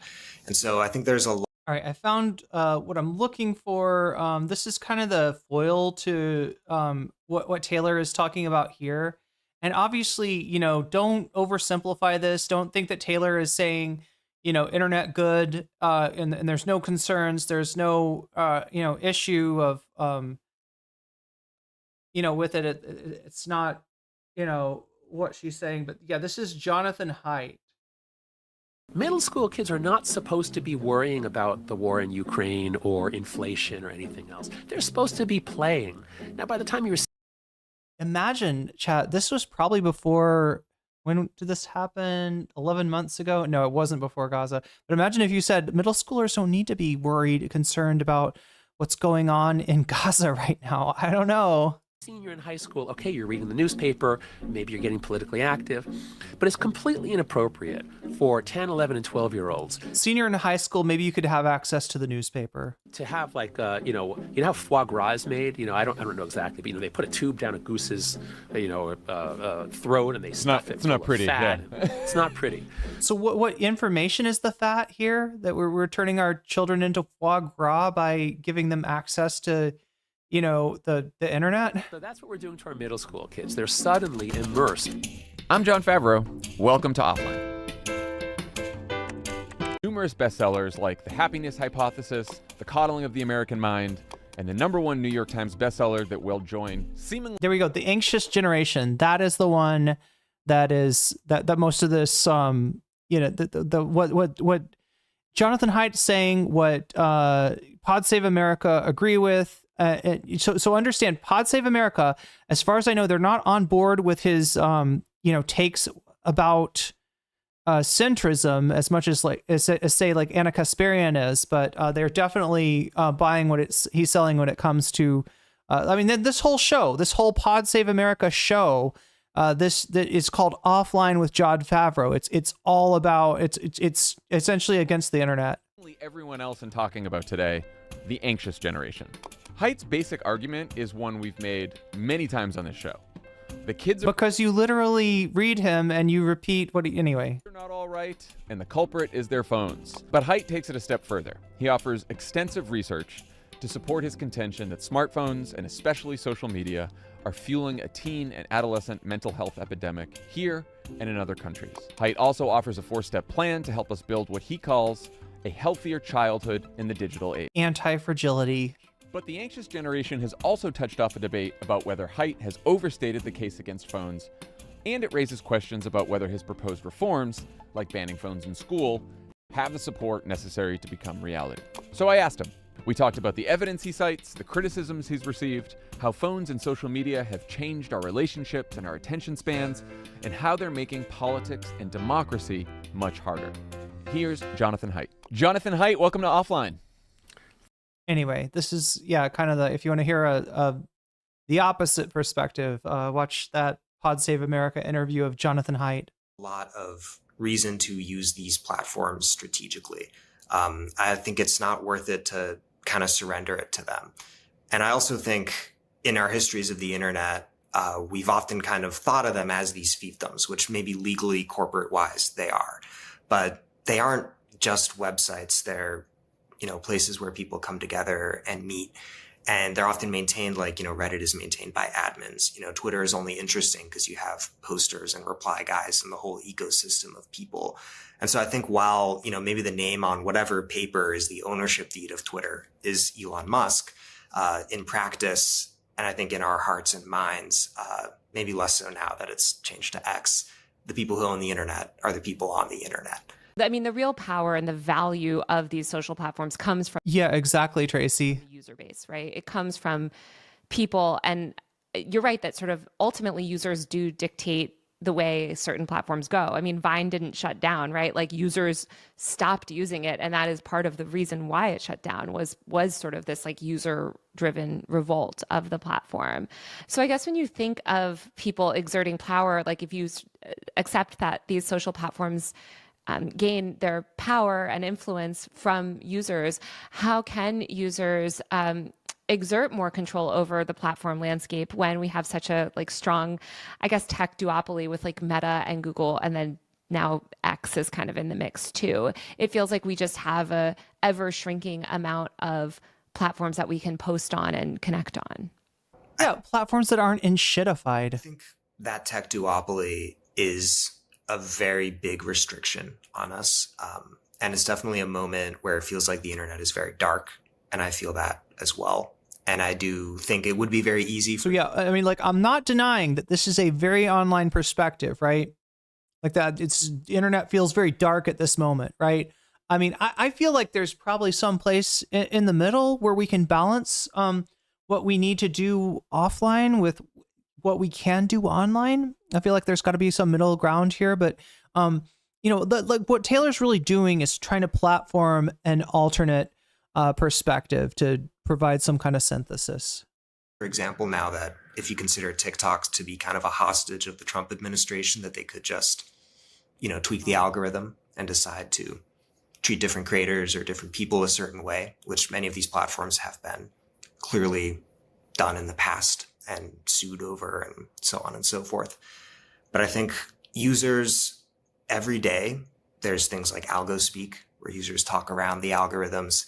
There's things like, people do manage to fundraise, people do manage to do activism. So some of that is so chat, if I say something like that Mario's brother unalived someone, that's algo speak, right? I know if I say, if I say the word that starts with K and rhymes with spilled, that the algorithm is very likely not going to like that, but that it's pretty easy to find a way to get around that, right? So that's algo speak. That's sort of hacking. Is a little cosmetic, and the core of it remains that it is top-down controlled. But I think you see this desire among people to move to new platforms or create new spaces. And that's part of what I meant by saying like skills like being an admin or a moderator or being, a steadfast and productive reply guy or being a creator who, builds space for others as well as taking up space yourself. I think those will be essential in whatever new platform is created or where people go. And so I'd say I can't pretend to have the answers, but looking at the history of the internet, everything changes every 5 years. It's a totally new situation. And this duopoly we have now, or triopoly or whatever it is going to be temporary. I don't know about that because I think it's been for the past 15 years. I mean, the only reason TikTok was able to even remotely compete with Meta is because they sold them, Musically sold to ByteDance, and ByteDance poured $1 billion in app download ads alone in 2019 just to get the app off the ground. It's those levels of resources that you need to even compete with Meta or Google. And if you don't have those levels of resources of endless $1 billion, whether you're getting them from Elon Musk or a Chinese tech conglomerate, it's almost impossible for any new social platform to gain traction. I mean, I guess I'm just like thinking of even like Snapchat, right? Like all of these other apps have been so successfully and aggressively driven out of business by Meta and Google over the past decade. I don't know. I guess like, do you see signs of that ending? I see one sign of it ending just in terms of the broad dissatisfaction you see with these structures. I mean, I think TikTok did have massive financial backing and they did, run a very savvy campaign, but people also wanted to go there. It is, a convergence of factors, a moonshot. Then there have been tons of aggressive marketing campaigns, tons of kind of aggressive ways of putting thumbs on what would be like the scale that, haven't worked out. But I think that's a little bit what I mean by my argument of thinking more about the bottom up and putting agency there rather than in the top down. Maybe factually it is true that, we are the Chinese whatever, the conglomerate or Elon Musk or Zuck and Google and all the money is sloshing around, and that's what's moving attention and moving eyeballs. And certainly it's a part of it. It might even be the largest part of it. But I think for me, it's almost like a little bit of like a Pascal's wager. I want to believe that it is possible to change from the bottom up. And I think, in history, a lot of people... What he's saying there is that just like Pascal's wager says that if it is possible that God exists and it is possible that God does not exist, and God, is gonna damn your soul to hell if you say that he doesn't, if you don't think he exists, and you're gonna receive eternal life if you think he does exist, right? Then it is in your interest, and there's no real drawback to just believing in God just in case, even if you think that there's like a 99.99% chance that God doesn't exist. It doesn't hurt you to believe in God. And it's a weird thing, right? Because like, do you think God is stupid? You know what I mean? Like having that Pascal's wager type of belief, like that's not the same as belief. Believing that it's in your best interest to believe something and telling yourself you believe it when you don't, that's not belief. And if what God is concerned about is belief, then you're kind of fucked there. Either way, Chad, just like Descartes, I don't really rate Pascal, but in this case, the Pascal's wager is like, can we affect the internet? Can we affect the outcomes? Can what we do have an effect on the overall discourse, on the overall, or is it all just money sloshing around? Is that what decides it, right? And what he's saying is, even if it is just money that decides it, it doesn't hurt you any to act as if you have some agency on the internet, act as if what you say is actually important. If it does have an effect, even a small one, that could make a difference. Rather than assigning agency to like, oh, Napoleon, conquered all of Europe or whatever. It's like, no, he had an army. There were everyday people. There was a way the economy was set up. And I think it's important in the history of these apps and their adoption, and maybe in what can come next, to focus on the bottom up, even if it empirically isn't necessarily the explanation. I think politically it is the most useful lane to explore and to open people's eyes to, is to say, yeah, sure, it was, a top-down, highly effective corporate, but at the same time, people adopted it. And then all these other apps copied it because people liked it. I do think that TikTok also, I mean, you could argue it was adopted primarily because of a lot of this aggressive marketing and positioning, and because it's just a far superior product to anything Instagram or Google was offering. But as you mentioned, it's also... Any Snapchat users in chat? I know Snapchat is not as big as it used to be, but did they really kill it off? Is Snapchat effectively dead?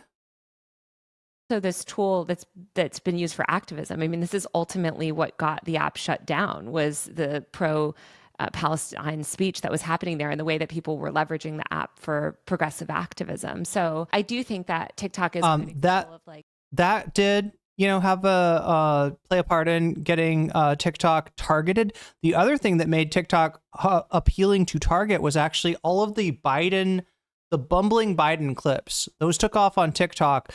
that got the Biden administration to think maybe this TikTok thing is a net negative for us.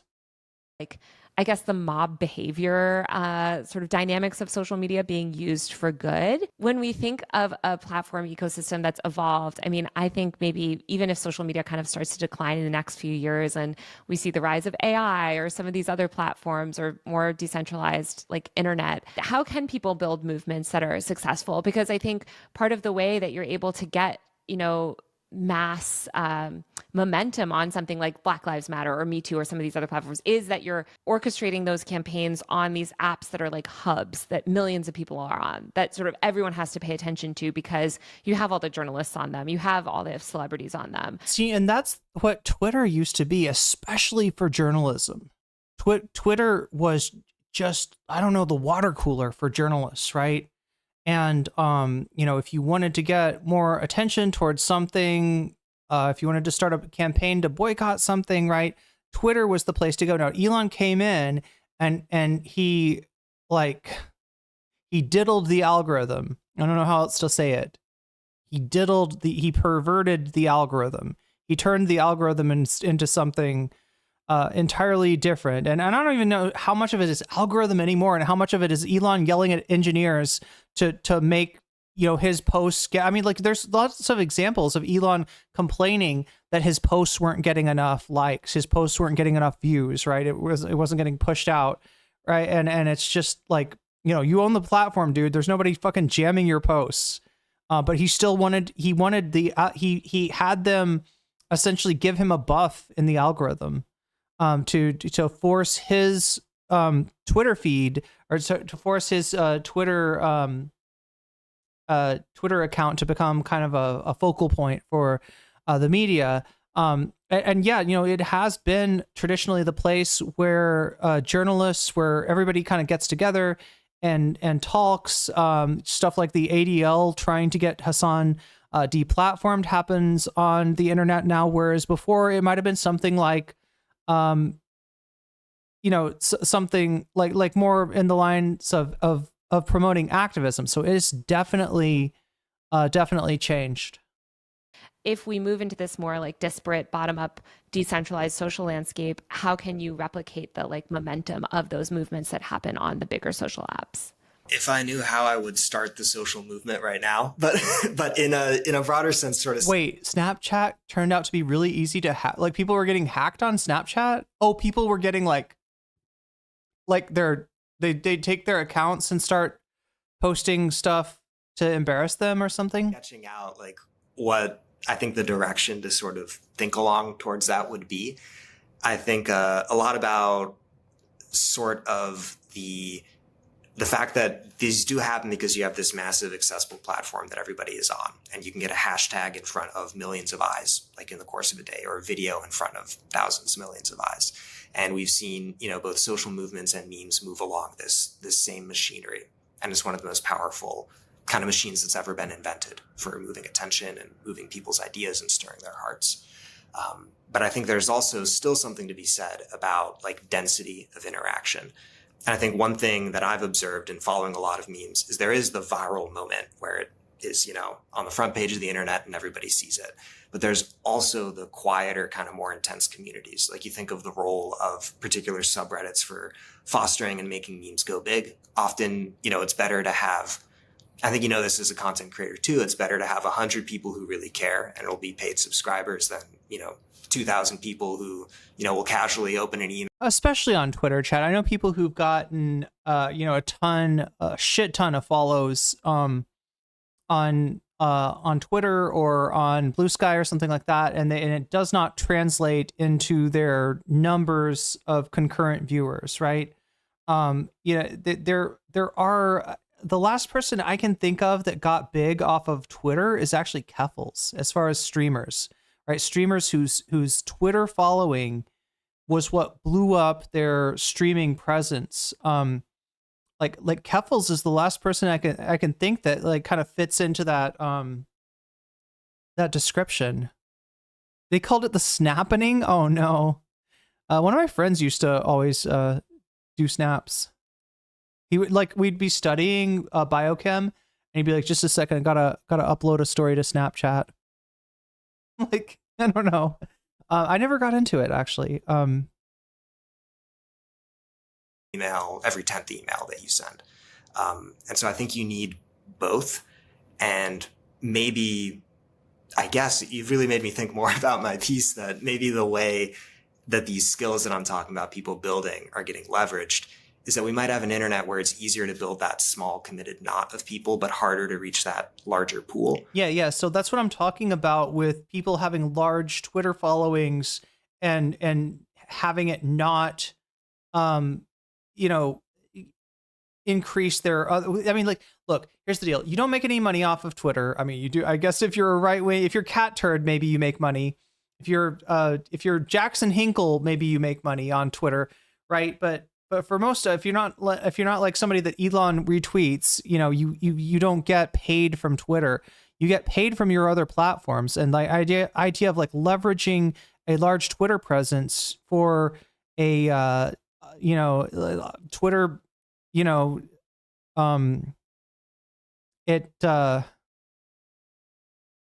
like if you post a link in your tweet, immediately the reach of that tweet goes way down. It goes down because Twitter wants their users staying on Twitter, and it's kind of hard to beat that. And like what he's saying is exactly right. If you have 100,000, 500,000 people that hey, when they see your tweet, they say, "Hey, cool. Oh yeah, that's really good. Here, I'll give it a like. Oh hey, that's really good. Let me give it a retweet." Right? You're not really doing much. It's not helping you as a content creator to be viable, right? It's only helping if they see your like going live announcement and they're like, "Oh, hey, Hassan, like Hassan, there's somebody who leverages Twitter, for an expanded reach." But how many followers does Hassan have?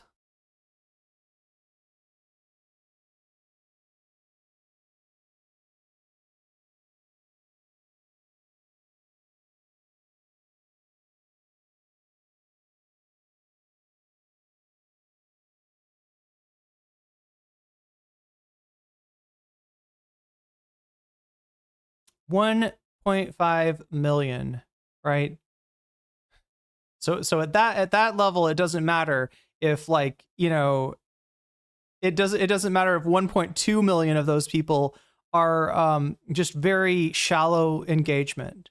They barely, they're just like, "Oh yeah, that's the guy that tweets sometimes," right?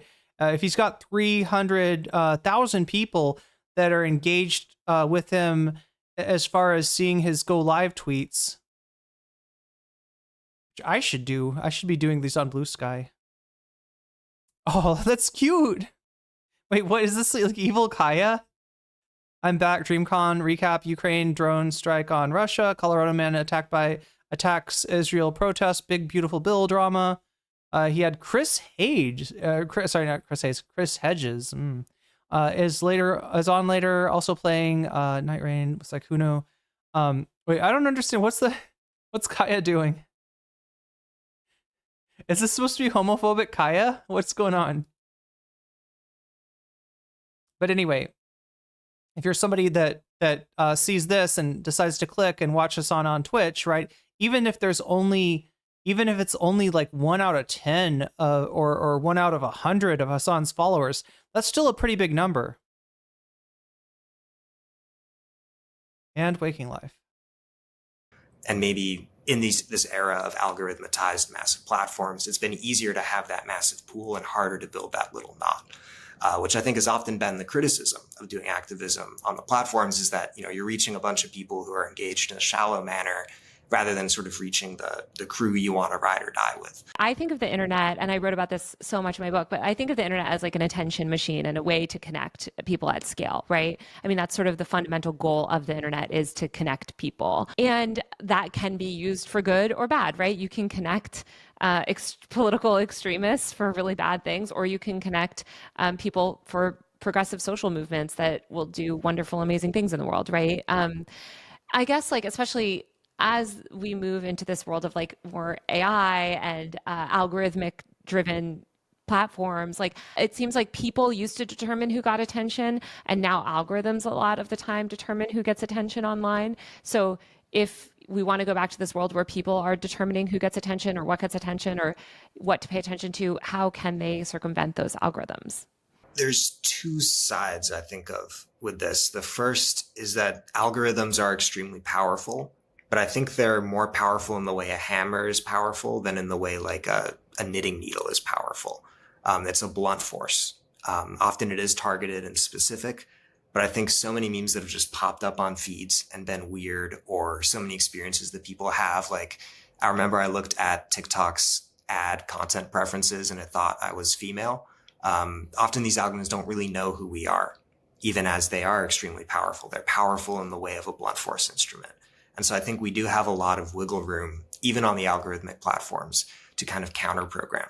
I think a lot of memes, you see that counter programming happening, and a lot of activism, like the pro-Palestinian stuff on TikTok. You see that people, either they're, kind of inventing ways to go around the algorithm, or the algorithm actually isn't that good at stopping them. I think often, every situation is different, but the algorithm's not the puppet string, it's the hammer. That's sort of the first side I think of.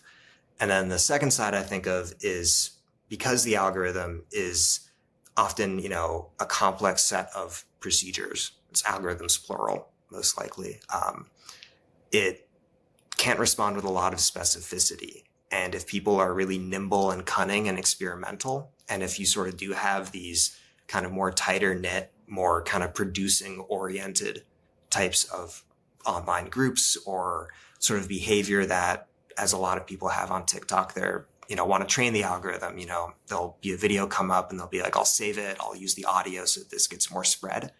I think that people can plan and be savvy. I gotta say, the remedy for the algorithm is the group chat, but the group chat does not come without side effects. The group chat is its own thing. In fact, there's group chats. There was an article in Semaphore talking about a group chat between, I think it was Mark Andreessen had started it.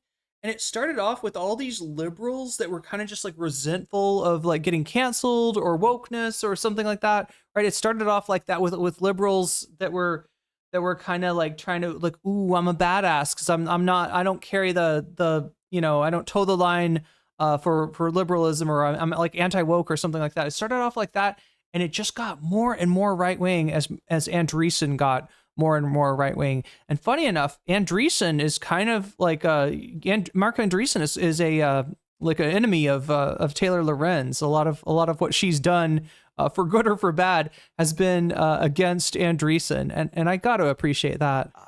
Around it. I think that as algorithms are becoming more prevalent, more people are realizing how to manipulate the inputs into the algorithms. Like you mentioned, the whole idea of like click to save, click to share. Even if you don't click, people realize that like when the Palestinian flag gets you quashed, then you use a watermelon. When the watermelon gets you quashed, then you choose something else, right? It's clicking the share button and copying that link, again, whether or not you ever send it anywhere, is a signal to the algorithm to boost it. And you've seen a lot of activists sort of like leverage those tactics, or like you mentioned, use things like product focused language when they're talking about activism, in order to tap into like the TikTok shop algorithm and get their content boosted, because the algorithm thinks that they're talking about shopping. So I do think like there are those ways to circumvent. You also talk about trolling the adversarial ecosystem of right-wing influencers, and you talk about this as another way. And to me, this also seems like a way of manipulating the algorithm, where you're kind of hopping on the algorithmic boosts that a lot of these extremists are getting, but you're redirecting that conversation with sort of trolling, I guess. Can you talk about what role you think like trolling plays, or why you think this is an important part of like being online? Because I think a lot of people are encouraged to log off, don't feed the trolls or whatever, or don't respond. But I think you wrote like this actually is necessary. This is a weird one, chat. I have been in places where interacting with my ops would have absolutely harmed me. And I've been in places where, people, the right people talking shit about me is actually really helpful. So I guess it depends. necessary for change? To me, it's important to maybe not feed the trolls, but not to ignore them. In part because I think it is important to have like countervailing voices that will oppose these right-wing talking points. And maybe this is a little counterintuitive. I think that putting up a fight against the trolls is a way of galvanizing and getting, our own side excited. So when he's saying want democratic politicians. Excuse me. Thank you. When he's saying putting up a fight against the trolls, right, he's talking about right-wingers. He's talking specifically about right-wingers coming into his Twitter feed. He says something, I don't know, about, housing for all or healthcare for all. And the troll comes up like, oh, I guess you're so lazy. You don't want to, like it doesn't come for free. It comes from somebody's taxes or something like that. Right.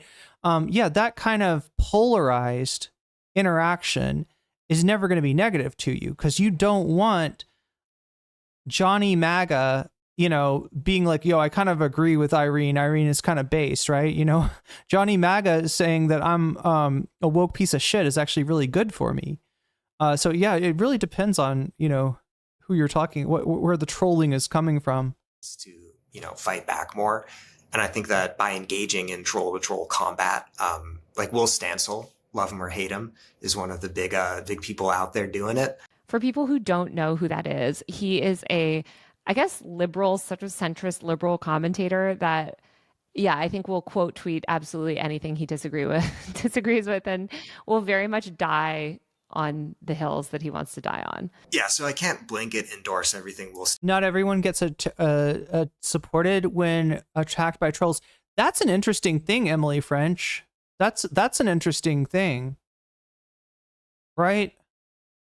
Whether people react to, somebody getting attacked by right-wingers by jumping in and starting a dog pile of their own, or whether everybody just is kind of like, tries to get the fuck out of there.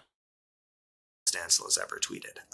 But I do think people like him, a few examples of this are menswear guy who posts on Twitter critiquing right-wing fashion, or Ali Lukes, who got her PhD at Oxford and was kind of attacked by the mob, but fought back in a way that was very valiant. And I think there's an important role to be played in participating in these debates, because they can galvanize our own side.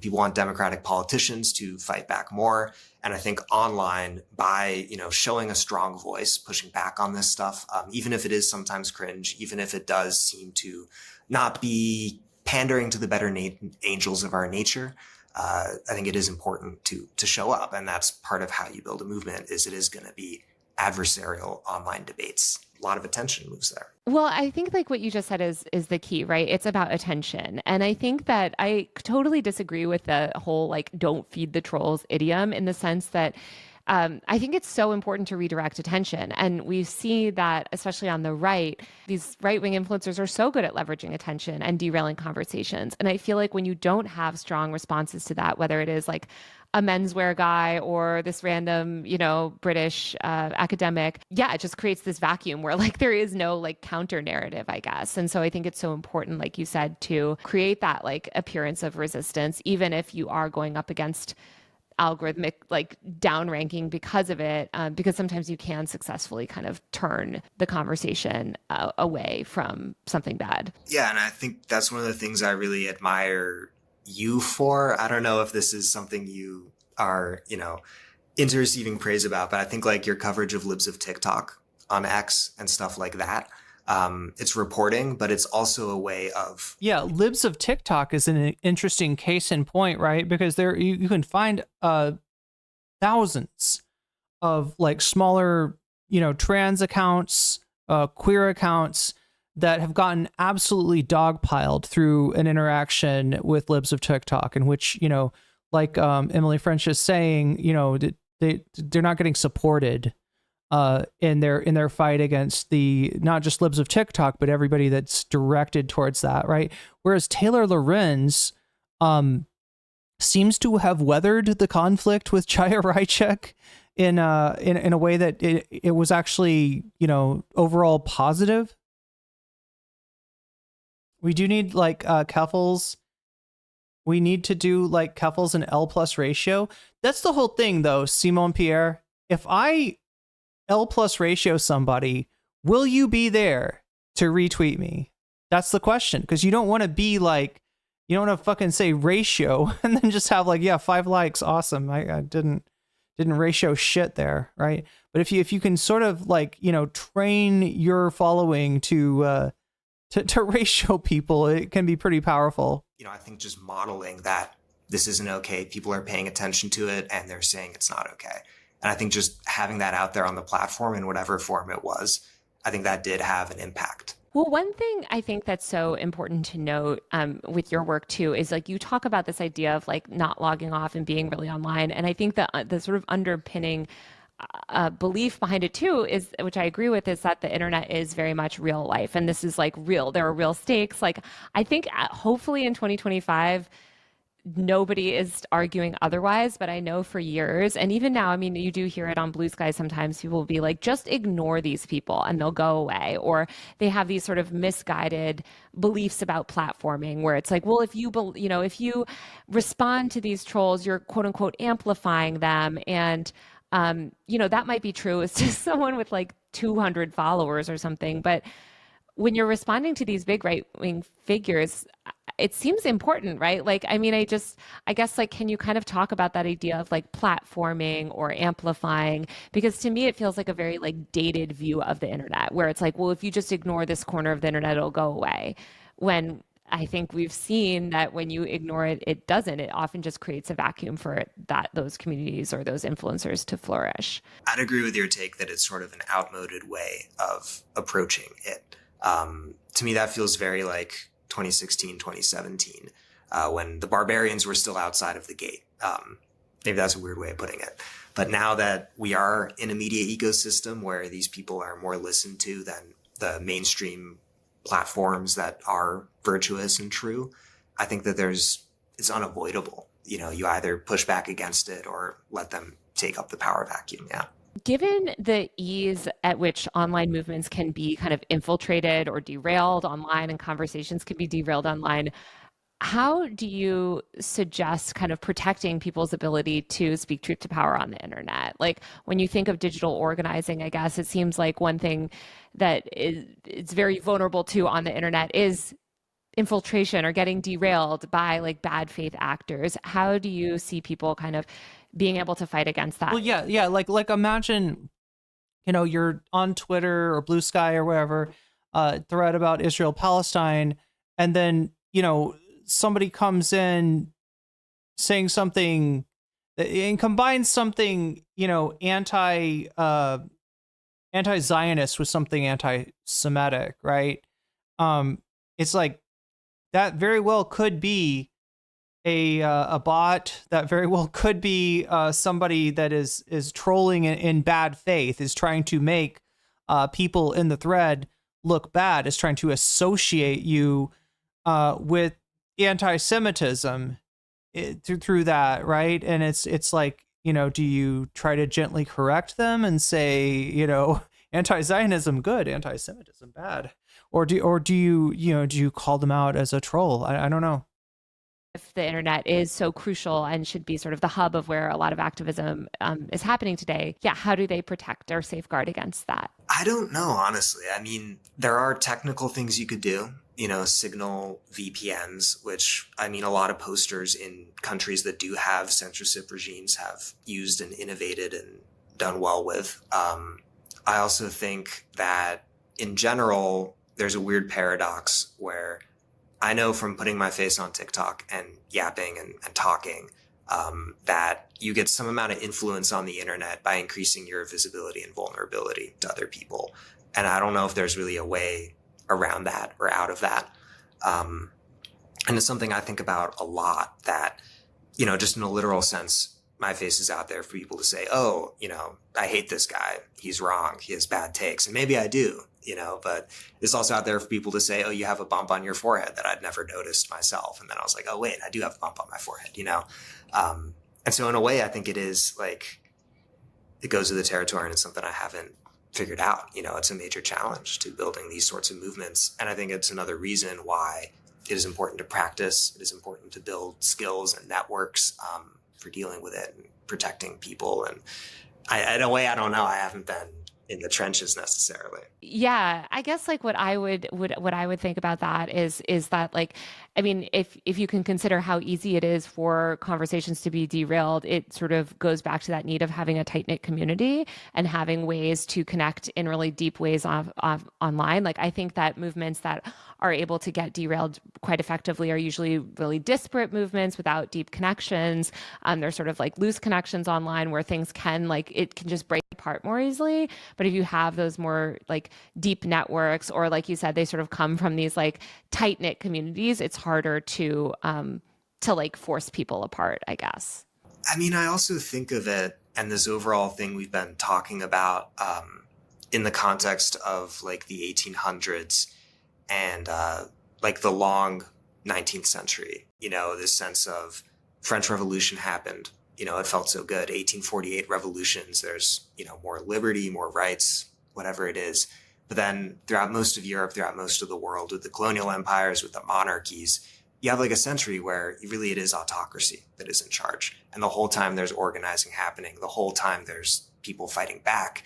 And a lot of it gets erased because it's censored or repressed or whatever, but that still remains there. And it's the foundation of whatever it is that has been built today or can be built is what people were doing back then. And there's been so many times in history where it's felt so over and so insurmountable in the same ways, and where, you know, the fields of public discussion were controlled. That doesn't give me optimism necessarily, but, you know, it's not unprecedented what we're facing. I guess, like, you know, you've talked about, you know, these times in the past when there was really bad stuff happening or things seemed really down and it seemed like people weren't going to be able to exert any power over their own sort of material conditions. And then there was a revolution or things changed. And obviously, like, history has shown us that things can change very quickly. And I do kind of believe that that can happen with the internet. But I guess what signs are you seeing today that make you think that things might change in a positive direction?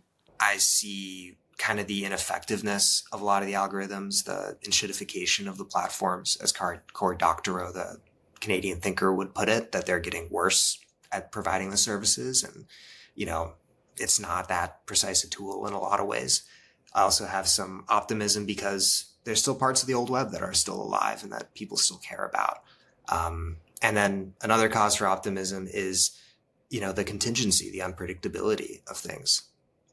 It's always changing. I guess, like, what I would say, aside from those things, which I totally agree with you on, I think that we've seen actually a lot of appetite for people seeking to exert collective power online, whether it is through, you know, things like the GameStop meme stock movement, like meme stocks. Yes, there usually can be for really bad things, but we've seen a lot of people kind of channel attention towards different news events or causes or personalities or whatever to try to, like, right now it's for financial gain, but I think that you're seeing, especially on the right, people leverage that attention also for political gain. I mean, Trump is kind of an example of that, actually. And then I think you cited this piece in what you wrote too. But there was this great piece by this woman, Heidi Pullig, about Mr. Beast and viewing someone like Mr. Beast as almost like a vehicle for change. Like, people don't look at him as much of a sort of a top-down creator, but they view him as this vehicle for charity. I think you talked about this too with VexBolts, right? VexBolts is a content creator and streamer who came up with the Let Him Cook meme. And at the time of kind of the end of 2024, he had a moderate following. He was famous. He was well known. But suddenly people started with this meme of let's mass unfollow VexBolts at like the stroke of the new year of 2025. And so something of like 3 or 4 million people chose to follow VexBolts, and his follower count surged. Yeah. You know, we will beat the algorithm, says Tracy Eva. That is, like I said, the thing in my experience, that beats algorithm is like a group chat. Now, obviously, group chats can be toxic too. But think about what chat is. Chat is kind of like a group chat. If everybody in chat decides to hit that like button on the video, that is a way of wrestling the algorithm. If we put all of our thumbs together, we might be able to beat the giant thumb of the algorithm that is on my content, keeping it, you know, sequestered to a certain number of people to a smaller number of people, right? It is that kind of thing. Like just like a community gets the will to do something, to push a kind of content, to push a creator, and yeah, is able to overcome the algorithm. In some ways, chat, you are the algorithm. Like on a very simple level, right? There's more complexity to algorithms, right? But on a very simple level, the algorithm is just on YouTube, for instance, right? It asks a few questions. When I show this title and thumbnail to people, what percentage of those people click on it? Is it 10% of people? Is it 20% of people? Is it 0.7% of people? And based on that, based on how much it's getting clicked on, right? They're either going to show the thumbnail and title to more people, or they're going to show the thumbnail and title to less people. The whole thing the algorithm is looking for is what content keeps people engaged the most for the longest, right? So, there's first the click-through. That's the click-through ratio that I just described to you. Second is the watch time. When somebody watches a piece of content, first of all, what percentage of the content that do they watch? But almost more importantly, what's the total amount of time? And that's how you have these like super long videos that go in depth about subjects that people are kind of obsessed with, that end up doing really well. It's not that everybody's clicking like an 8-hour video and watching it front to end. It's more like a bunch of people are clicking on it and watching 1 hour. Some people are clicking on it and watching 2 hours. Some people click on it, they watch 1 hour, and then they come back later and watch the next hour, and they come back. Maybe they don't have more than an hour a day, right? So it's that kind of thing that determines whether a video gets sent to more people. And then the last thing being engagement, right? When you watch a video, do you just watch a video, or do you hit the like button, or do you subscribe to the channel, or do you click on other content from that channel? Each of these things will affect how the algorithm serves a creator's content to the YouTube viewership at large. In the last days of 2024, and then they all mass unfollowed him at the stroke of midnight. This is profoundly silly, but perhaps you found my streams because YouTube recommended them. Yeah. To optimistically read it was like, this is a crazy flex of power. People can make this man suddenly famous and then make him suddenly unfamous. And I think every content creator, to some extent, Emily French says, I found Irene from another content creator. Feels, more at the whim of their audience than kind of in charge of them. Even though they are called followers, you're following them most of the time. And with Mr. Beast, the theory there that was in a paper at the University of Kent as well, is that his audience aren't, fooled by his retention editing. One of the reasons they're there is because they know their attention turns into money, which he either spends, curing the blind or building wells, or that he'll spend in, put it in a briefcase and pass it to you when you're in Walmart looking at the Feastables aisle of his chocolate bars. And so there's this sense that you're watching translates into money, translates into power, and that en masse you can give or take away this attention. And I think a lot of memes are very obsessed with that.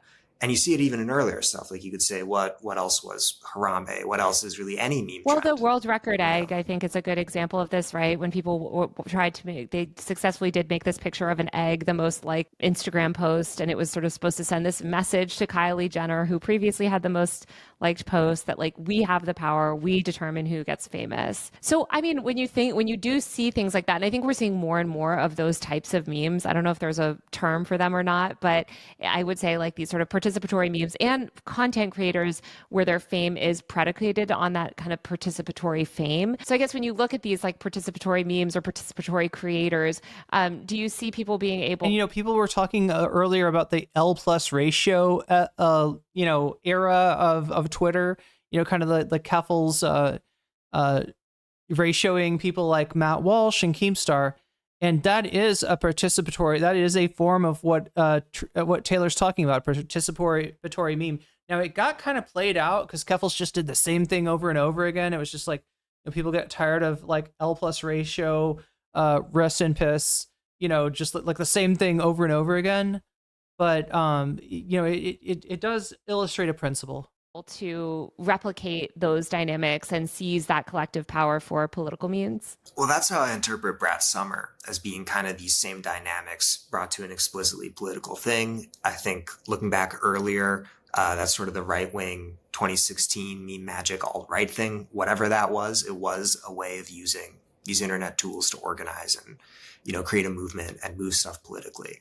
And I'd say my larger view is that the internet isn't just a machine for communication. I think it's a new kind of governance form.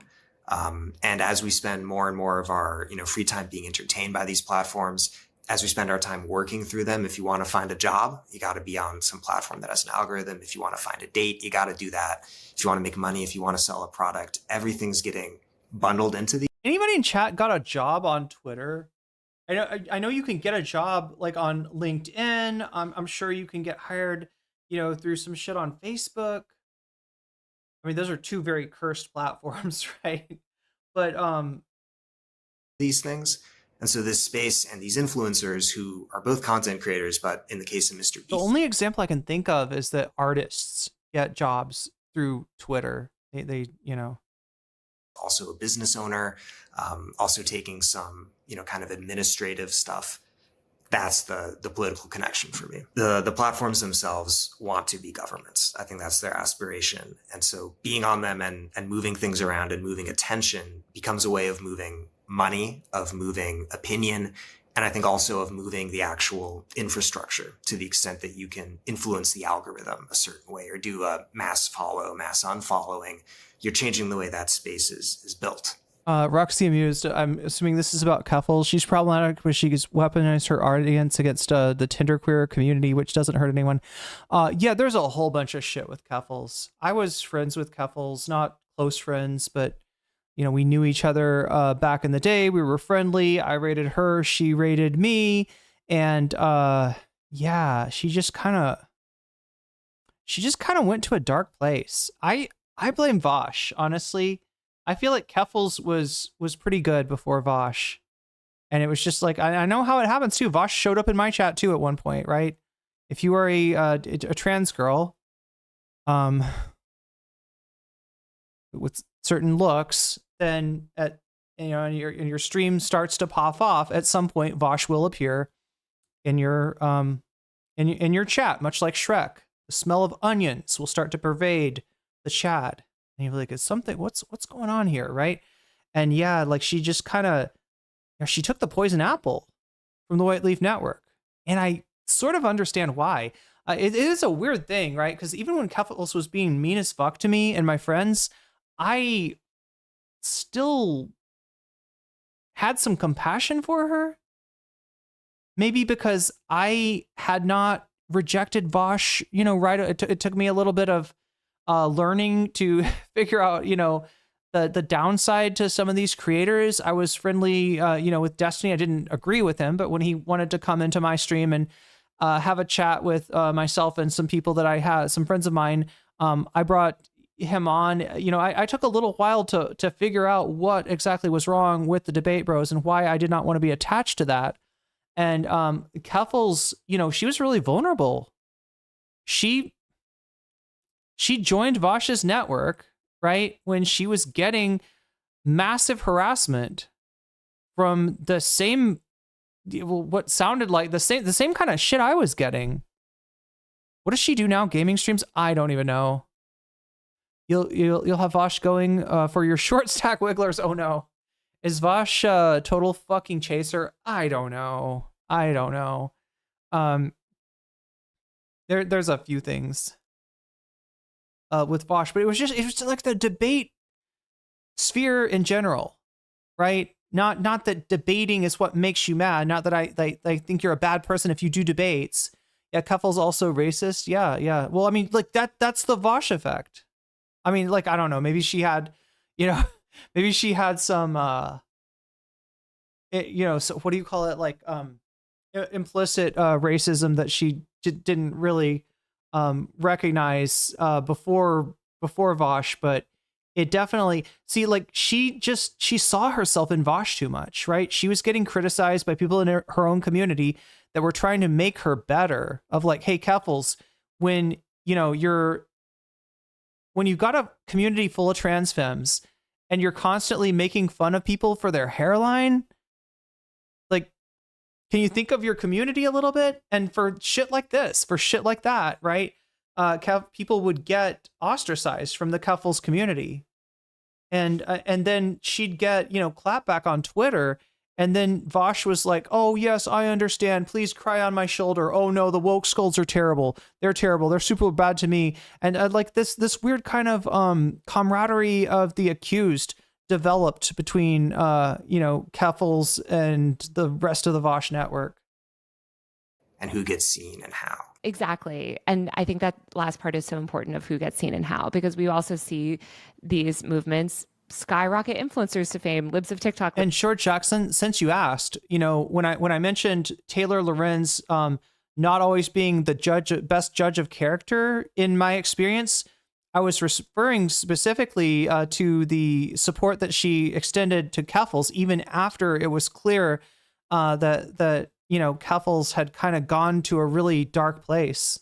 Lady Perfect Example was basically collectively mainstreamed into existence. But, I don't want to judge Taylor Lorenz forever for one mistake that she made. By her following, and relies on a lot of like crowdsourced content also for her following. There was this piece that I think I sent it to you that I hated so much in 404 Media.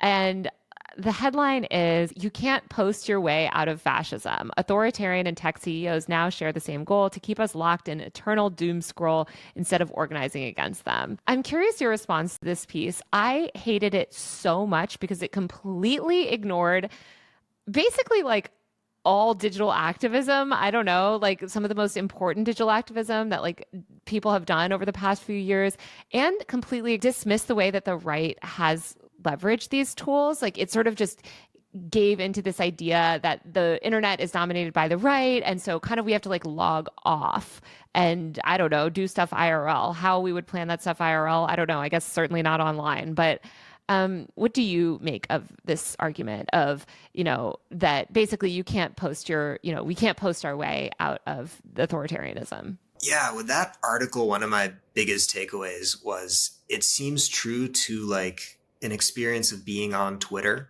at a specific point of time with a specific set of people. And if that's like the only online sphere you're in, then maybe that is an accurate, take. But the internet is so big, and I know there's stuff going on that I have no idea what's happening there. I'm not even on Tumblr anymore. Who knows what's going on? Corners of TikTok I'm not on. So the internet's a very big place, and there's always stuff going on. And the experience we've had on Twitter isn't the only thing. Well, right. And I guess what I would imagine that author would say is like, well, that quote unquote stuff going on is like people participating in the same corporate driven incentives as all social media, right? Like I totally agree with you that the piece was so like journalism Twitter brained. And I think that's why so many like journalism Twitter brained people were sharing it, also because they just completely ignore the work of like disability justice advocates or just other people whose like primary form of activism is online. But I guess what bothered me is like, again, it's just this idea of like abdicating the internet. And that doesn't mean, and I think the piece does talk about like Discord and is really against sort of like top down corporate social media, which. Wait, it does talk about Discord? I'm sorry, Discord? Because like Discord is one of those platforms that I would almost like classify as like similar to a group chat. Right. I don't know, chat. Is there an algorithm to Discord on some level for like public Discords? But this brings up a good question, right? I don't even think as much about, like the question of like log off, versus, don't get caught in the eternal doom scroll and log off versus, stay and fight, right? There's also things like Twitter, which for the longest time I stayed on Twitter and continued to fight the good fight. My tweets continued to get motion to them, and I found it a good place to to blast off and to get attention to what I'm doing, et cetera, et cetera. But I think it was when I heard that anything on Twitter was fair game for to be to be fed into the AI, right? That's when I stopped. I just was like, no, I'm not going to help. I'm not going to help Elon build his AI. I'm not interested. That was the point in which I went over to Blue Sky, and it's still less than satisfactory.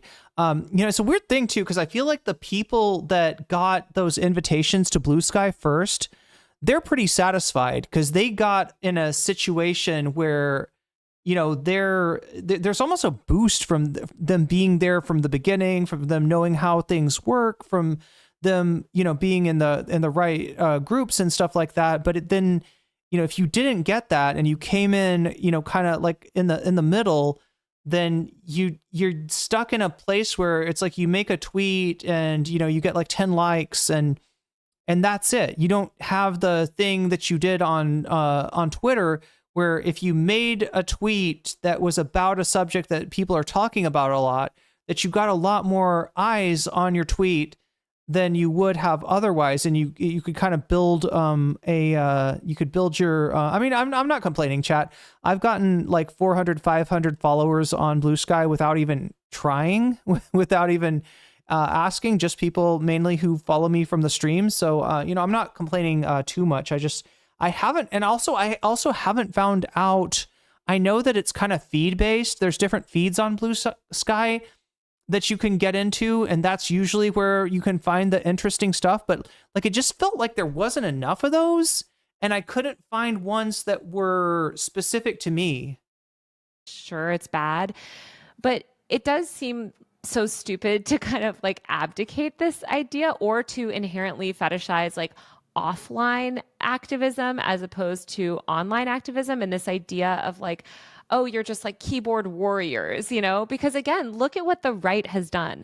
Look at the way the far right has weaponized the internet and leveraged the internet to mainstream these politicians into power and to seize control of the conversation and to dominate the media cycle and to build these massive influencers platforms. Like, in my opinion, like that's just such a further case for, remaining online and trying to replicate that. And I think that a lot of people in progressive circles, like I think they're so against corporate social media that they sort of want to. Tracy Eva, I'm still trying to find my way in Discord. I hope to use it more in the future. Yeah, I'm still trying to find out like how to, what the best way to build it. Like I have, chat, if you don't know, we've got not just one Discord, but we've got two Discords. There's one Discord that is for everybody, and then there's one Discord that I've got that's new. I say new. I've had it for a little while, but that's members only, and that's the one that like the one that I have that's older and bigger is one that somebody has set up for me, and so because of that, I don't really know how it works. I'm always afraid to try to change things on that Discord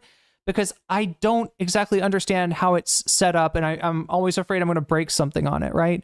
So I'm trying to kind of start anew, but like, I don't know. I need some ideas. I know there's like, we should be doing a lot more with the Patreon community and with the, the members only Discord, Weasel Cord, in order to, sort of do more community events and stuff like that. I just need to figure out like what I can do that will be enjoyable and fun for people. For me, Discord is usually about just finding a group chat and hanging out there, or at least that's what it used to be. I don't really do that as much anymore.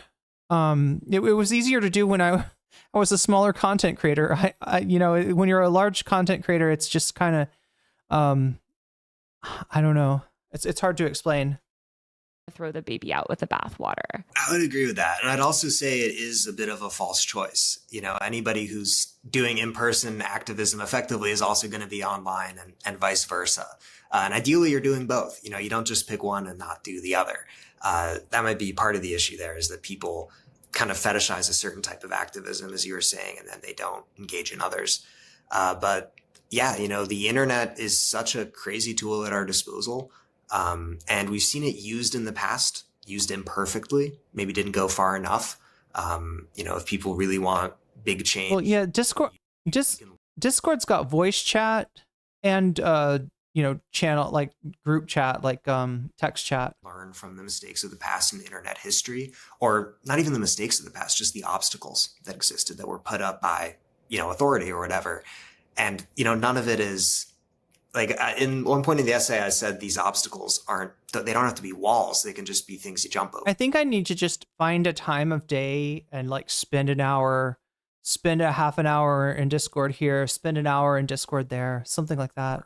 One big Movies, games, fundraisers, voice calls, etc. on Discord. Yeah. obstacle, I would say, is surveillance and speech, and a lot of these terrifying laws that we're seeing, like the Kids Online Safety Act, or these age verification laws, where there's just aggressive restrictions happening around speech on the internet. And I'm curious if you've been following any of that stuff. It's funny because some of the claims by the Republican Party of their free speech being restricted was like them violating terms of service, being an absolute asshole and like harassing people or telling people to like kill themselves and shit like that. And then surprise, surprise, their account gets banned, right? That's the platform enforcing its terms of service. Now we've got the Trump administration enforcing its terms of service on all of us and restricting our free speech for real. Like the fights against COSA, if you're involved in any of that, or any of the fights against these efforts to curtail speech. Because I think even though a lot of these people maybe on the left don't want to acknowledge. You can have a channel that your community can post their creative work in. We do. I think we have an art channel. The liberatory nature. We have a fluff channel for posting your furry friend. Of the internet. Like, people in power certainly have recognized it. Again, this is why we have the TikTok ban. This is why we're having these restrictions where they want to keep young people, especially offline.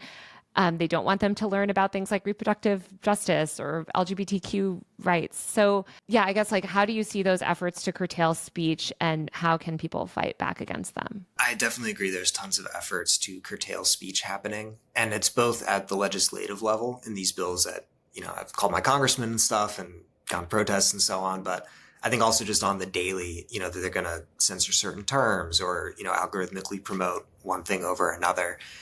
And I'd say that one way to fight back against it is to use the tools that I guess are at our disposal as citizens. And another way to fight back against it is to use the tools at our disposal as posters, to continue to provide that information, whether it's, like a hard link to your own website on the, algorithmatized platform, whether it's just sort of concerted posting. In a way. That's the other thing we need to do, Chad. I've got a website, and I just need to figure out how to host my stream on it, host a stream chat. There's something, the one thing that I think that the Vosh and Destiny did that was really good was taking their community onto site chat. In other words, there's a each content creator has a website that you can go, like, you can watch their content on Twitch, on YouTube, or whatever, right? Whatever they're streaming on. But you can also go to their website and watch it on there. And if you sub through there, you get like better rewards, right? Whereas Twitch is kind of like limited. You have a certain number of emotes, you have a certain number of this, you have a certain number of that. With your own website, you can just program it however you want to. But it's just that there's a very specific type of code that you need to use in order to integrate and embed like a YouTube or a Twitch stream into a website, and then host the chat there, and then also integrate subscriptions so that people that support, because the other idea is this, chat. If you support me on Twitch, I get 55% of your sub. Twitch takes the other 45%. If you support me on YouTube, I get 70% of the super chat or the membership or whatever, and YouTube keeps 30%.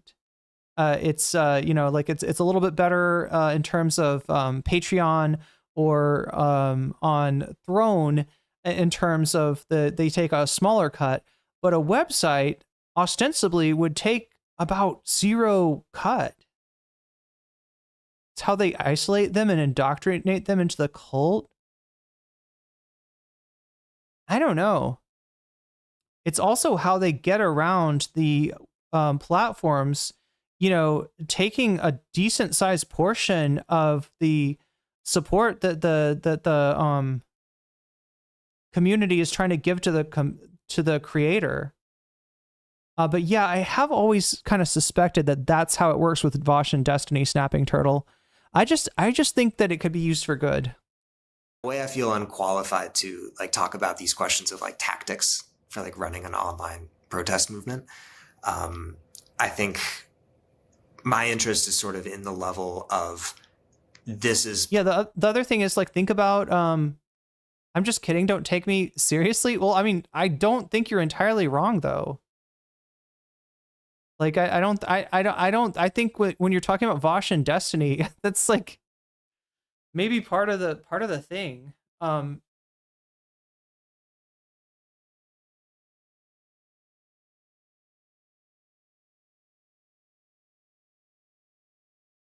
Possible, you know, like don't close down the road that we haven't yet driven down, a lot of us, or our culture. The other thing I was thinking about is like, for instance, like think about notifications, chat. One in chat, if you've ever found a live stream that I did, you were online and you were looking for videos, you were looking for content, you were looking to watch something when I went live, and yet you were never served the notification. You were never served the video, and so you only you watched it on the VOD the next day. I feel like this is a pretty common experience, even more common on Twitch, incredibly common on Twitch. It's kind of like, you know, Twitch encourages you to only look at the top, you know, whatever percent of the content creators that you follow, because the rest, everybody else is just kind of crammed down below the, you know, if they have like less people watching, you almost like can just, it's really, really frustrating too, the way that works. Like the Twitch notifications, I don't even know. Like they seem really sporadic. Whereas on a website, ostensibly, you know, it would just be like this, that you get a notification unless you opt out of the notifications. If you're the kind of person that notifications bother you and there should be a place to turn the notifications off, right? Because I think that'd be really annoying. In fact, that probably gets people to like unfollow or unsubscribe or whatever, you know, if you do that.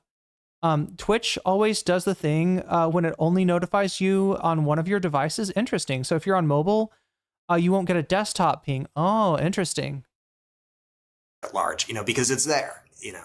Yeah, but also I think recognizing why people in power want to censor speech online and not just like regurgitating this moral panic BS. Like, oh, the internet is the bad place, or, oh, you know, social media is destroying kids' mental health. It's ruining everyone. Oh, the online left. When there's absolutely, as I've reported, no evidence of that. We see evidence to the contrary, actually. And, you know, we shouldn't just cede these spaces. And I don't think we should cede the framing on the internet either, because I think the right and people in power have so successfully kind of demonized the internet and demonized online connection and made everybody think that it's this bad thing and we should get rid of our smartphones and we should just go back to the world as it was in 1995 when there was top-down power. And it's really bad. So, I mean, I think, yeah. I mean, yeah, a lot of that Jonathan Haidt thing, the Jonathan Haidt stuff, it does seem to boil down to just boomers wanting to go back to the 90s, wanting to go back to the end of history. Yeah, posting is really good. I think fighting against these laws are really good. And just like advocating for a pro-tech future that isn't dominated by, corporate evil, corporate power. And I think that's like part of why I always think further back in history to times of where there was other technological disruptions. And some people always want to go back. And in a way, it's emotionally understandable. You know, it's the world they grew up in that they feel comfortable with. They also have their own, you know, self-interested motives or whatever. I mean, the one wanting to go back, I do understand, is people that want to go back to an earlier version of the internet. There is a lot of nostalgia for the, I don't know, 2008 to 2016 internet. Somewhere around that time period, it felt like it was more about, you know, you get what you want out of the internet. 2016 on has felt like the internet gets out of you what it wants. And that's a different feeling. Profit, you know, whatever it may be. But as the world is changing in these ways that are deeply destabilizing time and time again, we learned that there is no going back. The cat never goes back into the bag. And I think the internet, the story right now for me isn't so much that there's like a, you know, an old order that's hanging on and is like oppressing us as we kind of try to start a new thing online. It's that the internet itself is a space of contestation, and you have the right wing billionaires, Peter Thiel, that sort of thing, actually winning online right now. And so we got to fight back online, fight fire with fire. Well, Aiden, thank you so much for chatting with me today. Where can people find you? So you can check out my Substack, How to Do Things with Memes. I write about meme history. And I've got a Substack too, Chad. I just haven't used it at all. There's a lot more that I want to do online. I'm just trying to get my life sorted out, mainly trying to get at the moment, trying to get my visa status sorted out here in Thailand. If you want to support me in that, you can do so on the link down there. It's to Throne. I've got a Thai visa fund at the moment that I'm going to use to sign up for Thai language school, and that's going to get me my education visa for the next year. We'll see what I end up doing after that, and also get me help me learn the language, which is really important too. So. Thank you to everybody who's contributed to that. We are at 65% of fulfilling that, of being able to pay off that that language school bill. So thanks to those of you who have helped out with that. Speaking of people I'm thankful to, I am really thankful to Twitter. What am I saying? What did I say? I'm sorry. I am really not thankful to Twitter. What of all the things to say? I said that wrong. I'm actually thankful to another site. That's the site of Patreon. I got people that have my back on Patreon, regardless of what the platforms choose to do to my channels and to my content. So I appreciate all of you for supporting me like that. Everybody at the $5 level and above, you get a shout out at the beginning and the end of each stream. Let me do those shout outs now. Shouts out to Oral Ellipsis, shouts out to Temporal Insanity, shouts out to Steven Sayers, shouts out to Funky Monkey, shouts out to Sarah, shouts out to Nadia Yvette, shouts out to Moe Noip, shouts out to Crystal Saphira, shouts out to Jules K, shouts out to Izzy Mandius, shouts out to Infallible Fowl, shouts out to Hot Ham Radio, shouts out to Good for Gabby, shouts out to Buffy Geek, shouts out to Animus, and a fancy shout out to Zara Xerix, to Rachel K, and to Omega Star. With that, chat, I'm gonna raid you into our new friend. I think we this is Bill Boneless. Let me read the tags here. English gamers rights. Oh, that's a funny joke. Tag trans rights, leftist, free Palestine, asexual. Nice. So go give my love to Bill Boneless. And yeah, there's just not a lot of people online at the moment, but this channel seems cool. So go and check him out. I'm trying to tell what he's watching. Watching Star. Ooh, you might be watching some content, chat. Some content that you would only get on Twitch. So go check that out. Thank you to everybody thank you to the mods. Thank you to the Thumb Gang for getting my content out there to more people. And I will see you all again tomorrow. We always get rated before the shouts out. That's because you run from the chat if I don't raid you quick, right? Not you in specific, George Jackson, but yeah, there's a whole thing. If I give the sounds like I'm ending the stream, Twitch chat starts to leave, right? So I'd rather have you at least raid in and check out this other streamer. That's pretty cool. And hey, maybe we'll get rated back sometime in the future. That's always a good thing. Anyway, much love to everybody. Take care of yourself and each other, and I will see you